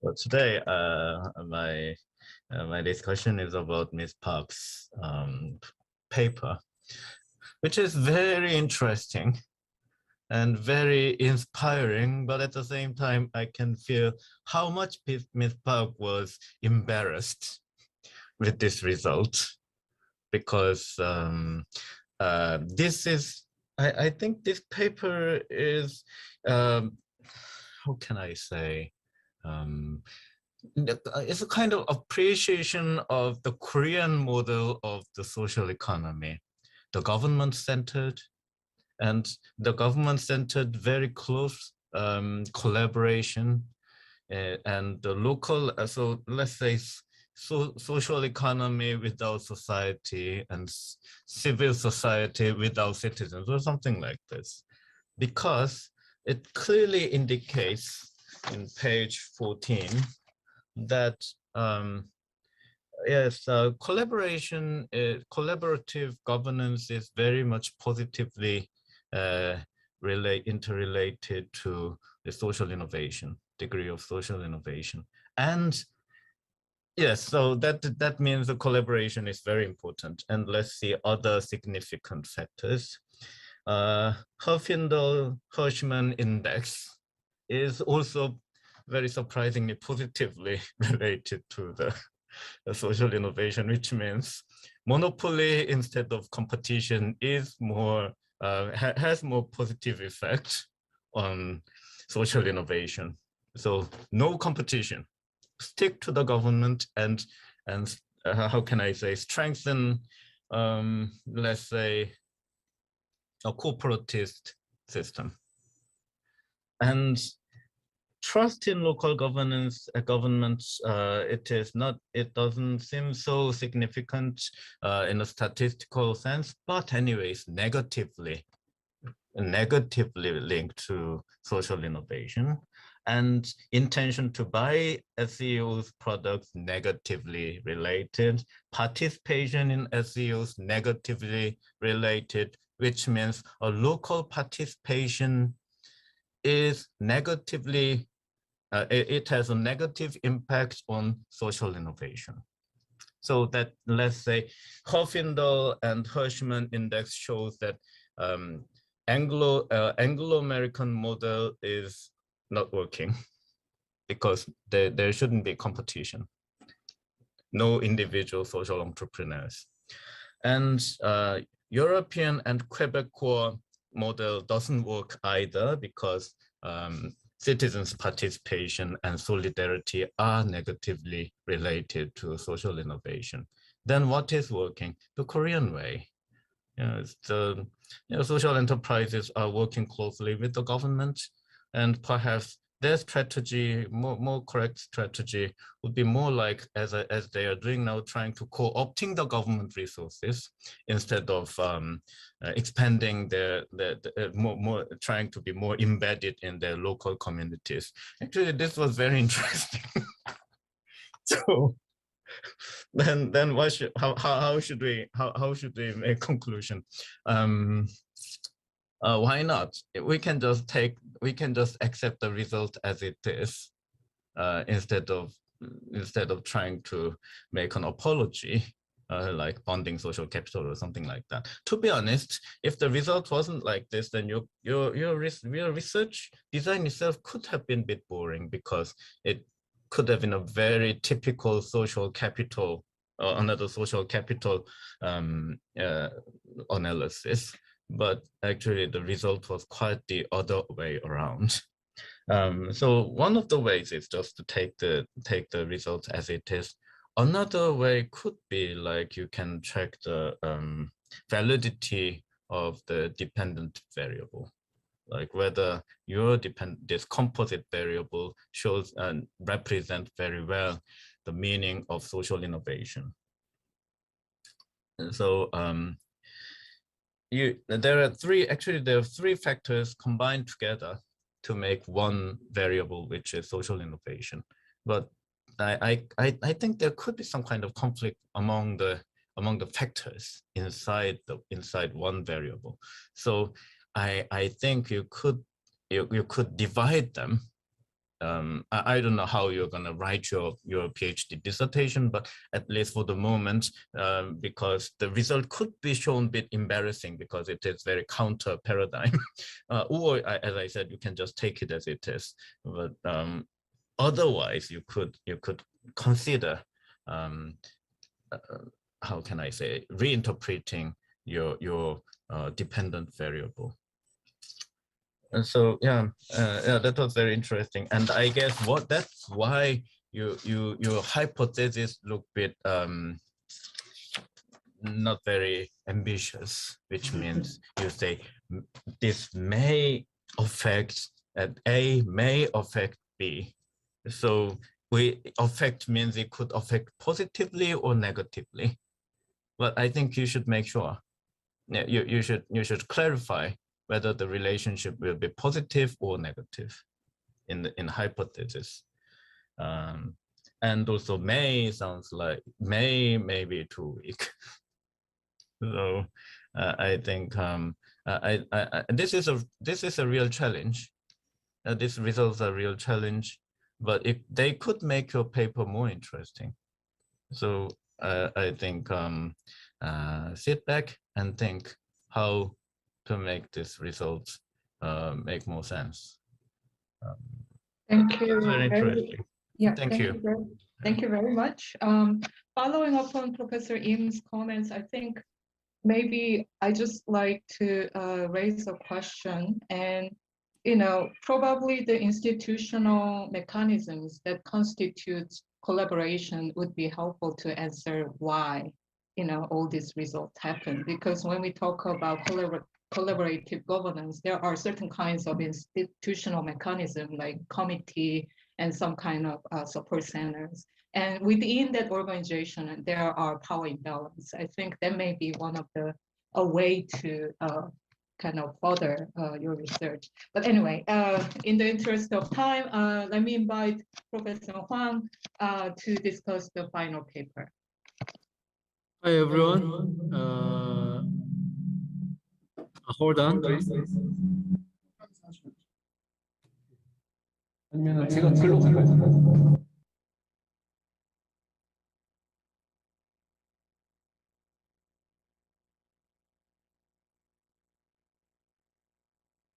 I'm sorry, we cannot hear you.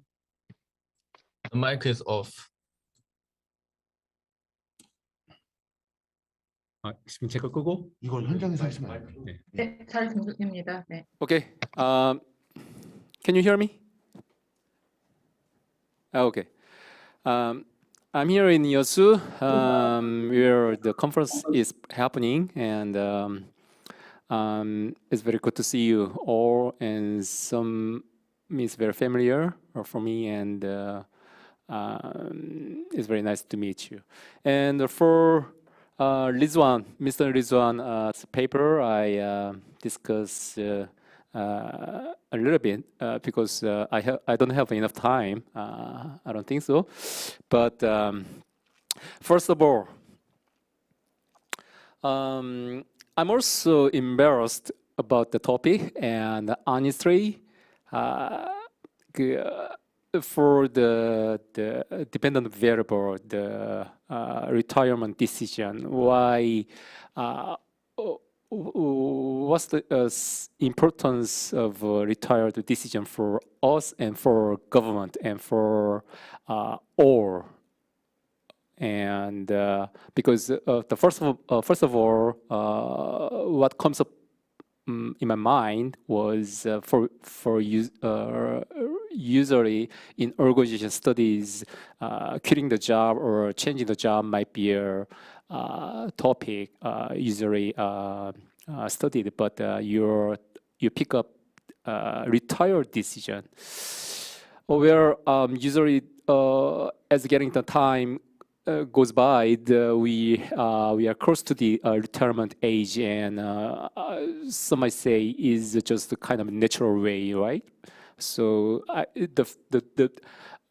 before moving on, specifically, I want to ask a question: why retirement decision is critical for you and for us? So I know that as in the introduction part, you explained some of the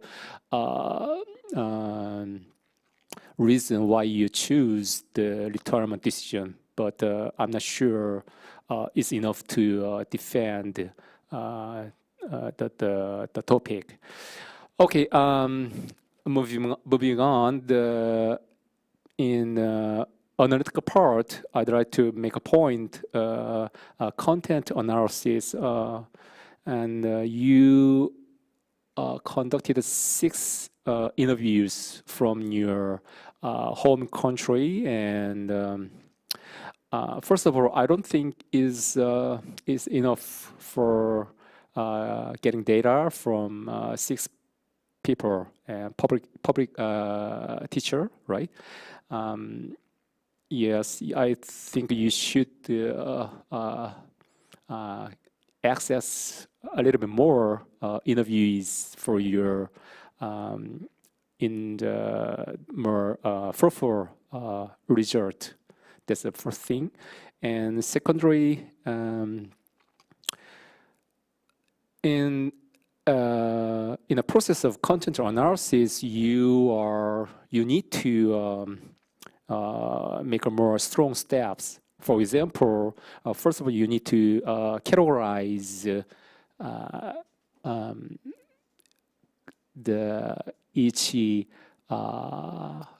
kind of your topics in an inductive way, right? From the interview data, you may have a script, and you have criteria to categorize, and you are first of all you have to mapping down what is it, what's going on from their interview, right?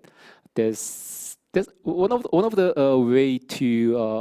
way might be kind of quantify the number of words that you are watching, you are right to focus on, right? And next, I am a little bit curious about your criteria about 2 separation. The first one was government rule, and the other one was family or culture. And you mentioned just 2 criteria, and I don't know. I don't understand how these 2 separation could be related and connected to your analytical framework. as where in there is three the factors: individual, organizational, and social level. So I cannot follow your logic to how you connect the content analysis separation into analytical framework. And finally, the end of the part, you present conceptual framework.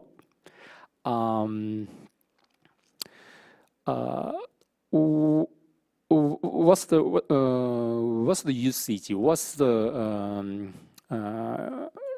role of a concept framework in your paper? Is that just for kind of for future research or to use in your paper? What I'm guessing is that you just present concept framework for the future research, but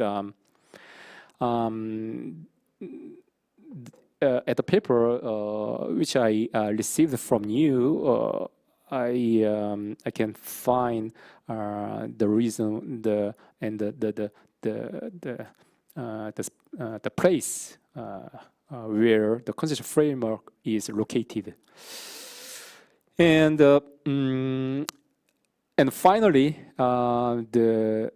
if you get access more interviewees and if you get more data, I probably recommend you to get more the specific.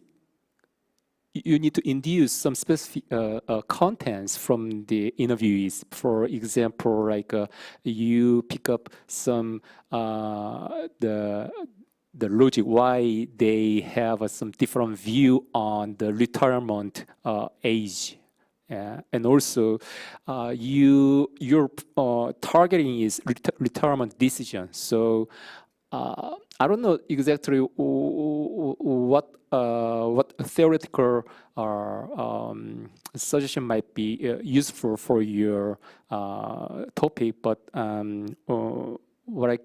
what comes up in my mind was kind of fruitful data from the interviews, and then in an inductive way you build up the categorization, and also you kind of make a more strong argument from that categorization. That's one of the things for qualitative way of analysis for your paper. And the last thing, the really last thing was, as I said at first, I still I'm not still be conscious about your interest. I respect your interest, but for the publication and for the research, please think again why your topic on the retirement decision is critical for our society and your society. There's a thing that I want to remind you to again for your development. Yeah, thank you. Thank you very much, Professor Huang, for your thoughtful and valuable comments. In the interest of time, I won't be able to give the presenters an opportunity to respond because it's 2:22. If you don't have any burning comments or questions, I would like to wrap up this session. Okay, it seems that there is no response. So again, thank you very much for very interesting presentation and also very constructive and thoughtful comments. I would like to thank discussants. It must be very difficult to discuss these kind of work in progress papers, but I'm sure it would be very helpful for our PhD students. So thank you very much for participating and organizing this session. I will wrap up this session. Thank you. Thank you.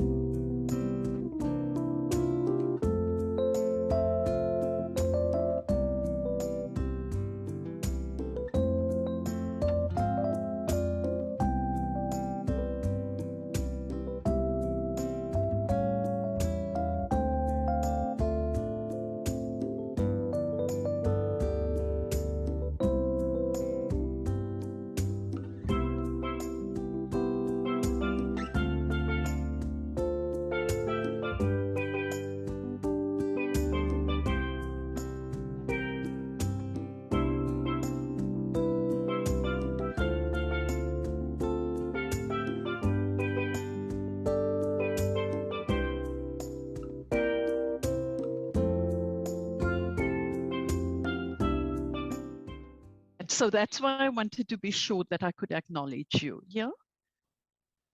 I think Korean scholars learn a lot about UN SEPA program. Yeah.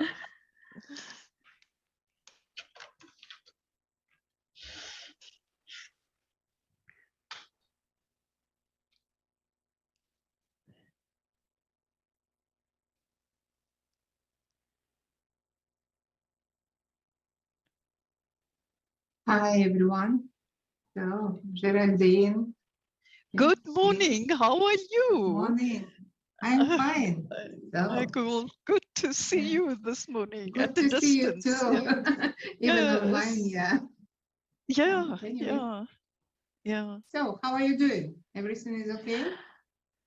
Busy. Yes. I think we're all busy, you know, and not least of all, Sunay is very busy at the moment, I think. Yes. Yeah, I hear in the news actually. It's a really busy time, yeah. You know that in Kazakhstan we also have a lot of things change, and actually now we are trying to do some change management and keep us really busy too. So especially in my academia. Yes, yeah. Yeah. And Ronald, you well? Is Ronald there? Hi, Geraldine. Hi. Yeah. How are you? Hi, Ronald. Yeah. Hi, everyone. Thanks for your presentation in anticipation, eh? Both to yourself and Agul, you know. My Thank pleasure. you very much. Yeah. Welcome. Yeah. Yeah, I think it's almost time to start. It's Korean time 2:41. Okay. Are you going to lead in, or do you want me to open the session? Sorry to advise, and will I get a cue?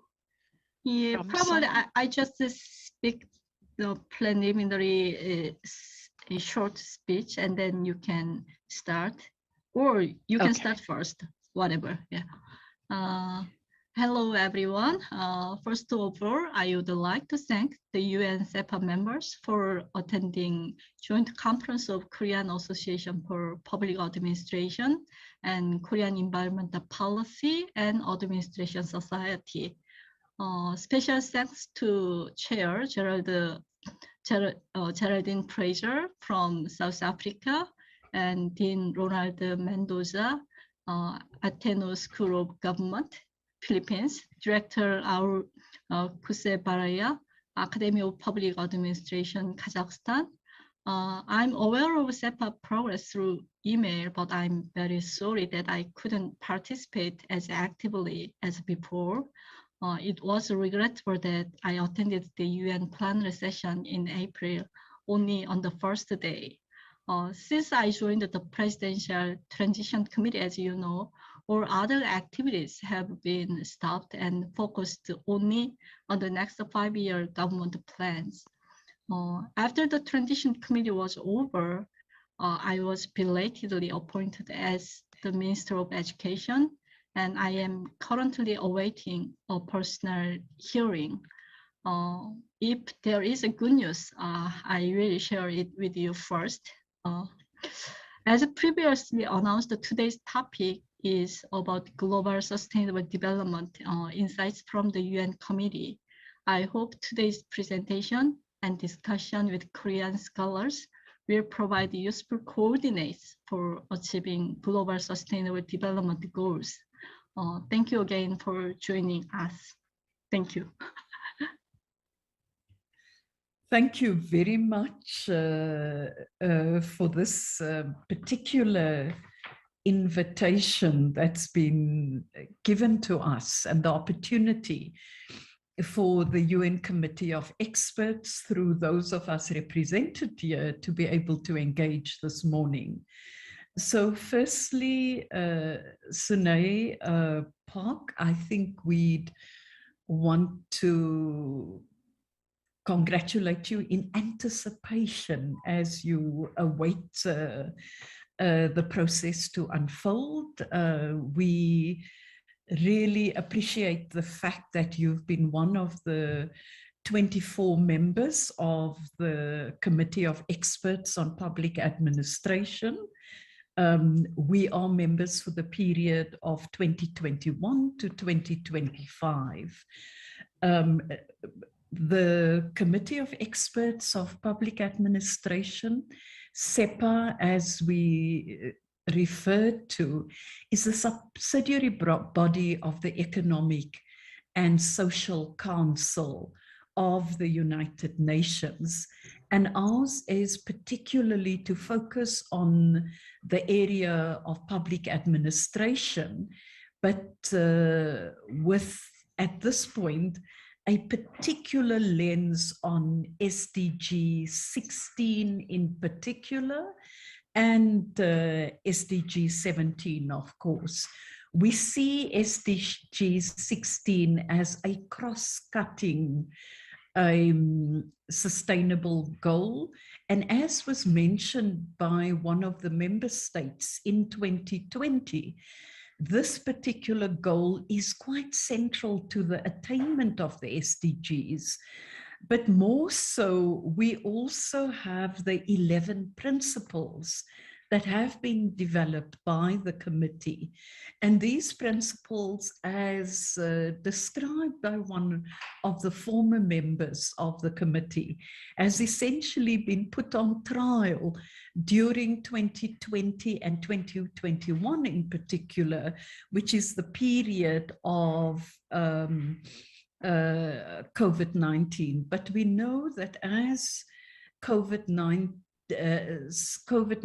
has moved from being a pandemic to being endemic, we've got to look at how best to live with this particular reality and the changing reality.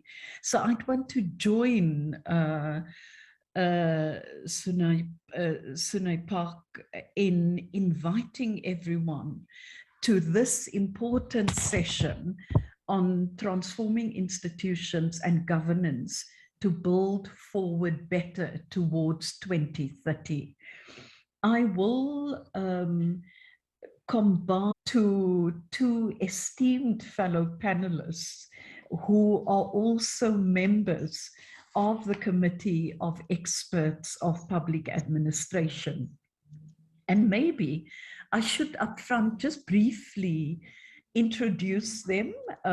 They may well add when they come on, but our first panelist will be Mr. Ronald Mendoza, who is closer to you. So I should actually have said good morning and good afternoon to this particular panel. But this is Mr. Ronald Mendoza from the Philippines, who's the program director, British Academy, and professor of the School of Government and Society of the University of Birmingham. But I'm also aware that Ronald Mendoza now is Dean and Professor of Economics at the Ateneo de Manila University School of Government. And he will be doing a very interesting paper that looks at participatory budgeting in the Philippines and promise amidst populism and pandemic. He will be followed by Agul Koshebayeva, who is from Kazakhstan. She's the Vice Rector for Strategic Development Research and International Partnership at the Academy of Public Administration in Kazakhstan. And she will be looking at good governance and achievement of sustainable development goals, the case of the Republic of Kazakhstan. So I will reflect a little on the global, and they will go into the specific case studies as we move along. So let me start out by saying that this particular year, from the 4th to the 8th of April, we looked at quite an ambitious and wide-ranging agenda that reflected the myriad governance and public administration issues related to the recovery from the COVID-19 pandemic and full implementation of the 2030 agenda. I'd want to start out with a disclaimer that as a committee, we acknowledge the fact that even prior to the pandemic, the 2030 Sustainable Development Goals were already seen as quite difficult for its full attainment. However, we felt that in spite of that, we should look at what could be done to ensure the attainment. And we did this based on this theme of the Economic and Social Council that focused and is focused this year on transforming institutions and building forward better towards 2030. The key theme was that building forward better from the pandemic while advancing the full implementation of the 2030 agenda called for building stronger, more effective, resilient and credible public institutions at all levels. But this in turn calls for political will, a change of mindsets, and sound management of public resources. None of the Sustainable Development Goals could be attained without addressing the plight of the weakest countries and the poor. And we note that even within countries, there's a need to overcome inequalities and inequities in order to ensure the attainment of the 2030 agenda.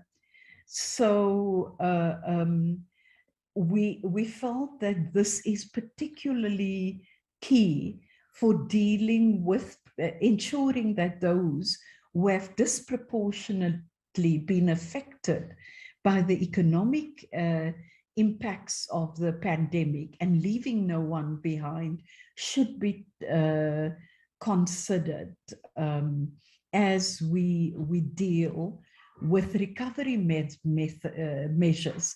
And these measures should focus on reopening and rebuilding economies in a sustainable manner.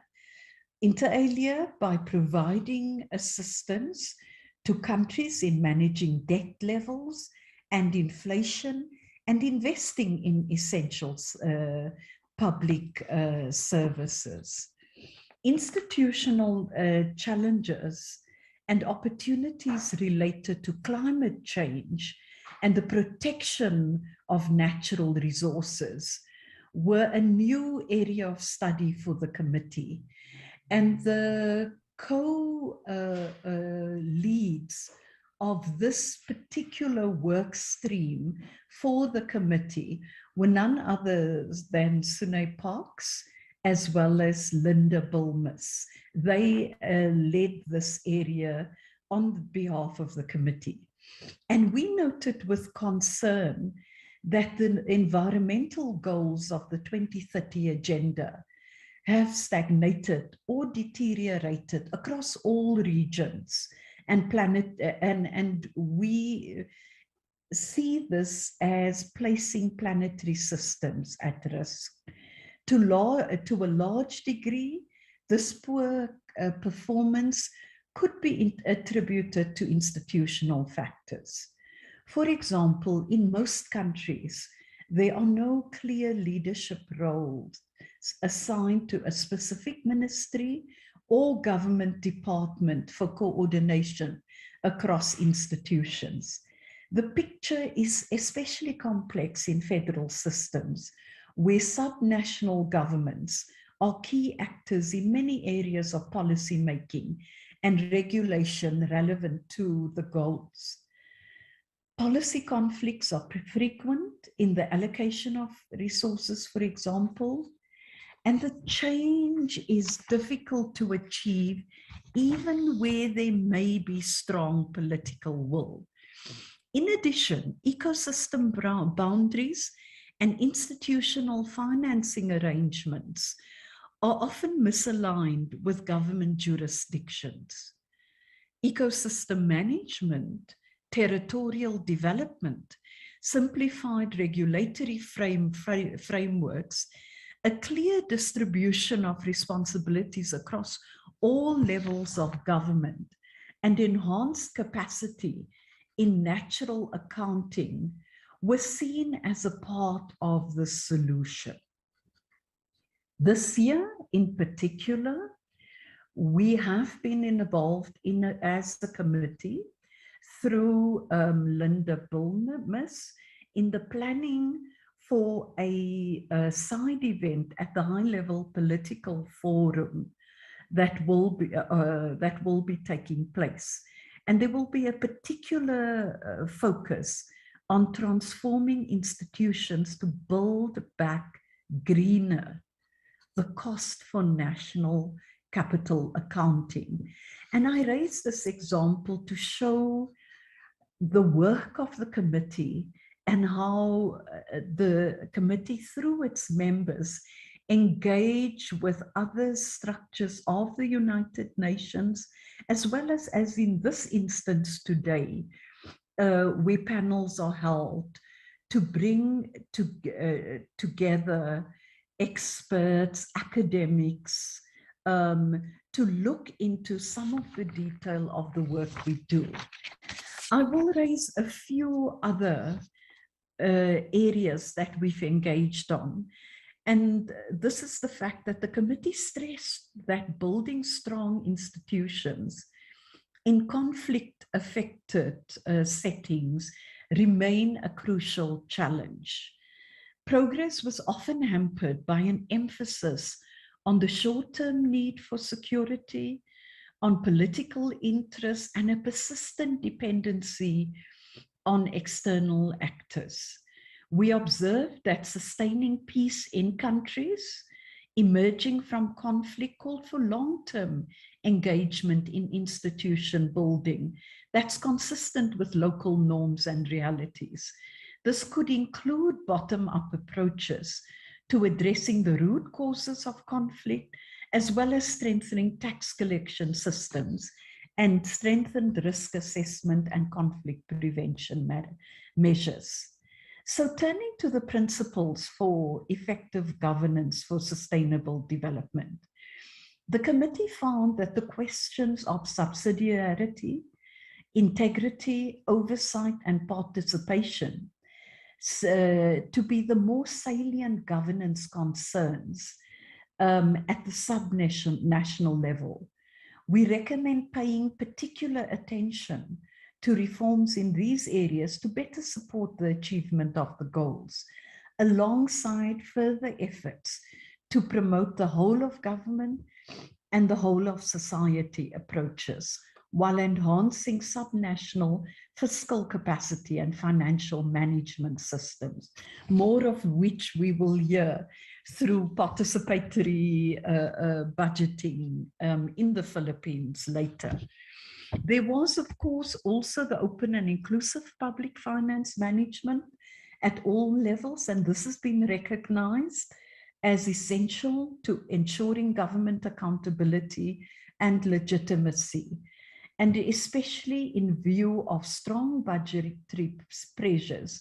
We also recommend accelerating action to increase transparency and equal participation in and the oversight of budgeting processes, establishing transparent public procurement frameworks as a strategic goal to reinforce sustainable development and curb corrupt practices, and embedding commitments to goals in budgetary and financial processes at the national and subnational level. Building responsive and resilient institutions call for more creative, flexible, and integrated ways of working focused on the needs of people. Continued efforts to promote a professional public sector workforce will be needed to address the challenges ahead, as well as investing in digital skills, updating competency frameworks for implementation of the Sustainable Development Goals, and addressing inequalities within the public sector workforce, and attending to social inequities in the design and delivery of public services. The committee also underscored that digital government continue to offer immense opportunity to leapfrog development, improve public service delivery, combat corruption, reduce inequalities, and improve state-citizen relations if managed in a fair, ethical, and people-centered manner. Those without ready access to technology risk being further left behind. And this was discussed in some detail, particularly when we looked at the implications on education during this period. And this is beginning with more limited educational opportunities and all that implies for substantive inequalities of opportunities throughout life. As this situation is unlikely to change overnight, and future disruptions can be reasonably expected, the committee recommended that hybrid models of public service delivery be considered as a default. To ensure that digital transformation strengthens trust in government, addressing the risk of disinformation and polarization is critical. Technologies can build trust, such as through digital IDs, if deployed effectively and with sufficient engagement of stakeholders, or they can deepen mistrust. For example, when services are digitized without possibly independent oversight, without the possibility of independent oversight, or adequate privacy safeguards. Implicit data bias in artificial intelligence is one concern for which adequate oversight measures may be needed. And this issue is not unique to SEPA, but have important implications for trust in government. And this was noted by the committee. And then lastly, as a committee, we engaged in dialogue with voluntary national review countries and voluntary local review cities with the objective of promoting interaction on institutional aspects of the Sustainable Development Goals, of Sustainable Development Goal 16. So while discussing the use of peer exchange platforms, the members of SEPA and the observers to our meeting agreed on the potential merits of a voluntary committee-led peer exchange platform on the institutional aspects of SDG 16. So I thought that for my particular input this morning, I should present this input that's almost a report to you, because this is a report that I also presented to the management committee of the Economic and Social Council. And I thought that I would share this morning. And I'd like to thank you at this point for listening to this presentation. And I would at this point suggest that we then immediately go into the country presentation by Professor Ronald Mendoza, looking at participatory budgeting in the Philippines. I will also take the presentation thereafter of Professor Agul Koshebayeva, and then we'd open for engagement. I presume 2 questions on each area by participants, if that's acceptable. Thank you very much. Yeah. Thank you. So, Ronald, I'll hand over to you at this point. Thank you very much, Geraldine. Let me try and share screen here.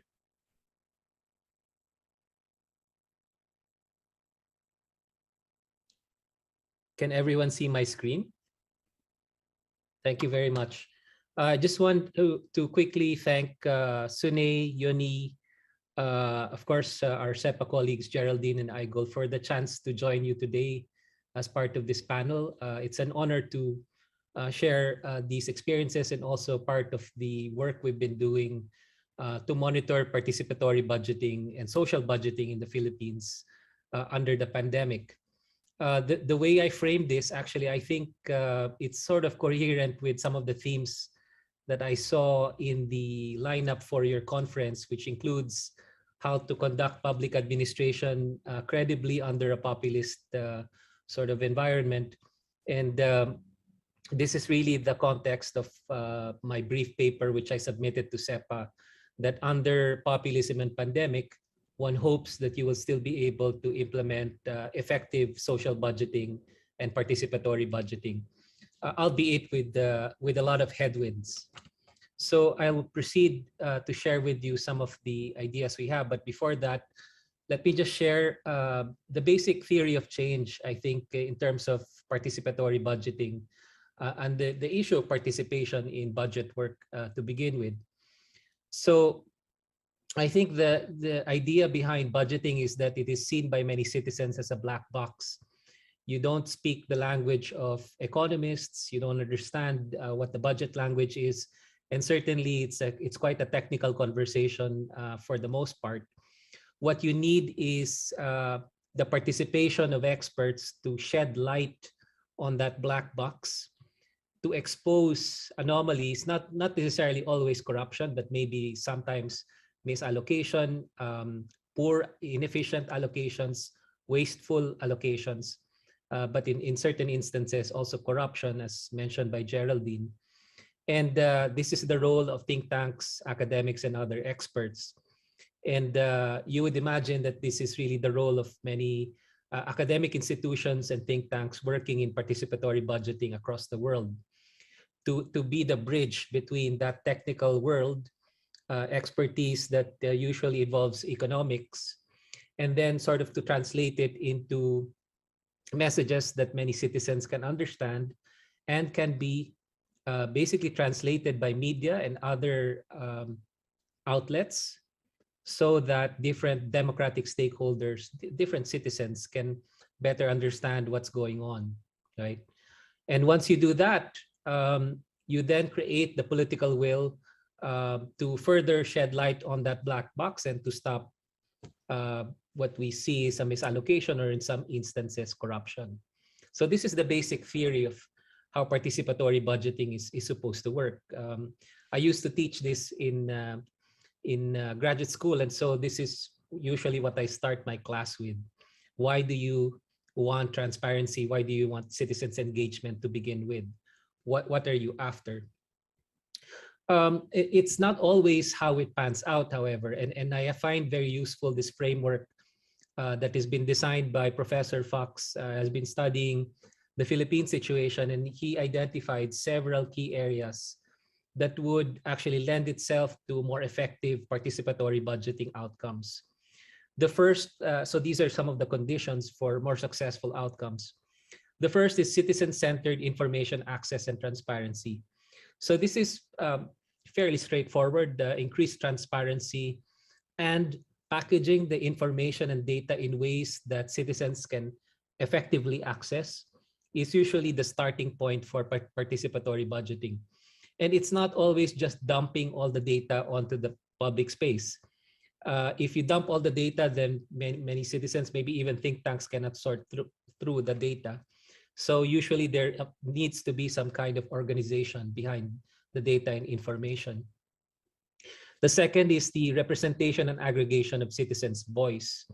So when you have the greater transparency, it would be good to also form coalitions, groups that actually can process that data and appreciate how exactly these groups are somehow affected by the budget allocations. And so it's not just individual citizens trying to figure out how they're affected. Usually the voice, the agency is strengthened by actually grouping citizens into sort of like-minded groups or interested groups. The third, and it's in red because later I will explain to you that this is where some of the budgeting work in the Philippines still has a long way to go, is a minimal constraints on voice and the absence of fear of reprisal. Meaning that if you speak up, you're not going to be punished, you're not going to be discarded and not not listened to, so that the voice can then be translated into action if there will be minimal constraints on it. The fourth is clear accountability goals, such as reactive and preventive policy responses. So these are the rules and the institutions that frame the possible policy responses to what is exposed. So if what is exposed is a misallocation, then ideally there would be rules and protocols so that the misallocation can be corrected. If what is exposed is a corrupt practice, a practice that needs to be stopped, then hopefully there will be accountability mechanisms that allow for institutions to respond so that you can stop those practices. And finally, the state's capacity to respond, the actual capability of the state to respond adequately to the citizen's voice, also referred to by Professor Fox as the teeth behind participatory budgeting. So the teeth behind participatory budgeting, and the reason why you speak up, is because there will be action afterwards. So if you expose something that needs correction, the general expectation of many citizens and many groups, many think tanks, is that you will trigger the institutional responses of different agencies that are part of the accountability mechanisms that will follow through on correction. So I put the last three in red. So in a nutshell, my presentation to you today focuses on the progress of the Philippines on the first 2 points, but also on the challenges that we still face on the last 3 points. So on the first 2 points, let me just share with you some figures, some narratives. One is to change the political landscape into a landscape that is, so the culture of policy making in the Philippines, what we've been trying to do is to make it a more open culture so that there's greater transparency and a welcoming environment for participatory governance. The progress on this part has actually been quite impressive in some fronts, notably in public finance, not always quite effective in other fronts. So there is now greater transparency, for instance, at the local level. Part of it is the image that you're seeing right now. This is a municipality in a southern province in the Philippines. It's in Mindanao. And this is one citizen who is looking at before and after pictures of roads, bridges, public infrastructure projects, which are then detailed on, if you will see in the figure, the left side, there will be numbers, right? The basic accounting, the balance sheets for where that municipality spent the money. So this particular municipality to me is really trying to live up to the spirit of transparency, because the requirement of our government was to publish the accounting figures, which is what you see on the left of this man. But what they did was they took pictures also so that citizens better appreciated before and after sort of shots of basically bridges built, roads built, markets sort of built, and they better appreciate where the money actually has been allocated. So this is part of the transparency that is being, the transparency culture that is being pushed in many parts of the country right now. And it's welcome progress. It has been ramped up even before the Duterte administration, during the Aquino administration. And it is something we hope the Marcos administration will continue, in this very basic, a transparency at that local level. So this is part of the localization of transparency and participatory governance that we aspire towards. The other part of it is at the national level in terms of the overall budget transparency. And the Philippines has been ranking really well in terms of budget transparency, and the International Budget Partnership indices on budget transparency that we have been measured against. So compared to many other countries across the world, in 2017, there were about 94 countries, almost 100. Philippines actually ranks very well in terms of overall budget transparency. And we continue to rank among the highest in Southeast Asia in terms of that kind of transparency. And this is something we hope this administration will also keep on the path and continue. So this is immediately before the pandemic. These were some of the indices. Of course, the indices during the pandemic, it was difficult to sort of measure all of it. But for the most part, we have been aspiring towards greater transparency at the overall national budget making level. So here you'll even see that in Southeast Asia, Philippines is actually one of, on paper at least, one of the most transparent in terms of our budgeting and participatory budgeting processes. Here's where the challenges come in. And of course, I came to talk to you today about some of where we are succeeding and also where we still need to put in a lot of work and a lot of reform. One aspect is in terms of that third point, which I mentioned earlier to you, that framework of Professor Fox, the actual ability to speak out, speak truth to power, and not fear reprisal. And unfortunately, under the populist wave, there is a growing perception, and this is based on surveys of citizens, that, and in here I'll just read it, it is dangerous to print or broadcast critical views of the administration, even if it is the truth, right? So you'll have a bigger and bigger share of the population across these years, 2019 to 2020, immediately before and into part of the pandemic, that there is a growing concern that media is self-censoring, not necessarily being hard-hitting, not necessarily being critical of government because they fear a response, right? And so this is part of the challenge, I think, under a populist wave, that there are legitimate governance concerns with many media issues. And media, just like any institution, also needs to uphold accountability, credibility, transparency, and all of these other things that preserve the trust in these institutions.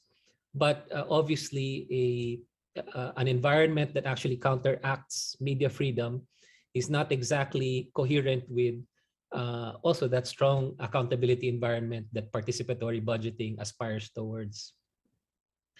The other, of course, factor that became, so that's one of the factors, but the other factor during the pandemic is that many Filipinos, we have the unenviable sort of track record of being the country with the longest lockdown in the world in the past 2 years of pandemic.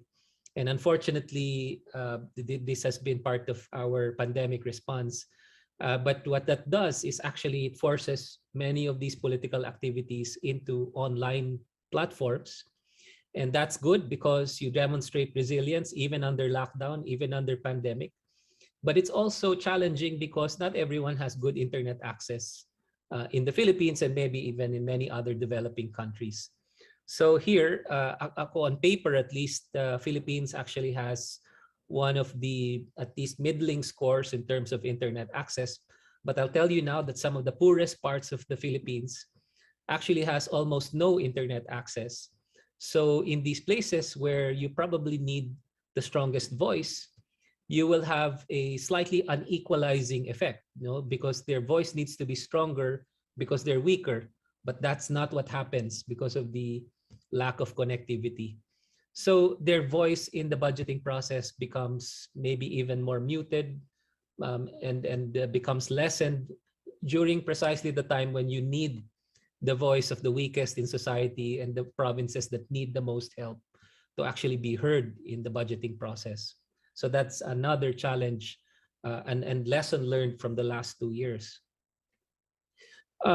Now, there has been good efforts at localizing and institutionalizing participatory governance.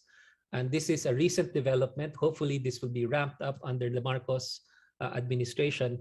But one of the challenges of participatory budgeting is that you don't have disaggregated metrics on whether and to what extent you are progressing in participatory budgeting.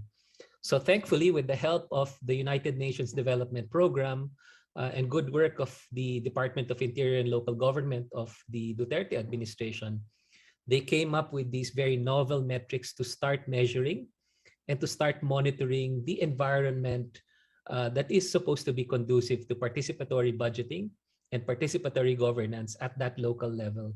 So you'll have the international budget partnership measures at the national level and at the national budgeting level process. This one will actually roll out at the local level and sort of establish that also for that level of governance.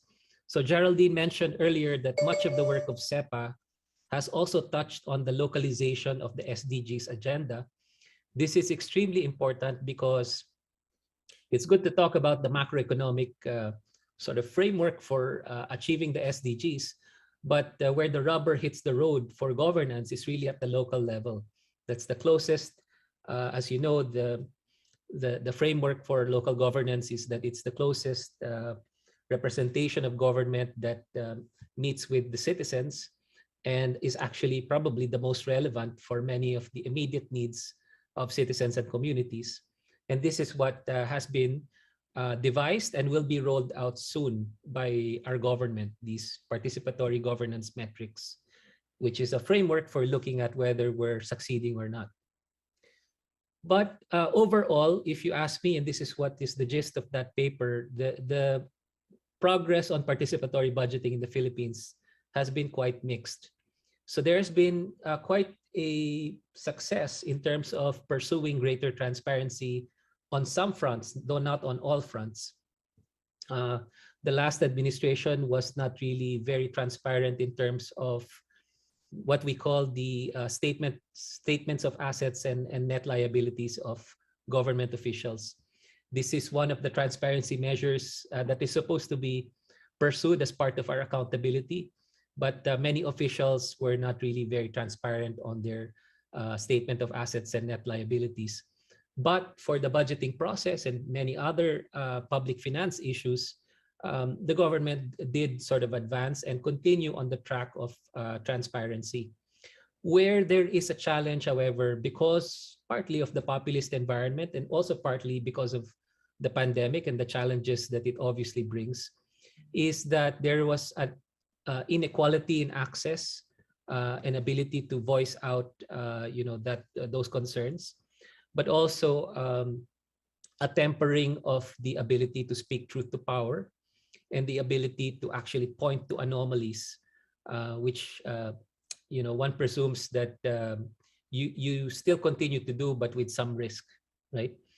And here, some groups in the Philippines, and this is why I said promise, despite pandemic and populism, many groups in the Philippines, particularly youth groups, I should say, are very much engaged and still engaging the budgeting process in sometimes in a very technical way, reverting to massive data sets made available by the government, processing this, and then revealing actionable reform areas so that they engage based on this data access and savvy, I should say, communication of the findings from data analysis. So one of the efforts has looked at analyzing the pandemic response budgets of the Philippines the so-called disaster response budgets. And they were able to point out some issues in terms of parts of that budget that were not truly accounted for, or could have been misallocated into areas that did not really need so much resources. And in some cases, they were also able to point out some anomalies in terms of pricing. So I won't go through all of these details. It's in the paper if you're interested, but they look through the different contracts that were actually part of that pandemic response budget. So there were two main pandemic response budgets. One was in 2020 and the other one was in 2021. And they saw a lot of pricing issues. So evidence of items bought for up to 66 times the typical or median price for some of the budget items that were actually posted online, and that many of these citizens groups, led by very young people, I should say, were able to expose. So they started to expose this even as the country was under lockdown. And this is an amazing effort by these young people to try, and as I said, it's a black box. And if you data dumped all of it, you won't really be able to go through all of the information. So someone has to sift through it, understand it, and then sort of translate it into actionable reform messages after. And this is what this group has been able to do. However, as the title of that slide I'm showing you, excellent analysis and exposure on corruption and inefficiency risks. And then what? Once you have exposed this, you would expect agencies of accountability of government to step in and actually make strong corrections, but that is not always sort of what we observe. So I just wanted to share with you that one particular anomalous transaction was actually quietly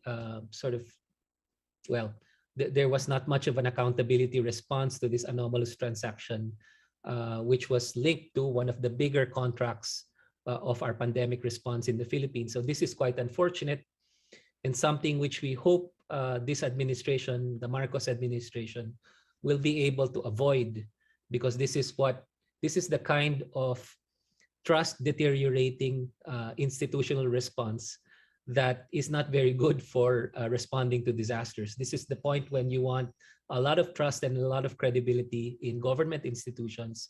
As Geraldine mentioned earlier, trust, accountability, credibility, these are the things that strengthen social cohesion during a pandemic response. And if you don't have that, then you have weaker social cohesion. And there's a very, very nice study in the Lancet that shows countries with weak social cohesion are the ones that actually suffered more during the pandemic.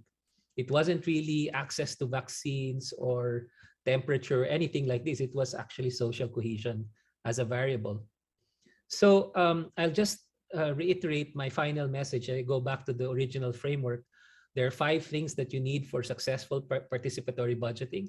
And the Philippines has progressed tremendously on the first 2 points. But under populism and pandemic, we have faced severe headwinds on the last 3 points, which we need to progress in. The hope is that we will be able to strengthen institutional responses over time as citizens are able to engage much more effectively, energetically, tapping many young groups in order to start correcting these last 3 areas. But right now, these are the headwinds we face in terms of participatory budgeting. With that, thank you so much for the chance to participate in today's panel. Thank you very much, Ronald, for sharing that. I'm sure everyone will agree with me that not only has it been an important intervention, but I think giving the overview that reflect on both the successes and the challenges has really made this real to the realities, I think, in many countries. And the point, for example, around the common success elements, and yet what the biggest challenges are, constraints, and so on. You know, the clear accountability goals on reactive versus preventative and so on, responsive of the state and its agencies. And that's not unique to the Philippines, Ronald. I'm sure you're aware of it. It's across the world. And I would argue both in developed and developing countries. And of course, worse so in some than in others, depending on systems. So I am tempted to go right ahead, as I had indicated, but I thought that if permitted and would like some guidance, should we not pose one or two questions before we take the next intervention? What's the view? Sune, I defer to you. I think we have time until 4 o'clock, and you can get a 1 or 2 questions if you want, or if anybody raises the questions. Oh, sorry, I don't see any hands on the screen or any comments on the chat as yet. And probably it's because I had reflected the sequence to be a little bit different. So that may have resulted in that. So in order not to disturb the flow, let me go to the next presenter. And before the observers come in, or probably led by the observers, I will then open for question. So Prof. Mendoza will ask you to keep your powder dry, but I am sure that even when we look at the open budget survey and we look at the region and the ranking, we may want to come back and again get you to drill down on why and how Philippines is so much higher than the global average on the open budget survey. I mean, it's really fascinating. So maybe you can comment on that point before we bring in our next speaker. Do you just want to briefly, I know you've reflected, you touched on that, but I'd like you to reflect on that a little more, yeah? Yes, thank you, Geraldine and Sune. Just very briefly, so we don't disturb too much the flow. The Philippines ranks very high because, well, of a number of factors. We are one of the first to actually engage in this open budget process. In fact, I think we are one of the inaugurating countries for the Open Budget Index. It was initiated by the Aquino administration and fortunately carried forward by the Duterte administration and hopefully carried forward by the Marcos administration. So I think because of that continuity, we are able to sort of build on the transparency over time. The transparency itself, the metrics have to do with a checklist, which include more participatory parts of the process, open to the public. The budgeting process, as you know, can be quite technical and extensive. And in the Philippines, it has a number of stages which welcomes public critique, public inputs, and the inputs of different democratic stakeholders. So, and this begins at the different levels of the budget, not just the overall one, but for the different sectors. So for education, for defense, for health spending, and so on and so forth. So it's quite a process, and it begins, I think, well, middle of the year, something like this, and ends late in the year. And it produces annually that very detailed budget book, which can be quite a challenge to go through.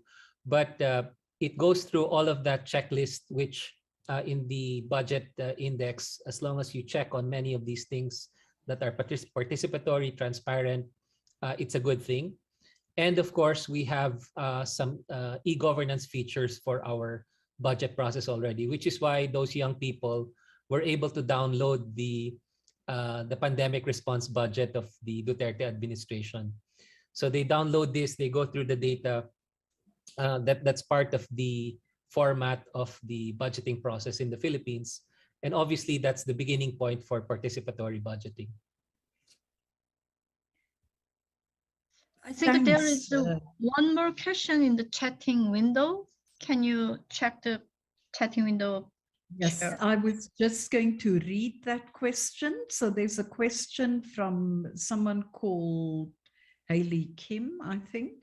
The question is, I was wondering how you get the vulnerable groups or the isolated groups to participate or hear their voices in the participatory budgeting. Would the Philippines have an initiative on this? And if not, how can the country get these groups to participate? Thank you, Haley, for that question. There are several ways to do this depending on where in the budget process you want them to engage. At the national budgeting process, usually you have any number of civil society groups and think tanks that can work with the different sectors so that their interests are somehow reflected in the comments and inputs on the budgeting process. So if it's a farmers group, fisher folk, homeless, there are different groups that are able to work with these citizens groups and are able to somehow translate that technical sort of knowledge into ways that these groups are able to appreciate, and so they're able to react to, and they're able to reflect their views on the budget allocations. That's actually very strong at the national level, I should say, because there are many well-organized civil society groups engaged in this.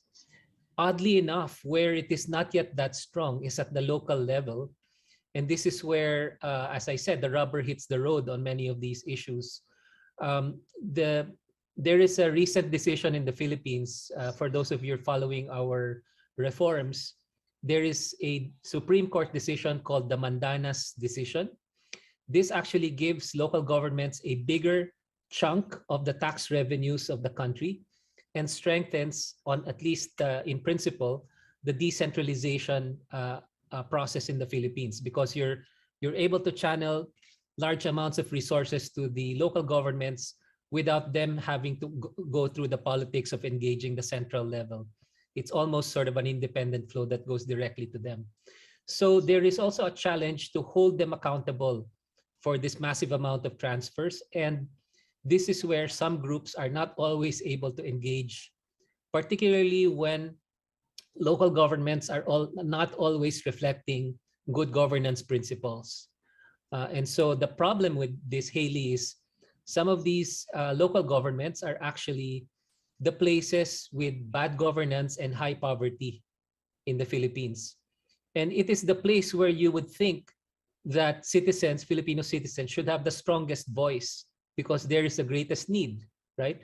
Unfortunately, because of the bad governance, it is not always welcome by some of these local government officials. It is also quite, for some of them politically risky, because the same thing that should make governance stronger, your closeness to local officials, is sometimes very intimidating, if you get what I mean. Because if they're not always reflecting good governance, then the fear of reprisal becomes sort of very, very real. So that's sort of the challenge there. Yeah, I've seen a further question coming from Keping Yao.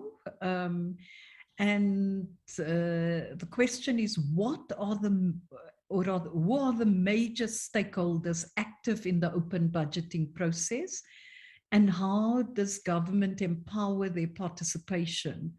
Also, the COVID funds are emergency response without due process in many cases.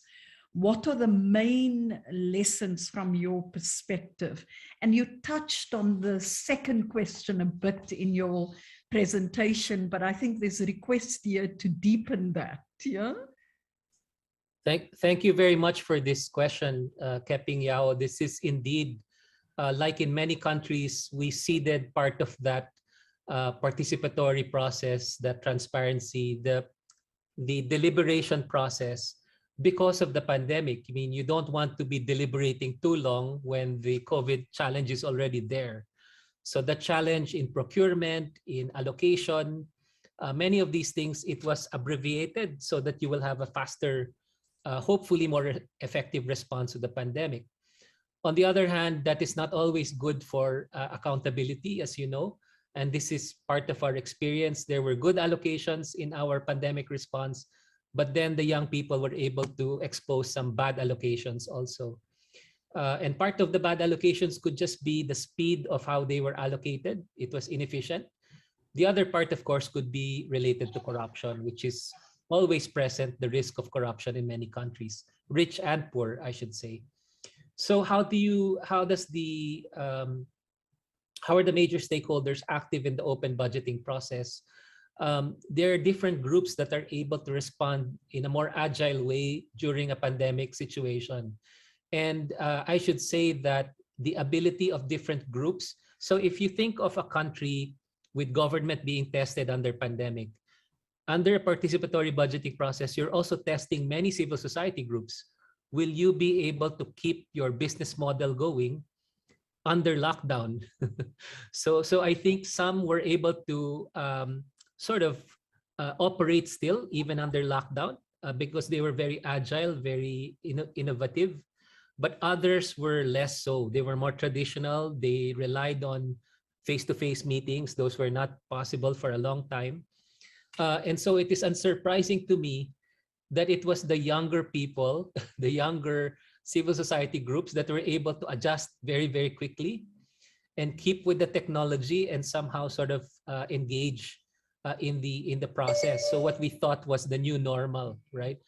And I think this is a lesson learned for agility of civil society groups, of NGOs. The ones that are able to adjust quickly, they are still in the game. But the ones who are not, they can be quickly left behind and become voiceless in the process. So I think the question then for government, if you are a reformist, is how do you preserve that ability, that agility, even among those who are weak, who have the least in society? Because you will have another pandemic, you will have another disaster.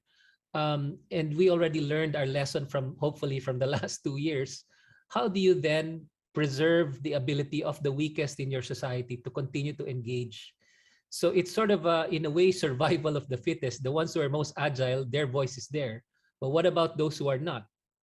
So I think we should have a very proactive policy or a reform process that actually takes on that lesson and gives a correction for that kind of unequal voice.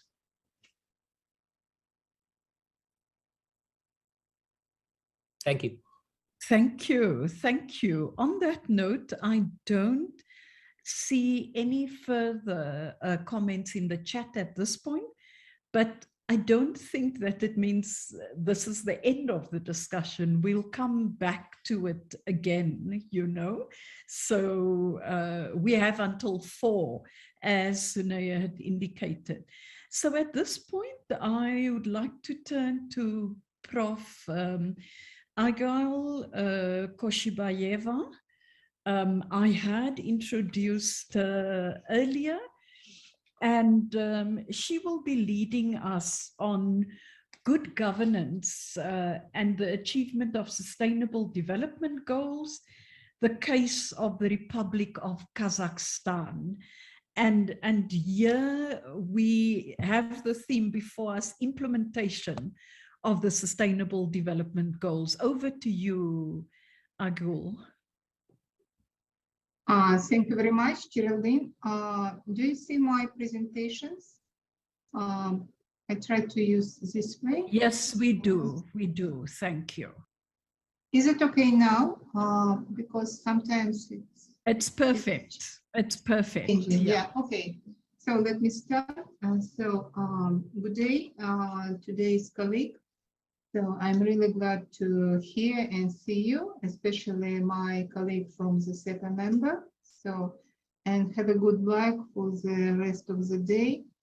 And let me share with some experience of the Republic of Kazakhstan in terms of how we can provide the implementations, or it's better to say the localizations of the Sustainable Development Goals using the principles of good governance.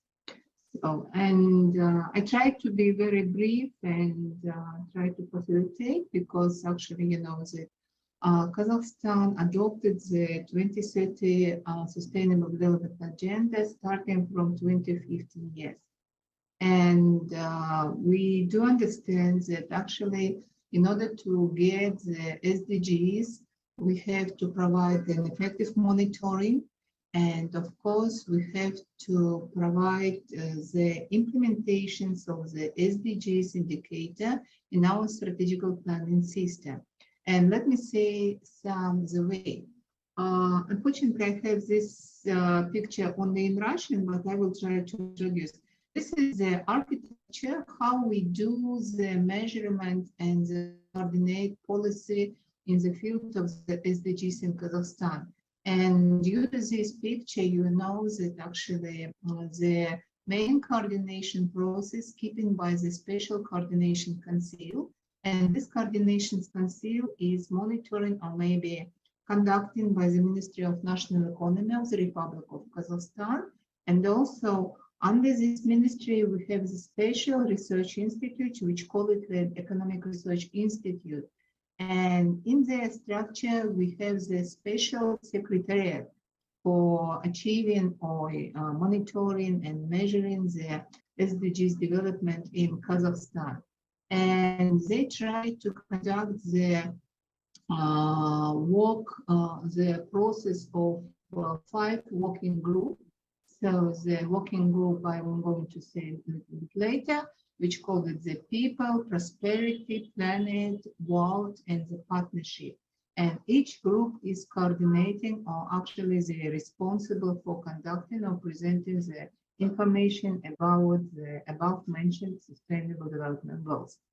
As you can see, there are 5 groups, and actually each group is conducted by one ministry, which actually give us the information that the government bodies, they really try to be involved for the measuring or localization of the Sustainable Development Goals. And actually, what I have to say, what are the main tasks of our council? It's the considerations and development of proposal in terms of the formation of SDGs, the considerations and development of the SDGs implementation. They have to participate in the formation of the National Voluntary Survey. And now I'm also involved into the working group, which preparing the second National Voluntary Survey of the Republic of Kazakhstan, and actually it's closer to complete.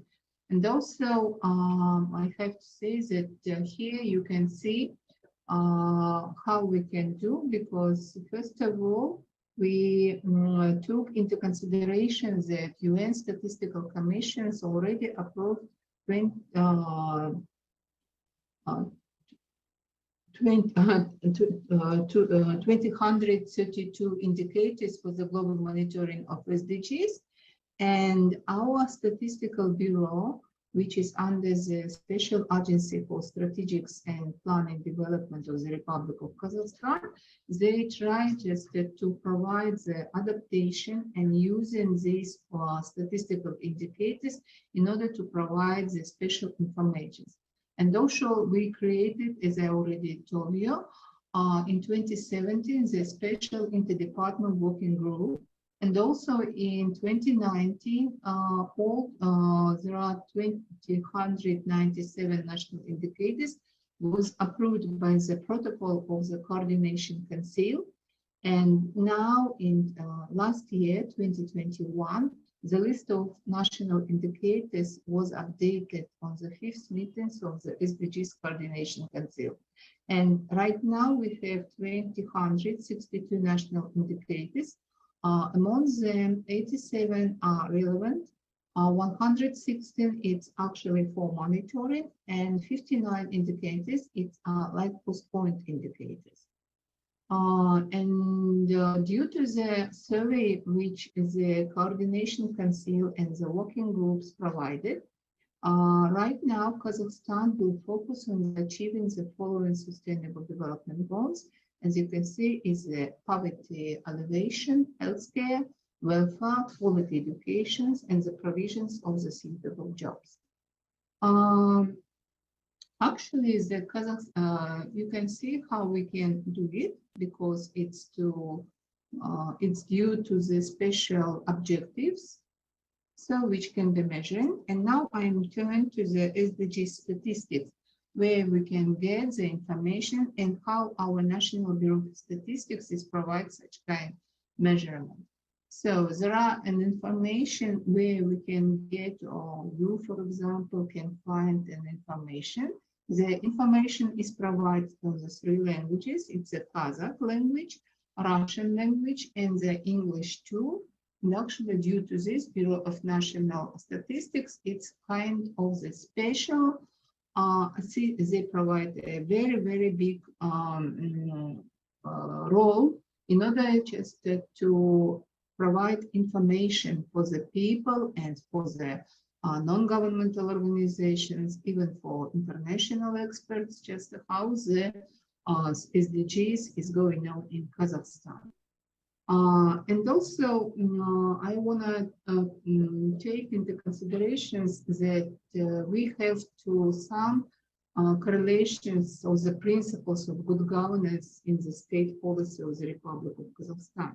And for example, if we took into consideration the principles of inclusiveness, and Geraldine already told about this, we know that this is one of the principles among the 11 principles in Kazakhstan. And I would try just to provide the interrelations with the state policy of the Republic of Kazakhstan, or how we can reflect, do we have a reflection or correlations between these principles with our strategical document. And among the strategical document, I put into consideration the concept of the development of public administrations of the Republic of Kazakhstan till the year 2030. And for example, in order to get the principles of inclusiveness, I found that we use the principle of hearing public administration. And it was already just written in the concept. And among them, there is a task 1, which has the system monitoring and analysis of the operations of direct and feedback channels with the populations.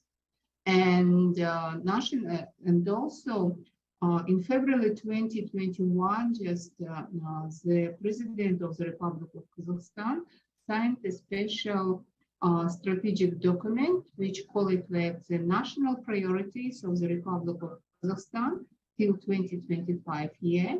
And among them, you can find that one of the, among the priorities, just as we have 10 priorities, and one of the priorities is the direction 1, citizens' well-being. For example, and direction 3, it's a strong economy. And today we also had mentioned about the strong economy. It's one of the sustainable cases or sustainable base just for development or achieving the SDGs. And actually, we already have such kind of calling in our strategic documents. And if we turn for the SDGs development in Kazakhstan, for example, I want to take into considerations, for example, the goal number 4, and what kind of progress we have already in the quality education. And for example, if we try to find the rating of the Republic of Kazakhstan, and according to the UNESCO Education Development Index, Kazakhstan has been among the top 8 countries in the world for the 10 years thanks to its high rates of primary education enrollment, adult literacy, the proportion of students reaching grade 5, and gender inequality. And if we have about, for example, this one number, we are really closer to the 100% of the citizens aged 15 and overweight in terms of the literacy. And also 98.5% of children aged 3 till 6 years, they have an access to the educations, I mean the primary education, and a high level of provision at the secondary education level. This figure stands at the 98%. For example, the National Bureau of Statistics, in order just to provide information for sub-targets like the 4.4 by 2030, substantially increase the number of the young and adults who have relevant skills, including technical and vocational skills for employment, the same jobs and the entrepreneurship. We do provide the special measuring about the digital literacy among the population. And you can see since year 2017, and right now we have statistic for 2020, just this number increased from 77% to 84%, for example.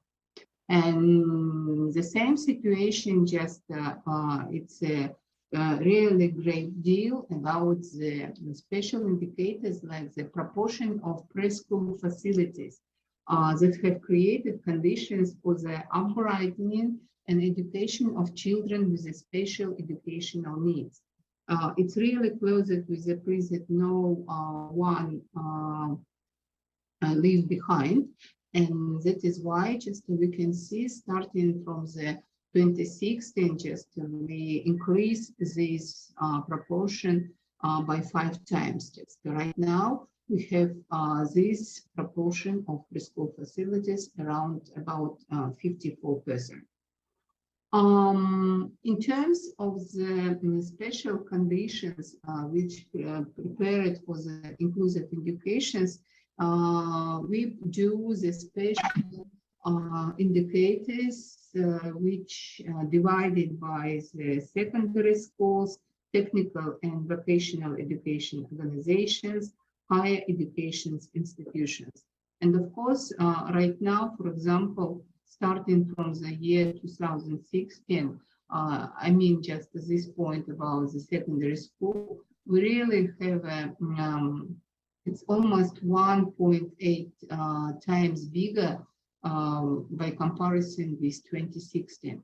And the same situations we have increasing in terms of the higher educational institutions because it's almost 5 times increasing starting from year 2016. And also one of the important educations, because right now Kazakhstan adopted a special state program and actually provides the implementations like digitalization.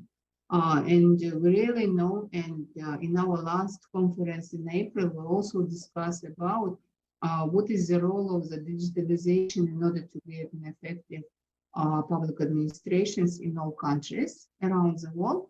Actually, the Kazakhstan also trying to involve for this process, and we do understand that we have to, first of all, pay attention for the quality educations. And if we had about, if we turn for these indicators, you can see that we starting from the classrooms in the secondary schools, which have to be equipped with the modern equipment, so the statistically, it's really impressed because just compare numbers for 2019 and 2020 because in percentage times, just we have right now 68% in comparison with 2019 when we have only 11%. And actually, it's also provide and special information how we're trying to use the access to the internet in order to be involved for the process of the digitalization too. And one of the important role, and also I'm not going to stop for each girl, but for me, because I'm a woman, actually. Sorry to interrupt, Agu. I miscalculated time and really didn't moderate very well. So we only have 5 minutes left for your presentation. It's because enough. we stop at 4 o'clock Korean time, and I think I looked at the wrong clock here. So apologies. Yeah, Mendoza was luckier than me. I'm sorry. Yeah. Okay, but actually 5 minutes is okay, but I'm going to stop within 2 minutes. And actually, what I have to say about today's situation in Kazakhstan. And actually, you can see that we have a lot of opportunities just to provide the special measuring for the situation on each SDGs. So, and I'm not going to stop for that. And actually, I'm going just to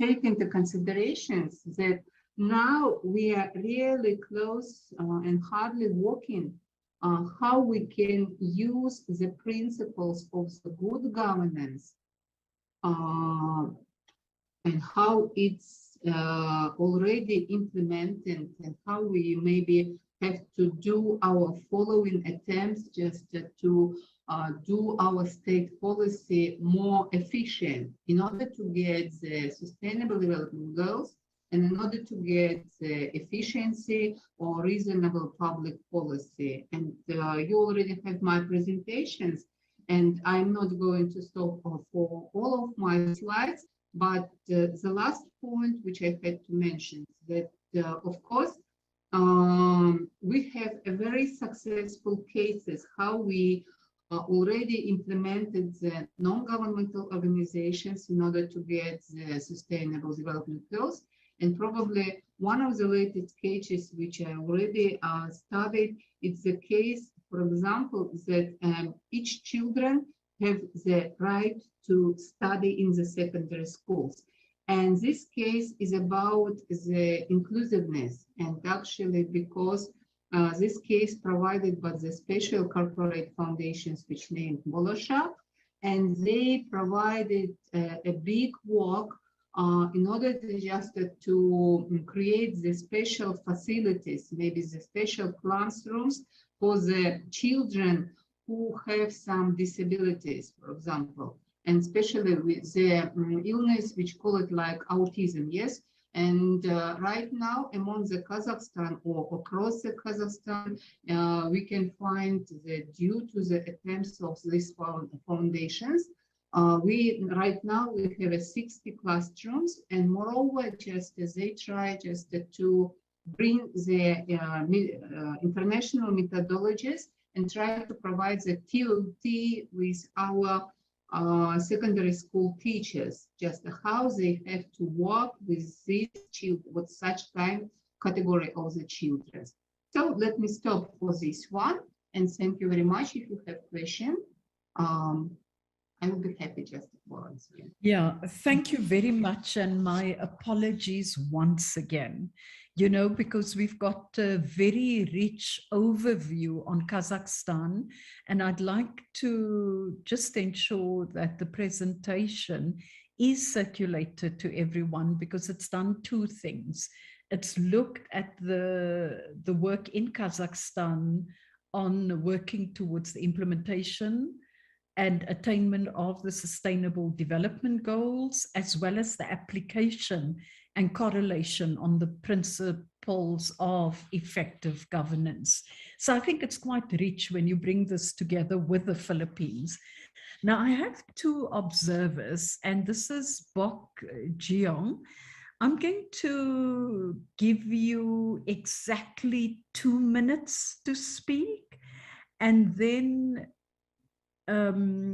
Yonbyo Elena Cho. Can I, each one just 2 minutes, because that's all time we have.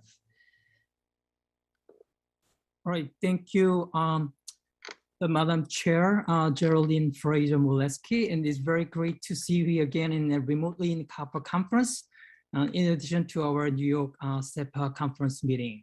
And I would like to thank also Professor Park for organizing this very meaningful session with SEPA committee members and extending with our invitation to other SEPA committee members.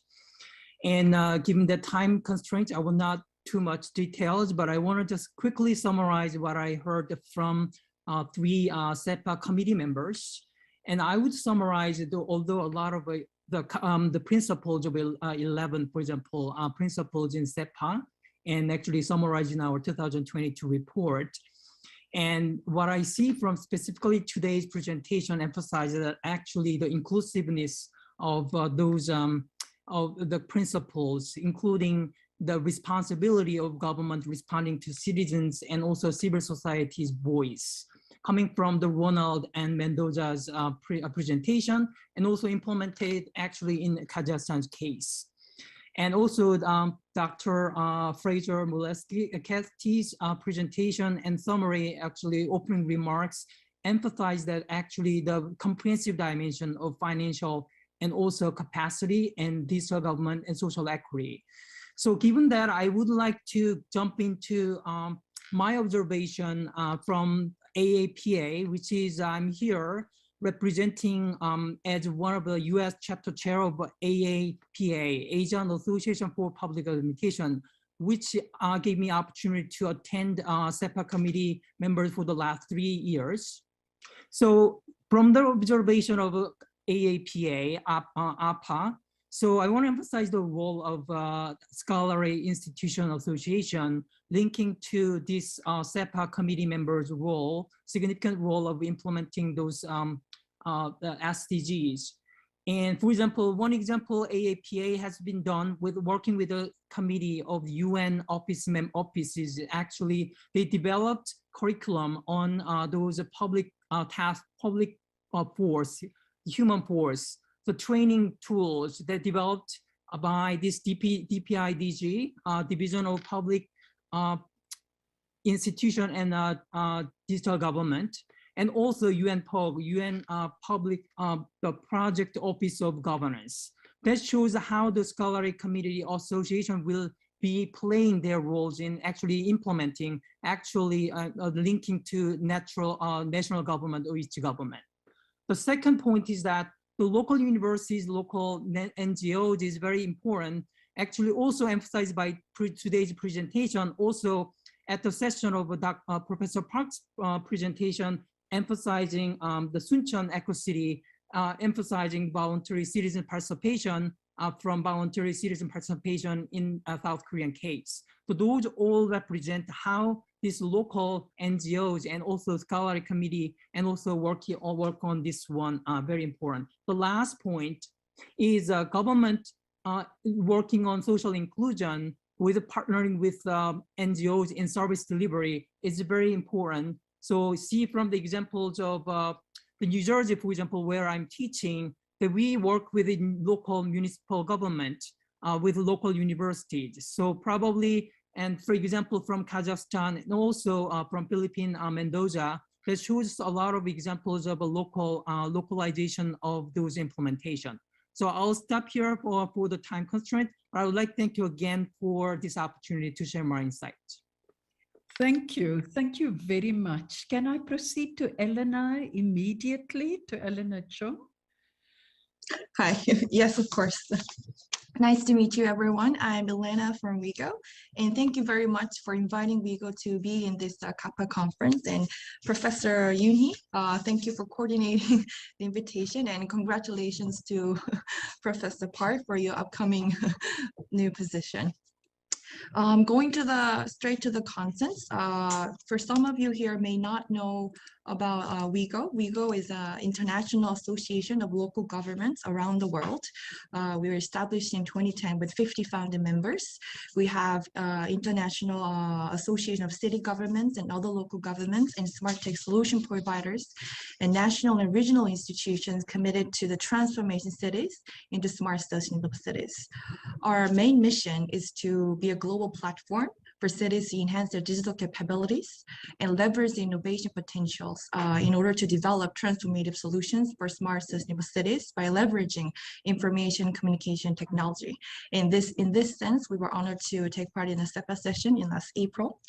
And coming back to our presentations today, actually, we have Manila as one of our partner member city. As well as Kazakhstan, we also have Nur Sultan and Almaty as our member cities. It was very interesting to hear from Manila and Kazakhstan of the things that they're doing in terms of citizen participation and SDG-related agendas. In Smart City, we work with 200 members around the world, and a lot of the comments that we are receiving and the focus for Smart City development now is how smart cities should be driven by citizens, and especially not just planning stage, but also in the decision-making process, that citizens should be involved in making decisions relevant to their development of the city, the neighborhood that they're actually living. And in this aspect, I found the budgetary participation system by Professor Ron Mendes very interesting. And as our WIGO secretary is based in Seoul at the moment, and Seoul is actually functioning as the President City of our organization. And we also have a very similar program called M-Voting. We also have a budgetary voting system where citizens participate to execute some portion of city local government's budget into policies or projects that they actually want to execute. So in terms of transparency and the method and the highlights of getting citizen participation included in the decision-making process, I sense there are a lot of similarities. But in that sense, we also had some challenges in terms of introducing this project overseas and to many other cities. So I would like to address some of the challenges that we had and how we can be connected to your project in the city. One of the issues that we had was 60 seconds. I'm sorry to push you. 60 seconds. Yes, it's about the participation rate and how we can encourage more people to take part in this wonderful system. We do have a good system, but way to promote it so that more participation from citizens can be encouraged. And also you mentioned about the critical part about people not worrying about indicating their preference on which policies is recommended from the people side. We also have similar concerns, especially we use application where they actually show which kind of policies we are voting for. It kind of relates to their opening their ID in terms of sharing the actual preference over certain policies, and they're worried about censoring their own preference using this internet platform or even application, because it actually they can track down who's voting for what in the end. So in this sense, how this kind of worrying concerns within citizens in the city is overseen from the public side, and how we can be overcome these concerns, how can we answer these kind of concerns the citizens have in order to encourage more them to take part in this participatory system. Thank you. Thank you very much, and thanks for accommodating us with this time constraints. Uni, I wonder if I can call on you to make a comment in the last minute or so.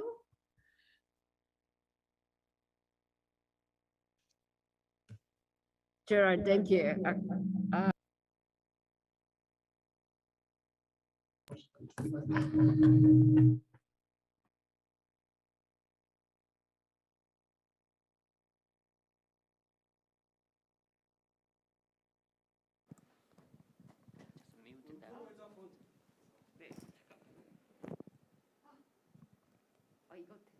Hello?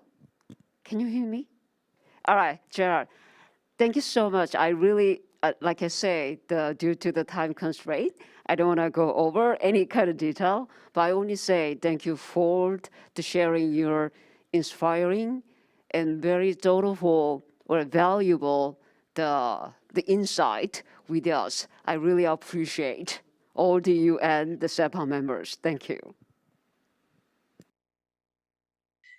Thank you very much, Sune. I'd like to say thank you to all the panelists. Obviously, to my fellow SEPA members, a special thank you to you. To the observers, I'd like to say thank you.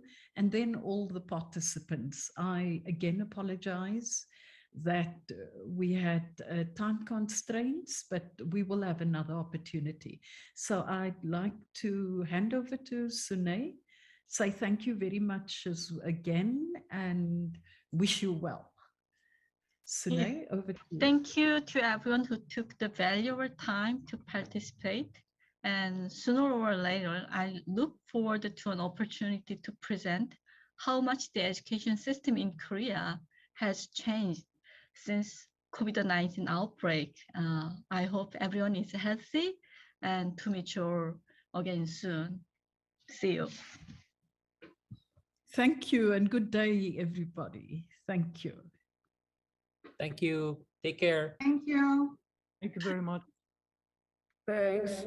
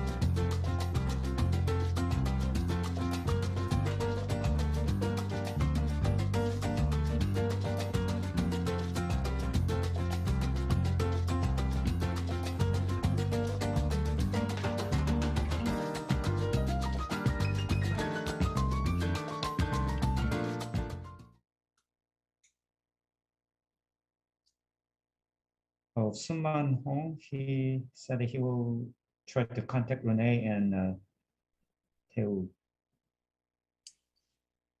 So basically, three presenters, as I mentioned in my email yesterday, 10 to 15 minutes, and then discussion probably 7 minutes around.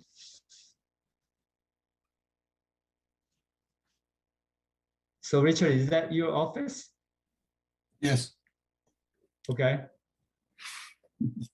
Well, you can't quite see out the window. Have a nice view of the mountain.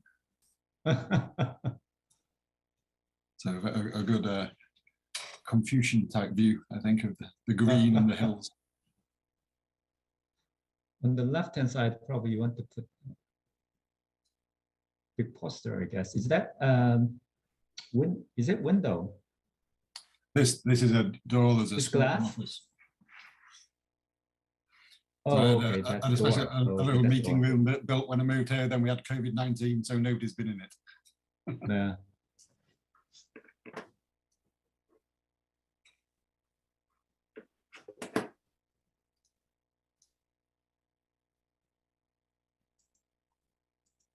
So actually, the session is in Yosu, which is beautiful city. Actually, that's the.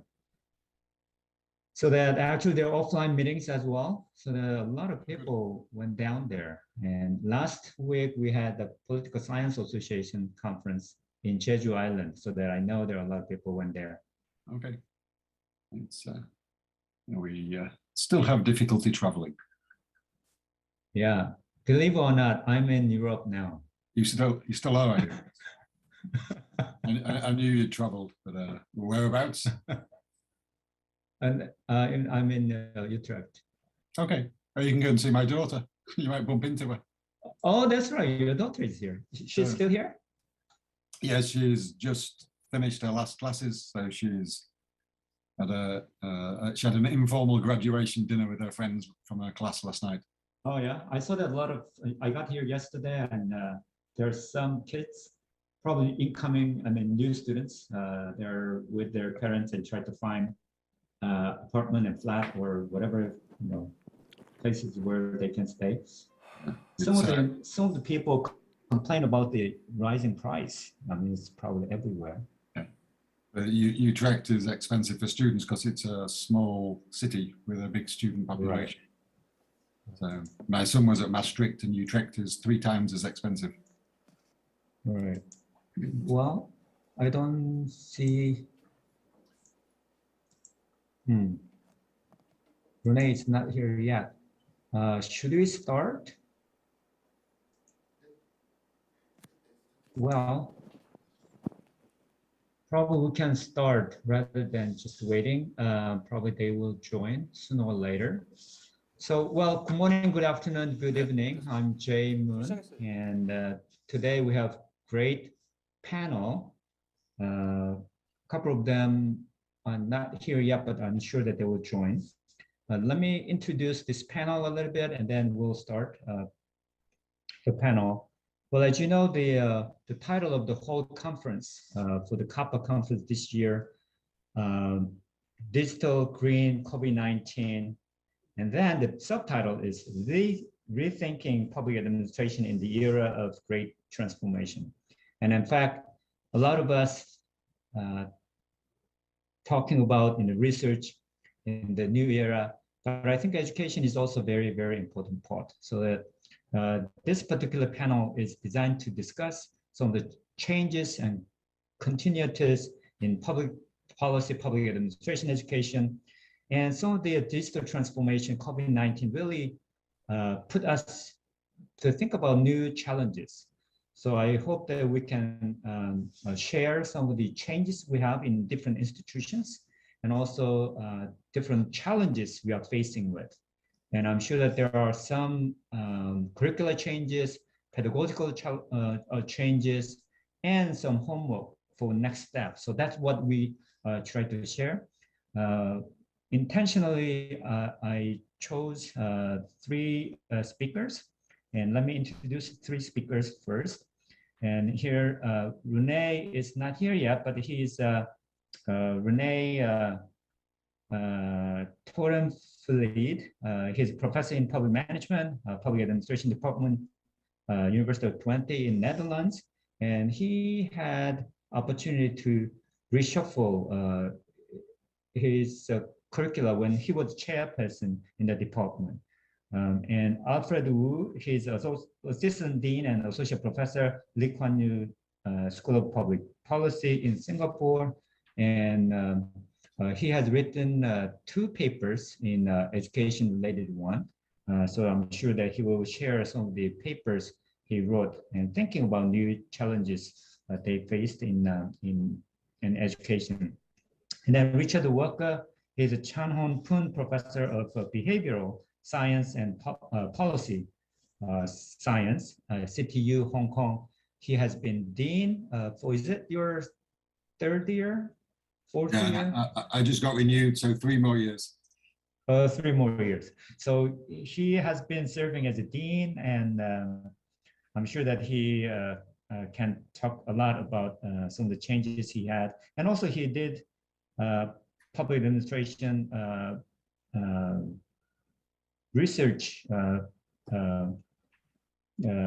bibliometric analysis, so that there are a lot of changes he looked at, looking at different publications in journals.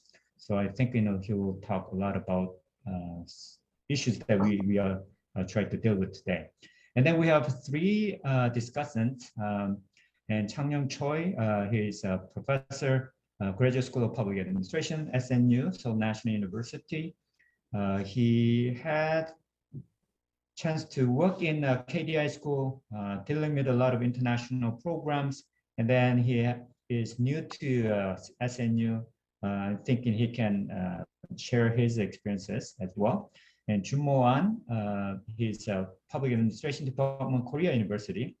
His background is technology management, and he taught at Seogang University, focusing on technology management side, so that digital new challenges, and I'm sure that he can share us some of the his experiences and his thinking. And the last, of course not the least, discussion is Tae Nam. He's a chairperson of Public Administration Department, Seungkyunkwan University.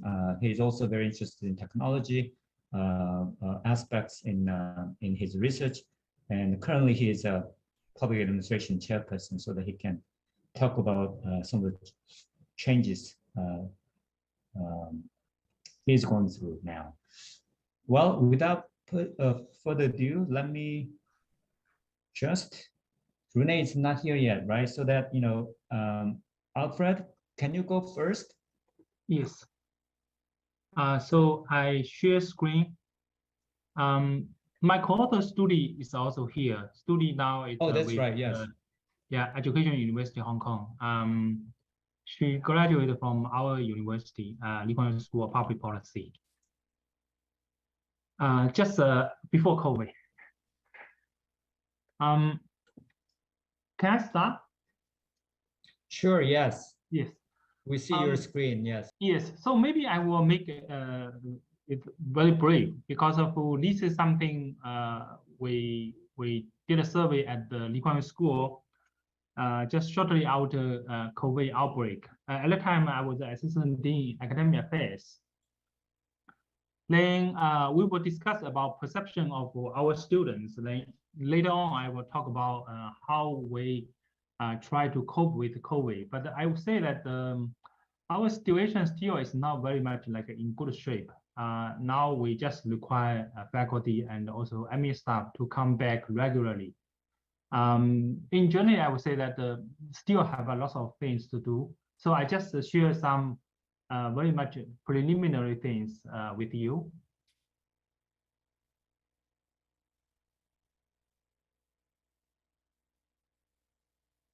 So at the very beginning, we try to know that when pandemic happened, how students think about online education.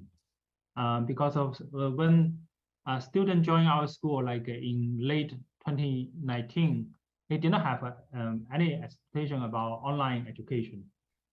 Because our school, we have a lot of informal sections to bridge students and the gap between student and also practitioner, and also including regular academic faculty. But under COVID-19, we had to move to online mode. So we tried at that time. We did a 2-round of survey. The first round just after a circuit breaker. We actually it's lockdown in Singapore. Then we had another one. Another one at that time it was new student. So new student already get used to online learning, so they are much better. So I just want to share with you, we have a so-called emergency response. It means that around March 2020. Then we have another cohort of student starting from August 2020. Very small sample, so I just, it's not very much like rigorous academically in terms of analysis, but the issue is we do want to draw some lessons. So now the paper R&R somewhere. I want to show you the result. Results much more meaningful. This is under emergency. The first one under emergency. Second one is plan. When students came to our school, they already know that we will go through online education. So this question is talking about participation and engagement. You can see at the very beginning, emergency status, student engagement was quite low. I would say that at the very beginning, some faculty also did not know how to engage students. Some faculty just read out slides, then student maybe just strip off the camera, they do whatever they want. And also some students, even when I was offer a lecture, someone was trying to review my teaching. They thought that one of my students actually playing with a cat. Then the reviewer actually wrote down saying that one student playing the cat. But basically for me, I don't know who actually is playing the cat. So we don't have any idea at that time. It's just suddenly then we need to go through online education. But the second one, when we have very much plan for online education, it was much better. Engagement level increase, but we still need to understand that the students still not really appreciate that. Many students still resist online education. Of course, because we all are in higher education sector, some students also talk about, can we actually get back some money? I guess every university face the same problem. Second one is talking about the fellow classmates. Many of our students came to our school, they want to learn from peers in addition to faculty. Because our peers, particularly in Singapore, they are like a middle level manager, like associate director, some are director. So many people like from a student from China or from India, they want to learn from the fellow classmates. But the problem is when COVID happened, they didn't have the chance. So in the first the first survey, you can see that a lot of unhappiness there. But the second one, I would say that also not very good, slightly better. Then they talk about communication with faculty. In the past, the faculty always will stay in classroom. They have a lot of communication. Then canteen is nearby. We always chat. But under COVID, you can see that the communication with the teachers will be much more difficult. A lot of teachers just finish class, then run back home. So it's some sort of unhappiness among students and also faculty as well. Some faculty want to talk to students, but we do have lots of COVID restriction.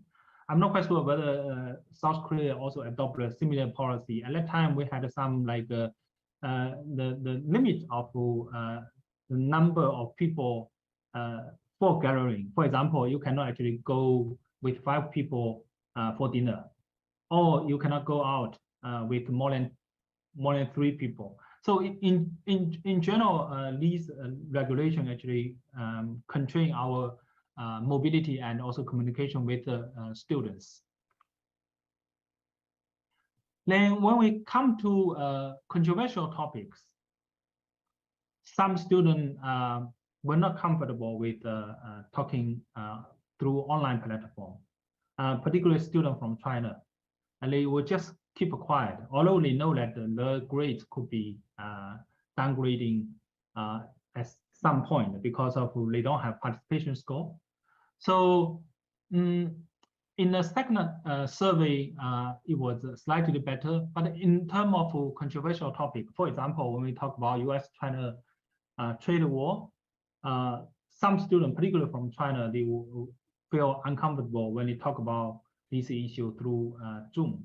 When they were in the classroom, it could be very confrontational, but in the meantime, they talk. But under COVID, we did realize it's a big problem. So in generally, I would say that when we ask a student, number one, they have a lower willingness to participate and engage in online class activities, unless they trust professor a lot. So professor need to spend extra time with them, like having dinner together, then let them know that the professor have a fair position. In the meantime, they also have a lower level of interaction with classmates and also less effective communication with teachers. But the problem also not actually lie in one part. Sometimes our faculty also have problems. Some are too worried about COVID, so they never actually come to campus. So students never see real professor. They only see professor online. So also because of this kind of environment, people talk less about very much controversial topics like inequality or something like a religious harmony or something about China. So because of self-protection, people just worry that someone will spread the information or out of some purpose. But we do find that our school, particularly graduate level public policy students, they really appreciate informal conversation. They really want some sort of theory and practice, and also these all teaching content could be related to the real world. So they really appreciate that you can help connect them to like some government agency. So some faculty like myself, I also try to invite much more people through Zoom to talk to them.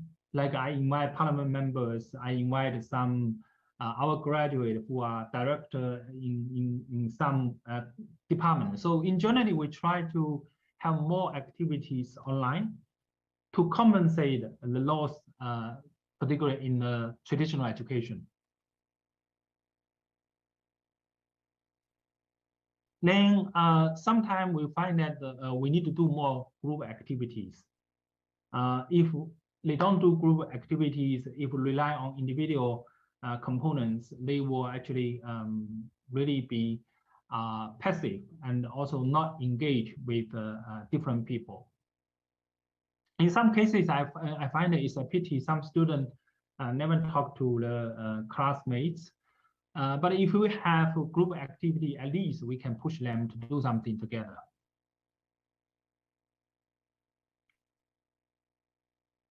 Study at that time also helped me on some modules. We try to have different activities and then try to bring people together. Then we need to design something like a TED Talk. We try to let students show off the knowledge and also the experience. Then we also try to use some online games to keep a student engaged. And also we use online discussion forum. Of course, online discussion forum always is time consuming because if you put something online, for example, in our own system, some students will be very active, like 1/3 will be active, but the rest of them will not be active. Sometimes faculty always need to be very engaged. For example, like when I read some very interesting article, a newspaper article talking about public policy, I will post in the forum. Then I will send an email to everybody saying that, oh, could you have input? So in general, I would say that our our energy with teaching will really increase during COVID-19. Then you don't have much time for other things. We also try some other resources like a podcast. Students do that. Actually, students make some very good podcasts, particularly when they try to talk about their own stories, share their own experience. Then our school enable them to have some podcast. Actually, it's quite successful because it can reach audience beyond our school. Here we have different things. We call it adequate SPP practice. We try to encourage best practices about online education. We have one called Teaching Excellence Committee. We try to reward some people who are very much innovative in terms of teaching online modules. So I would say particularly some senior faculty, some older folk, they are very much lagging behind in terms of online education. They could not adapt at the moment. But sometimes we also need to send a note to them. Then if they have any inquiry, we discuss face-to-face. So we introduce co-teaching in core modules. As I share with Professor Moon, we have 3 group of people, public management, econ, and IR. So we try to have different expertise in one module. For example, policy analysis, we bring in public management people and econ people. Then we in different fields, we do have different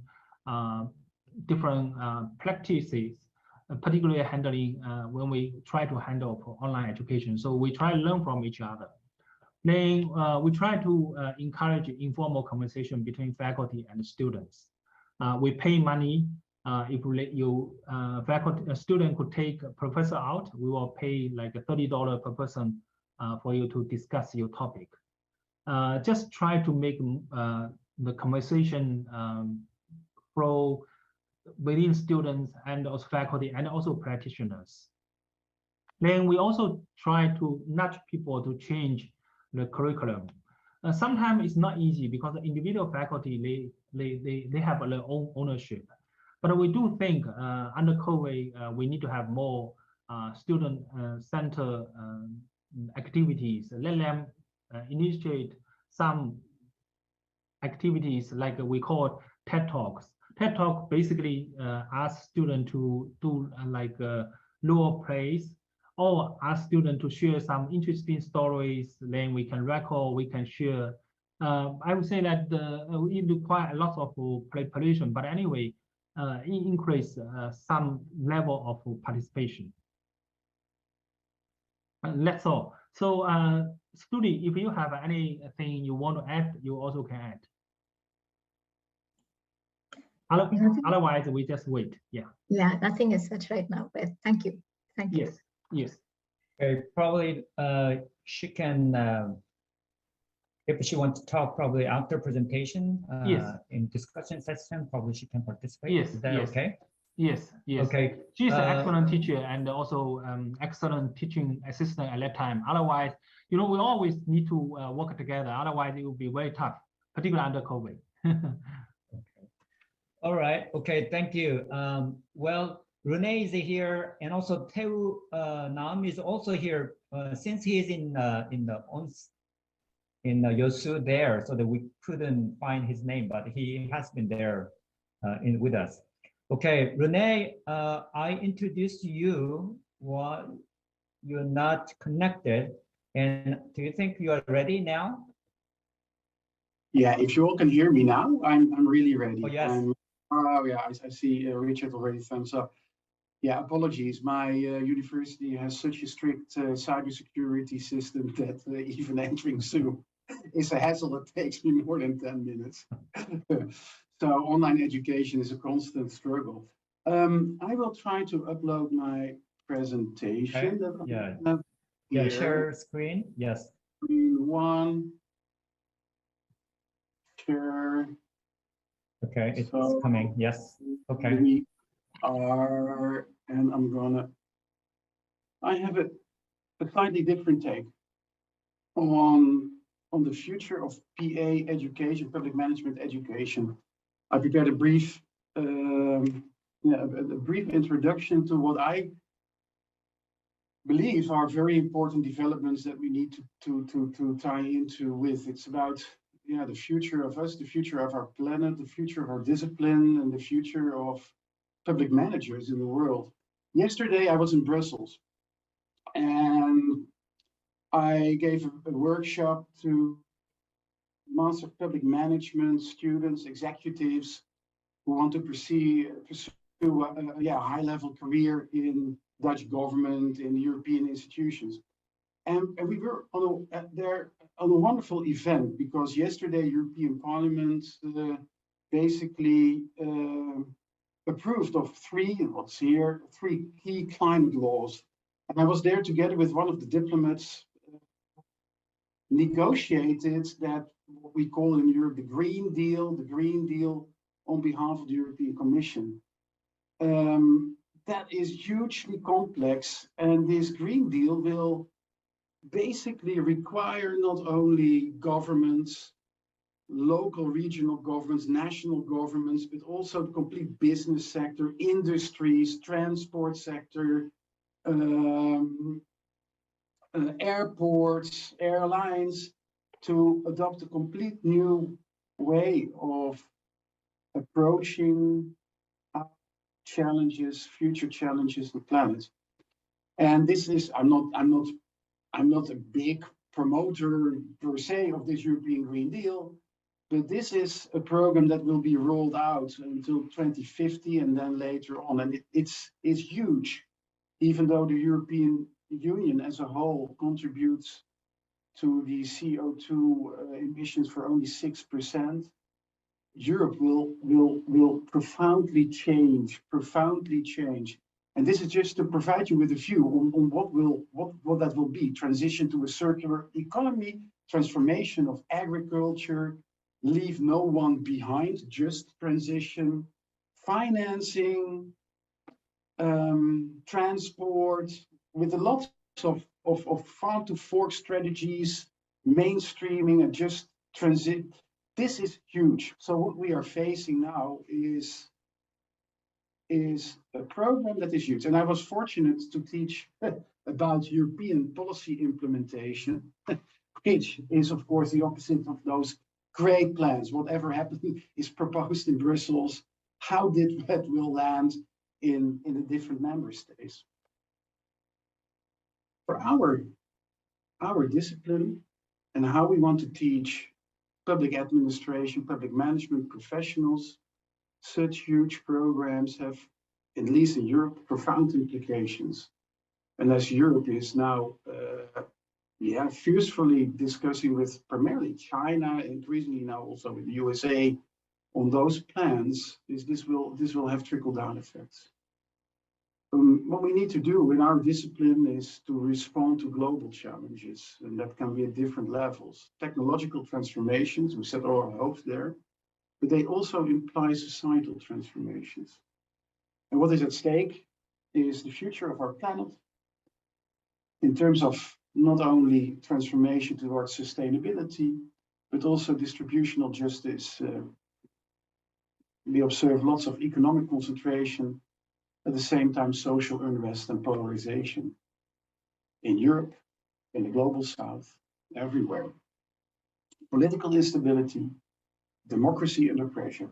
Now, we are not political scientists, but these are really important developments that we require us as public administration, public management scholars to recalibrate our disciplinary approaches.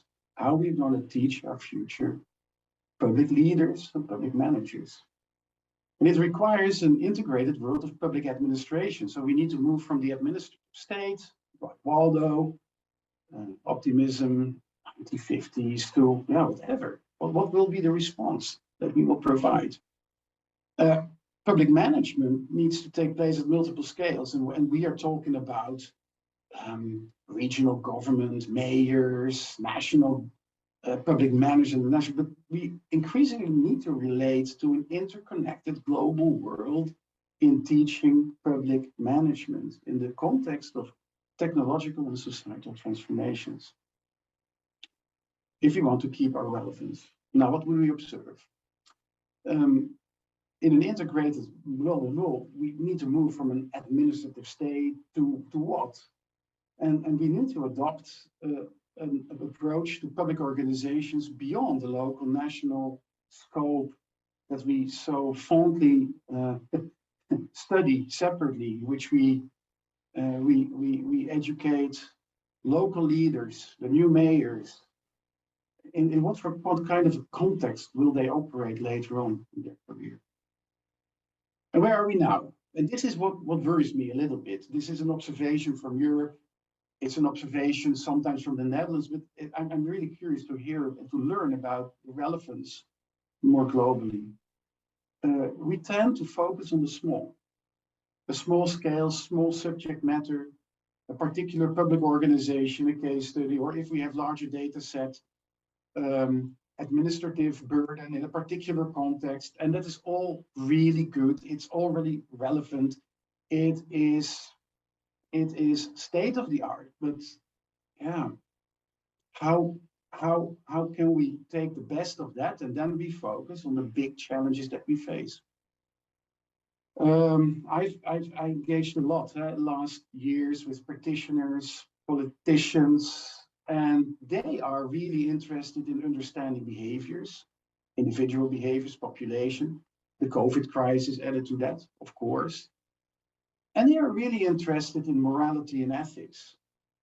But the political administrative institutions, the public organizations behind those behaviors that transform the morality and ethics, that develop new norms, they are left behind, at least in the attention of the practitioners. So I'm worried, at least for my country, for Europe, that there is a cleavage between a focus on the individual behaviors and the grand norms and normative frameworks.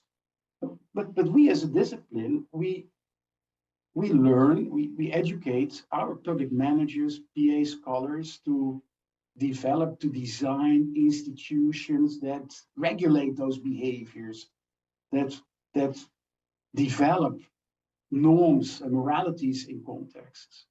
And that's a gap. I feel an increasing gap there, but maybe you have different experiences. Third, where are we now? At least in Europe, we'll face an increasing shortage of public management, a huge labor market demand. So there's a lot of retirement. For young scholars, there are not too many opportunities. The higher level jobs are offered on the market, but for our students, it's difficult to get entrance to this labor market, and that's crazy. So we also need to work on the labor markets. That's from our perspectives. Now, what should we do? What should we do? We should develop new and innovative programs from a few premises. This is the program that I developed at the University of Twente. I didn't take this opportunity to aggressively promote that particular program, but we worked from a number of premises. Of course, there's the digitalization and so on, but I didn't want to focus on my presentation here. What we need to do is to adopt an outside-in approach to public administration. We, again, need to move from a focus on political administrative processes, from public administrations per se, to the relevance, to the problems that they are embedded in. What will we solve? What are we addressing? That's also what our students love to do. It requires an interdisciplinary approach because solving those problems from a technological transformative perspective needs us to closely collaborate with the engineering sciences, but also with the sociology and political science from the perspective of polarization, maybe autocratic rule. What we need to offer to our students are flexible pathways to further develop their education, also student-driven from their own perspective. And then finally, to better tie to the labor market, a challenge-based approach in which the programs that we develop offer them also already real experiences, not in simple internships, but also working on the wicked problems that we are facing. And I know that's really, really, really ambitious. But this brief workshop, one-day workshop that I gave yesterday in Brussels, made me aware again how relevant it is in this context of a transforming world, a transforming globe, how we need to recalibrate or maybe redefine or reform the way and our approach to the discipline and how we educate a new generation of public managers and public leaders. Thank you. Thank you, Renee. While Alfred shared his research and his experiences in Lee Kuan Yew, particularly regarding the online teaching and how students see the engagement with professors and their learning experiences and interaction with the students, and some of the new initiatives such as gamification. In fact, some of the faculty members in my department, they have been working on gamification and application of that in our education. We haven't introduced that in my department, but some of the faculty members actually working on it these days.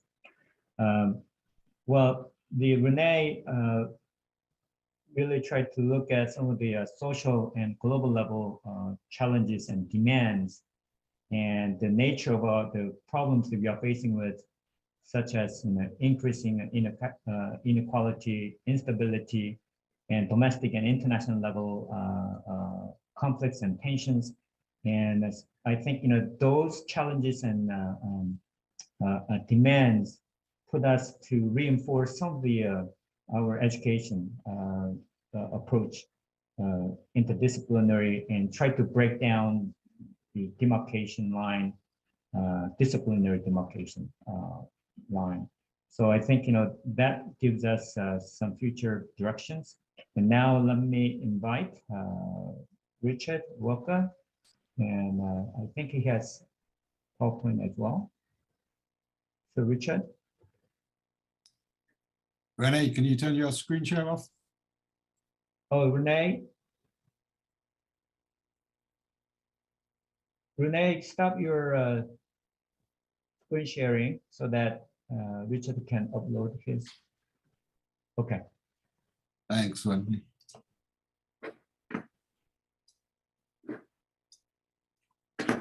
Okay, good. Is that okay, everybody? Yes, can you, well, full screen, yes. You got it? Okay, yes. Thanks for the invitation, Jay, to this session. As with many of these things, you say yes, then the time approaches and you think, what am I going to talk about? And you think, well, Jay's asked us a very large question. And so you sort of, you have what's been on my mind recently, which may touch on some of the things, or small parts of the things Renee spoke about. Technological challenges are things that have been on my agenda recently. We've seen the world of public administration technologically change. And Jay wrote about e-government, I won't mention, a few decades ago, I guess. We have e-governance, and now what is it, a new digital governance, as AI, augmented reality, metaverse start to challenge the way that we understand the world. And as organizations like the OECD argue, these technologies should be used to design better policies, make better and faster decisions, improve communication, engagement with citizens. And there are multiple examples of governments engaging with these, but these often bring challenges. Utrecht, Stefan Gramikelski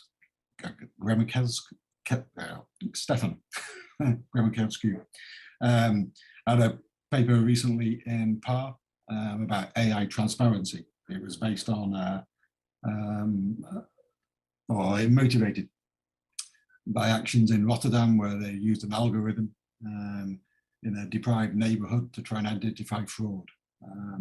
And the concerns there were not necessarily about the use of AI, but the lack of transparency in the process.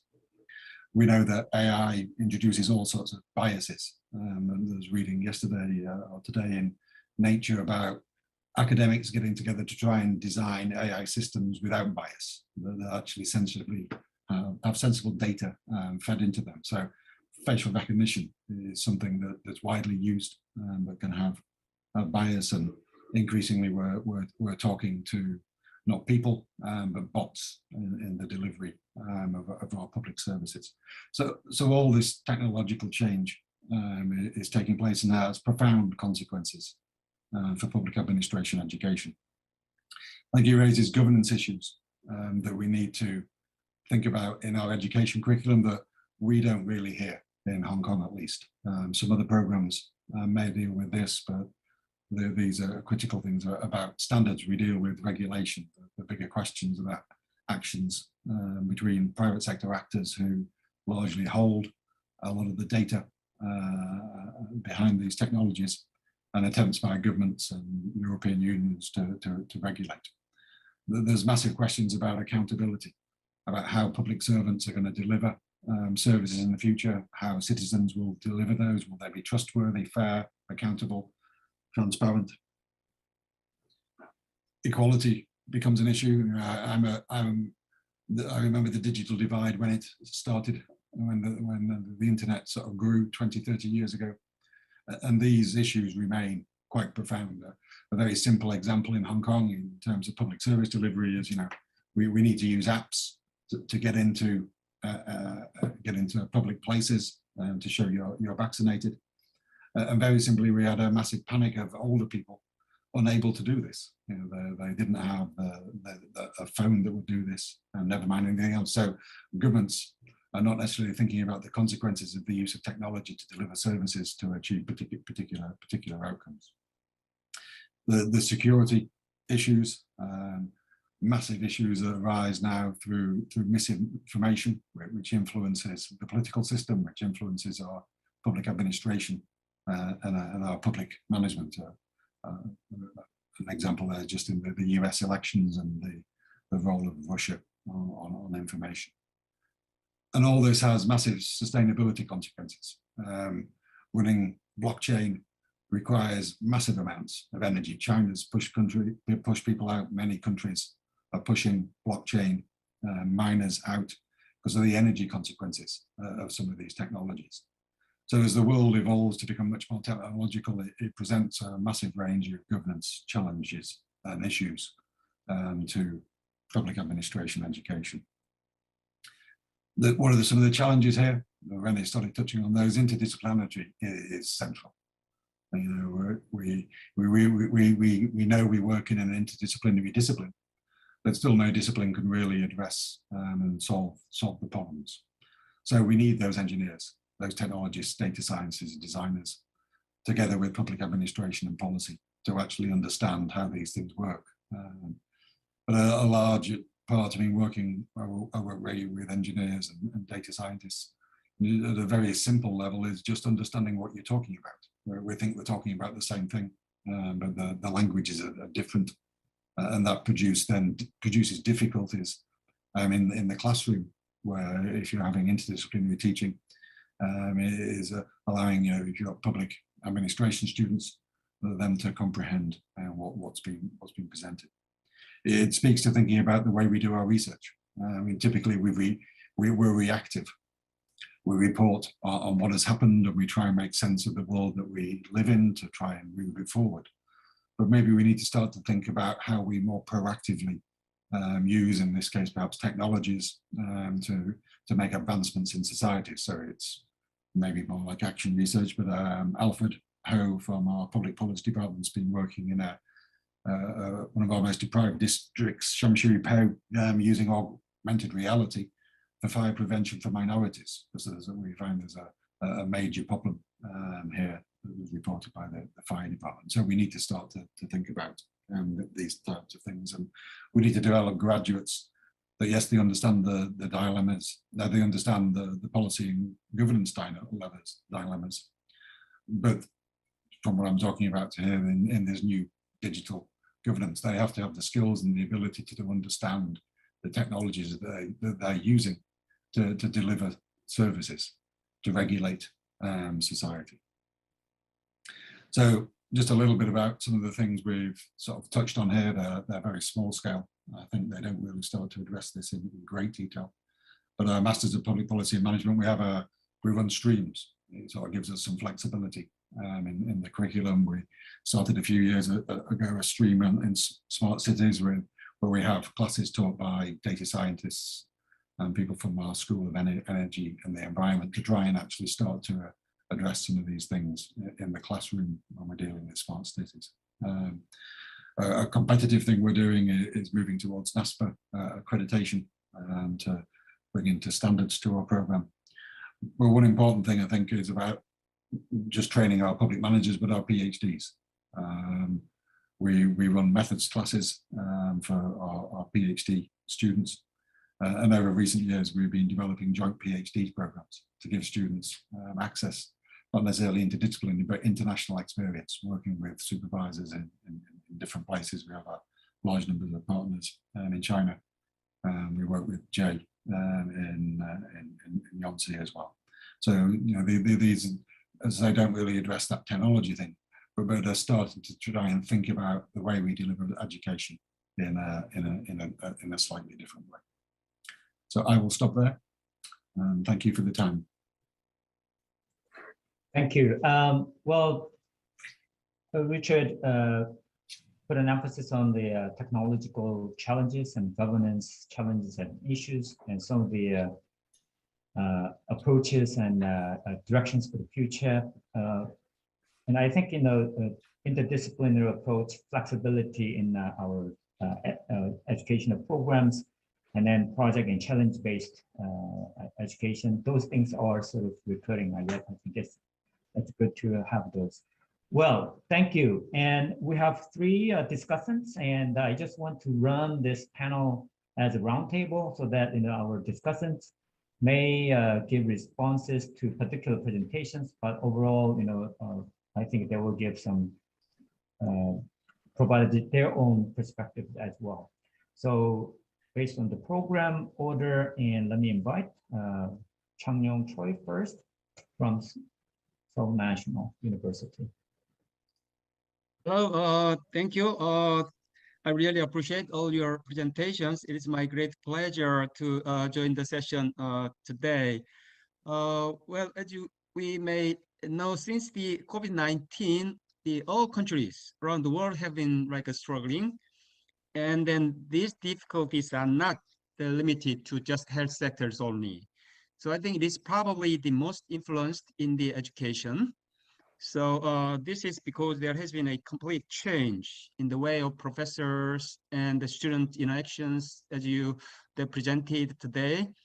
And then especially in the classroom that continued for 1,000 of years. So I still feel embarrassed when I had classes in the classroom without the student. we all experiences after the COVID and in the COVID-19. Then a semester, an year later, we have adapted to this amazing a new way of education, especially in a PP and PAs. And then what does this shock, change and adaptation means for the university education in general, and then PP and PA in the particular. In our field these days, we are talking about 3 crises, I think. A first crisis is a crisis of public administration. The second crisis is a crisis of theories of public administration. And then third crisis is the schools of public administration. Now we are in the field. So I think there are 3 crises in front of us. So the global pandemic of COVID-19 is turning these 3 challenges into a deeper crisis or opportunities. So listening to today's presentation, I think we have 2 missions in the future of a PP and PA educations. The first is strengthen the education on the role and the capabilities of the civil servants or bureaucrats in the government in managing how to deal with the crisis, not beyond the pedagogical or the changing the teaching styles. Like despite the emphasis on markets, autonomies, and efficiencies, we still know the importance of government roles and the roles and the capacities of the bureaucrats in the old governments. So like theoretical and practical education should be expanded on what the government original law and the market and civil society cannot deal with. So in this respect, I think non-face-to-face and long-distance learning after or in the COVID-19 has greatly reduced the cost and time to exchange policy cases in many countries in the real time. So the second is how to expand the horizon of the study of PA and PP theories, in addition to the traditional theoretic education and research, and like a paradigm shift nowadays in the public administration to meet the new needs in the new era, I think. So in particular, it is necessary to, I think, to explore the core research topics of public administration, like emerging in the new democratic and decentralized era, especially in the digital transformation and digital governance, away from this state centers and bureaucratic administration that works efficiently in the developing countries like South Korea in past decades. So I think practical case studies will also be important, reflecting the innovation of education methods and how these innovative teaching methods can be linked and shared to solve real problems in the real world.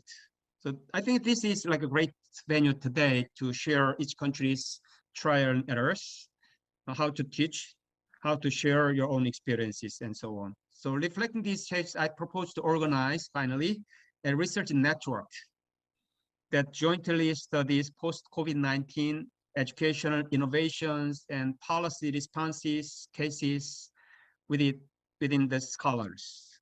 So I propose to establish a database that jointly develops and shares research topics, case studies, publish case books, and organize education materials in the spirit of a collective intellectuals. So given the limited time, I want to have some additional comment after 3 rounds. Then thank you again for your wonderful and insightful presentation today. So I hope to see you again in the research networks. Okay, then the Professor An, or Professor Moon, sorry. So I'm done. Okay, thank you. Well, particularly focusing on the some of the crises in the area of PA as a discipline and the theory level, and then PA as an educational unit or program, and then how we need to come up with new challenges and proposing a network. And I think this will be the first step to make the network. And I think it's a good proposal to have data bank and repository for teaching methods and many other new initiatives. Often, academic unit is not the one actively searching for new alternatives, and there are a lot of institutional constraints that we have. Okay, thank you so much. And second discussant will be Junmo An from Korea University. Thank you. He said that he will share screen. Yes, I prepared a short presentation PowerPoint slide. So I will share the screen.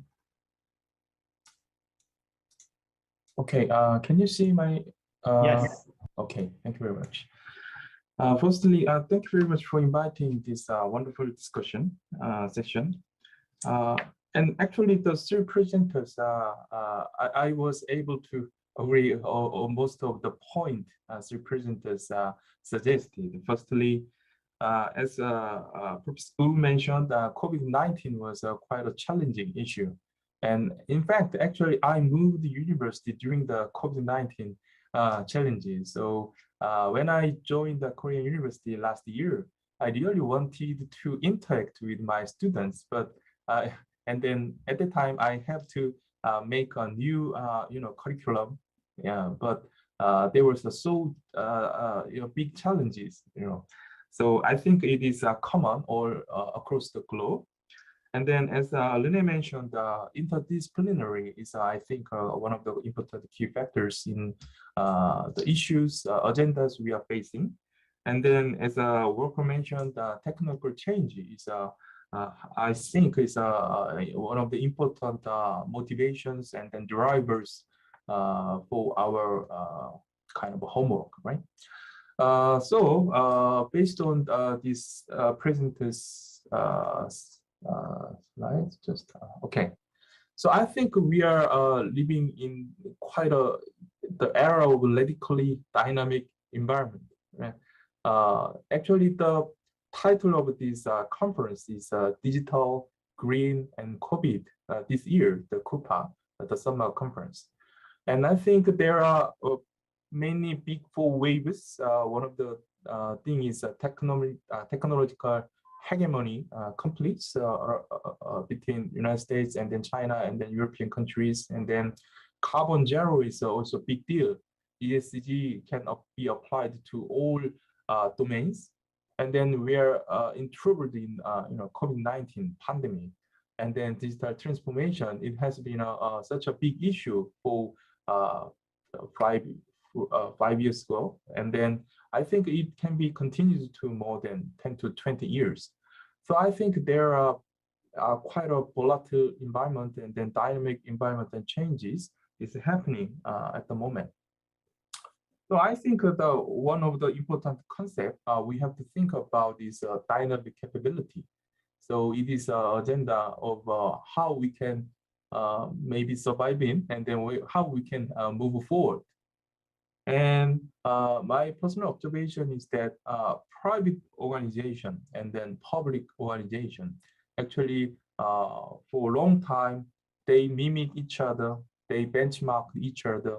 And then by this process, they have achieved the great co-evolution.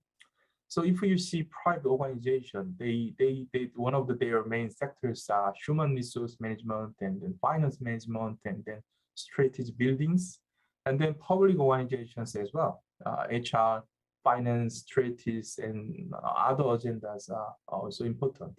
And then if we see some educations for the private organization or public organization, I think there is a kind of a mirror image. For example, business school, they operate business administration. We operate a public administration course, or MPA, EMPA, EMBA, Tech MBA, data sciences, etc. So maybe we have to think about some gaps between the public administration and business administration.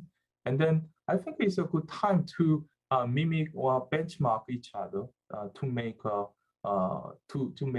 good move forward. But I think there are many challenges when we think about dynamic capability building. I think it is particularly because public administration or public policies are tricky, difficult because of these reasons. The public administration or public policies, it involves politics. Consequently, we have to face high level of conflicts. And then sometimes it's quite difficult to open data. So we have some kind of case study issues. For example, for the national security, the scholars cannot freely access the data and the students as well. And then we need to understand the whole context or history rather than a piece of knowledge, right?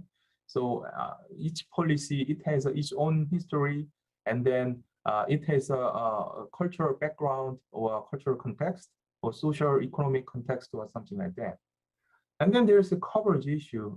Mainly the business administration, they focus on small firms or large firms, individual firms, but we are looking at more macro side. So there's a complexity issue. So rather than clear narrow issue, we have to solve quite a broad wicked problems.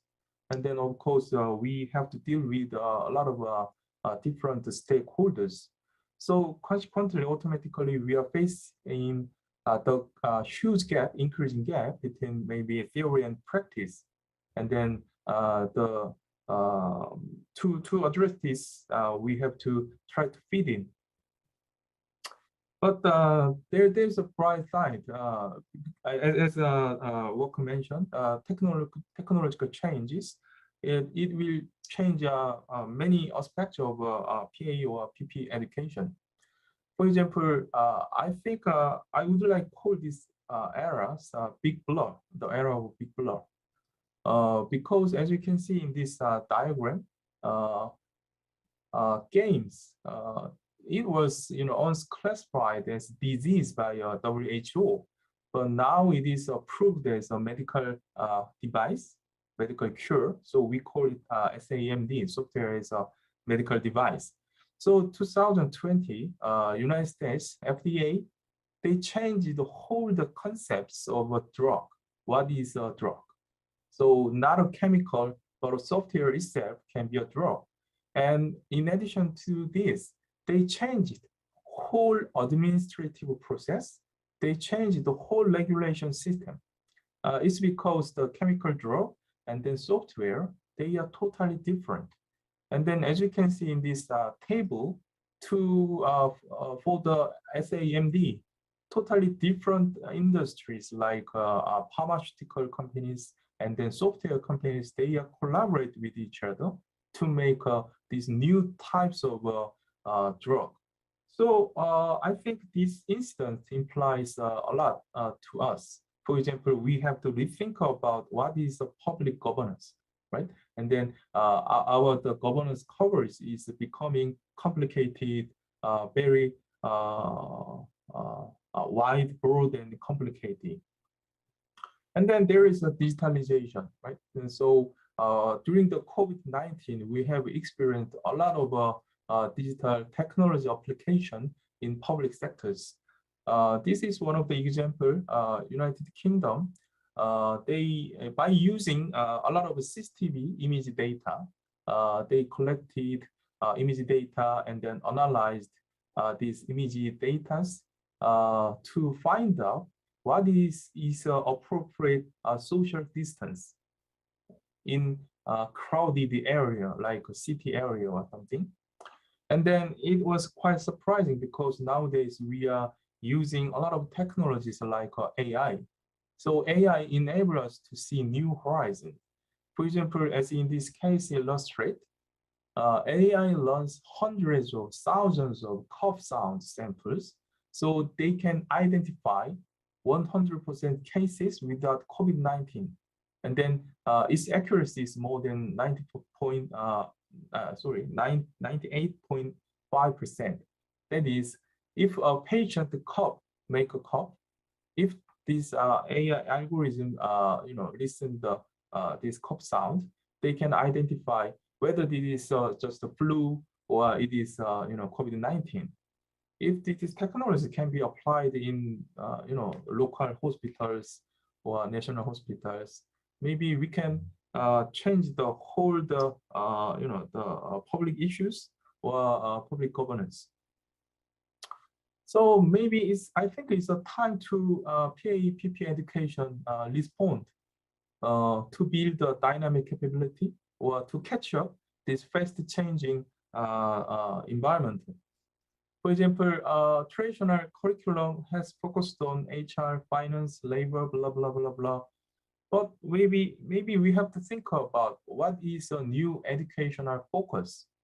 I think, I personally think maybe we have to try to nurture new territories, like not only territories, but we have to more emphasize collaboration capabilities or risk management, conflict management, or change management. And then the ideal, how can I say, type of our education, we have to aim to nurture rather than T-type, maybe double T-type. A student who have general capabilities and then maybe more than 2 specialties.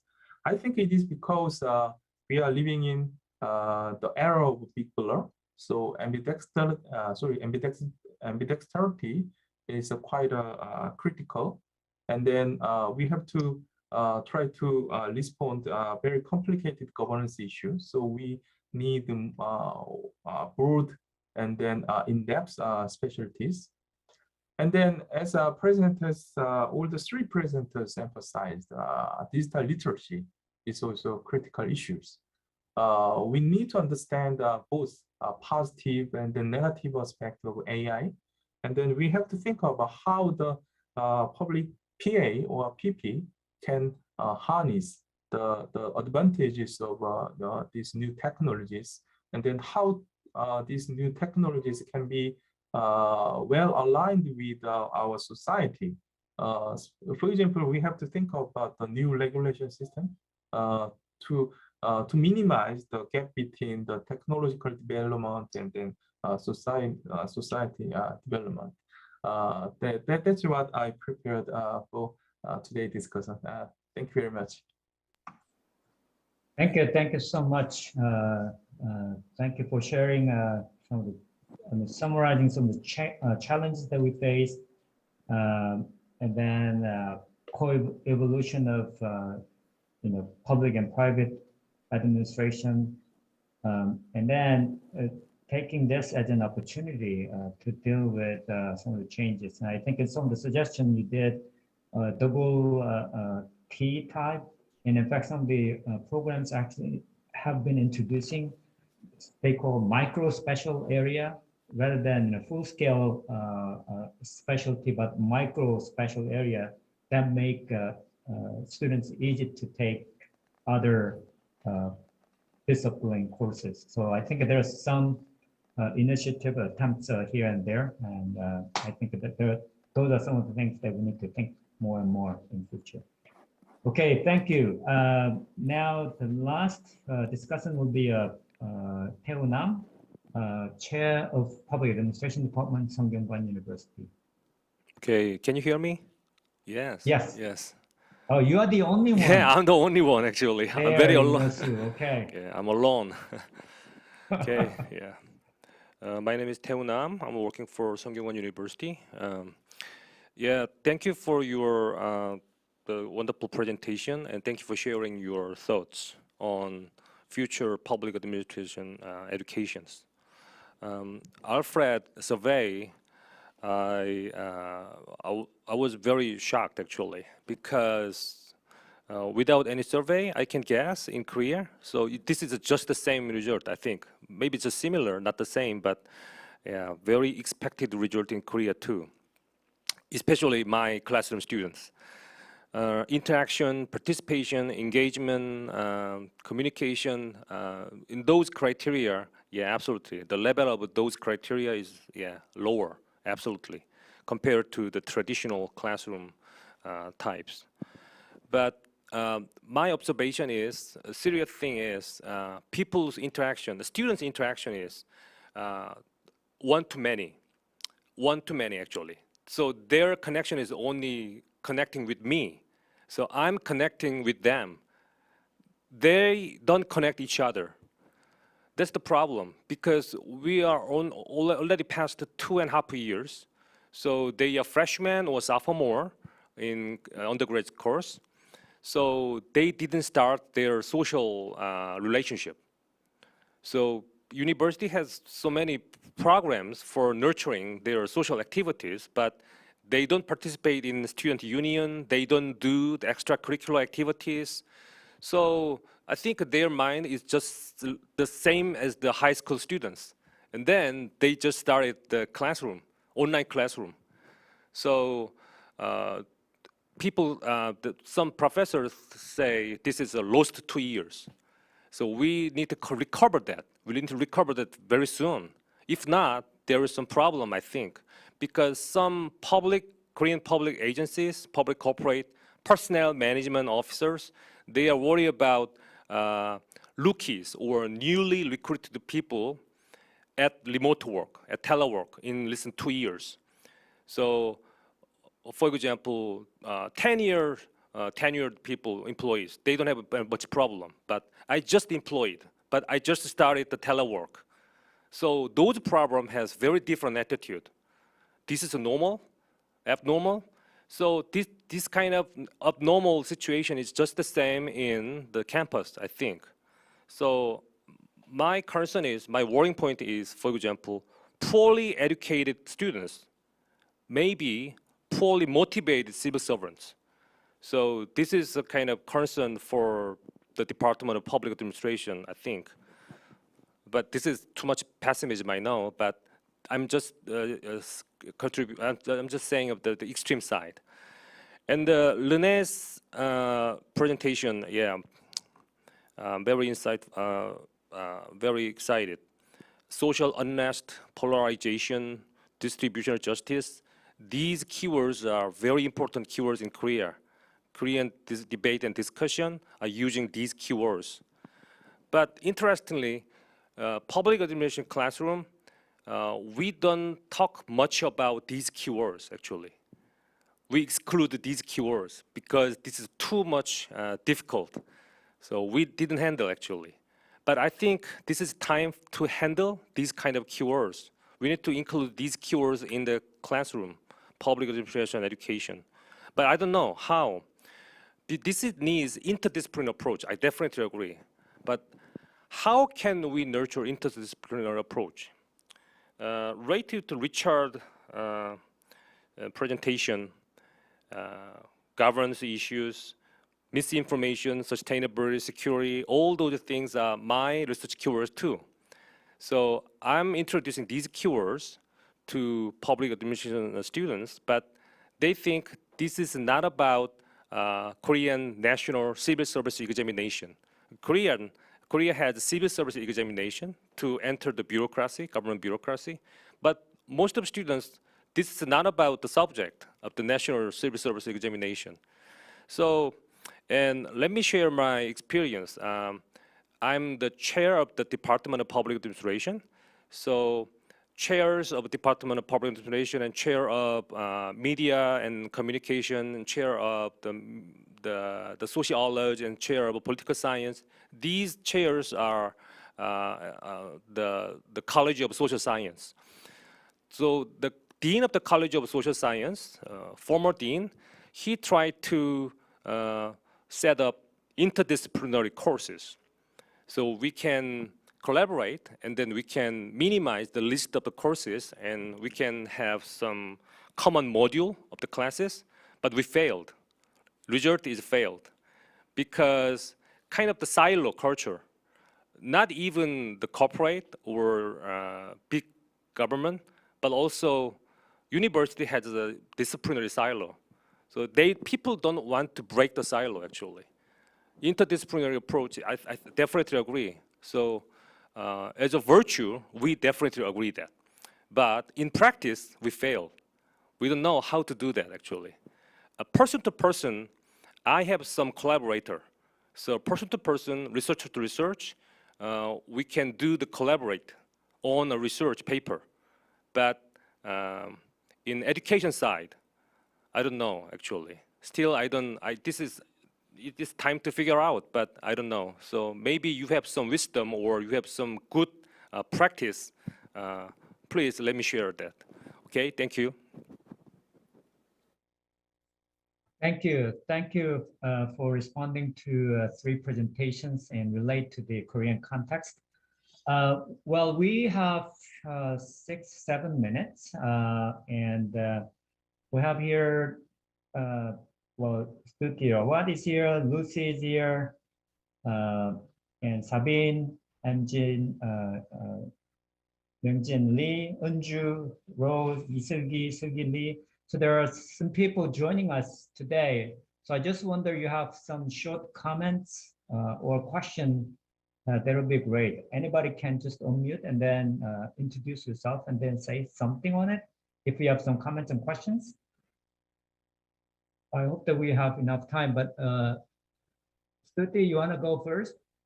Oh, sure. Thank you so much for the opportunity, and thank you for giving me the chance to sit in on this panel and listen to all the speakers. And I learned a lot, and this was a very illuminating experience. I think just to add on to what the last speaker said, just the fact that a lot of students are entering the workforce without having developed the skill set of interacting with peers or having developed these. A lot of the exercises that are carried out in a public affairs classroom are also aimed at nurturing skill sets related to teamwork, working in groups. And these are things that when graduates of PA courses are at work, they'll need to tap into these skills. So the fact that students aren't able to undertake that sort of training could be a deterrent. And then also the nature of work is likely to change in the future. So remote working isn't something which is temporary. It's probably going to increase. So there might be a need to structure in training in perhaps in public affairs classrooms, which also equip students to be working in environments where it won't be regular face-to-face contact, but there will always be an element of remote work involved. Thank you. Okay. Sound like Singapore government, at least from Minister of Education, he is very keen in keeping some part of COVID practice and also use in post-COVID period. I'm not quite sure whether we can do that.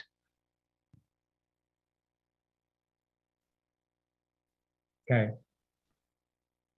Anybody else? And comments? Well, I guess, well, the best moderator is the one who finished the session on time, right? So there's a small question on the chat box. Lucy, I guess, have a small question and resonate to the difficulty reality of the implementation of multidisciplinary form of PA education, though we could.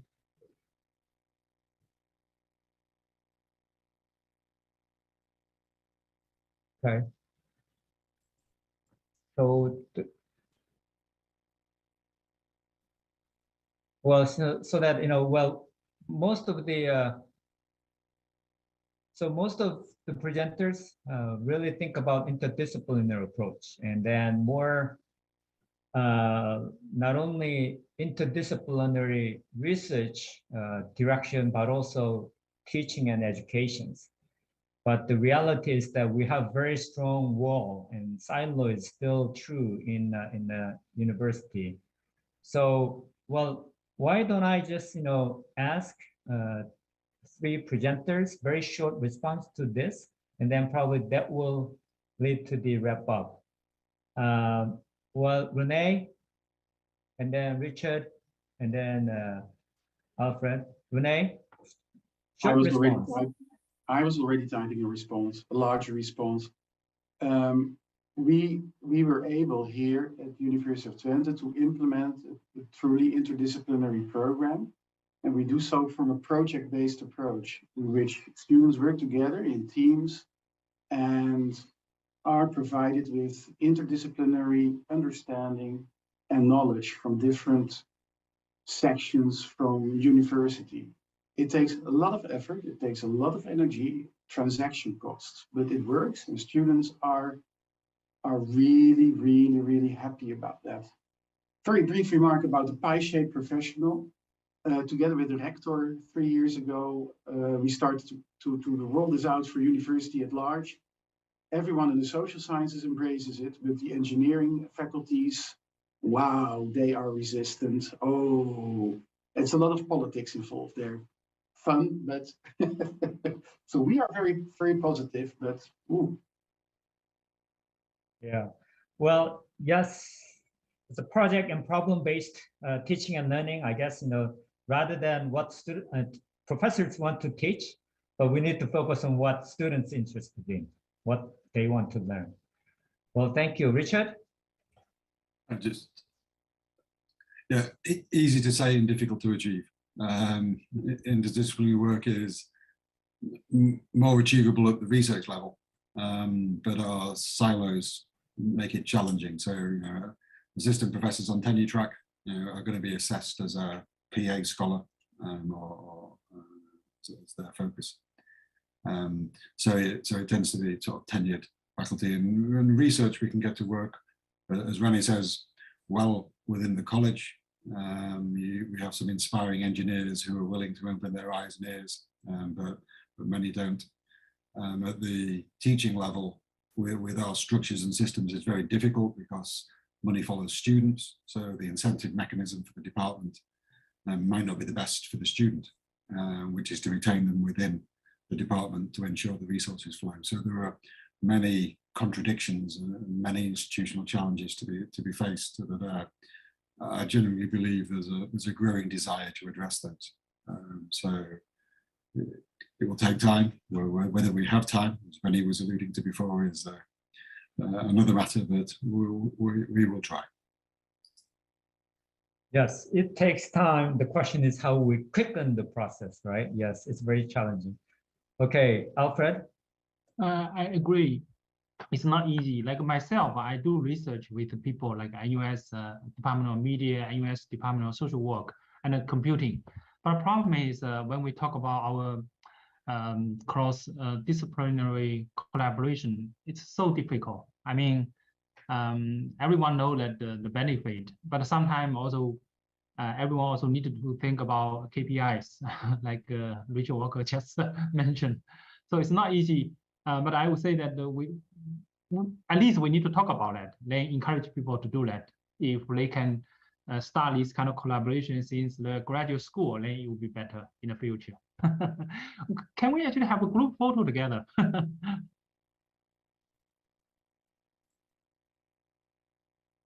Well, sure, yes. Well, anyway, time is up, and thank you so much for 3 speakers and 3 discussants and people in audience. And I think the topics that we dealt today is challenging, and I don't think we have a definite answer, but this is the things that we need to continue to explore for us and for our students. Well, thank you, and I hope that you stay healthy and hopefully see you in someday soon. Okay, thank you. Thanks, Jay. Thanks for organizing. 감사합니다. 네, thank you. Thanks so much. Thank you. Thank you very much. 감사합니다.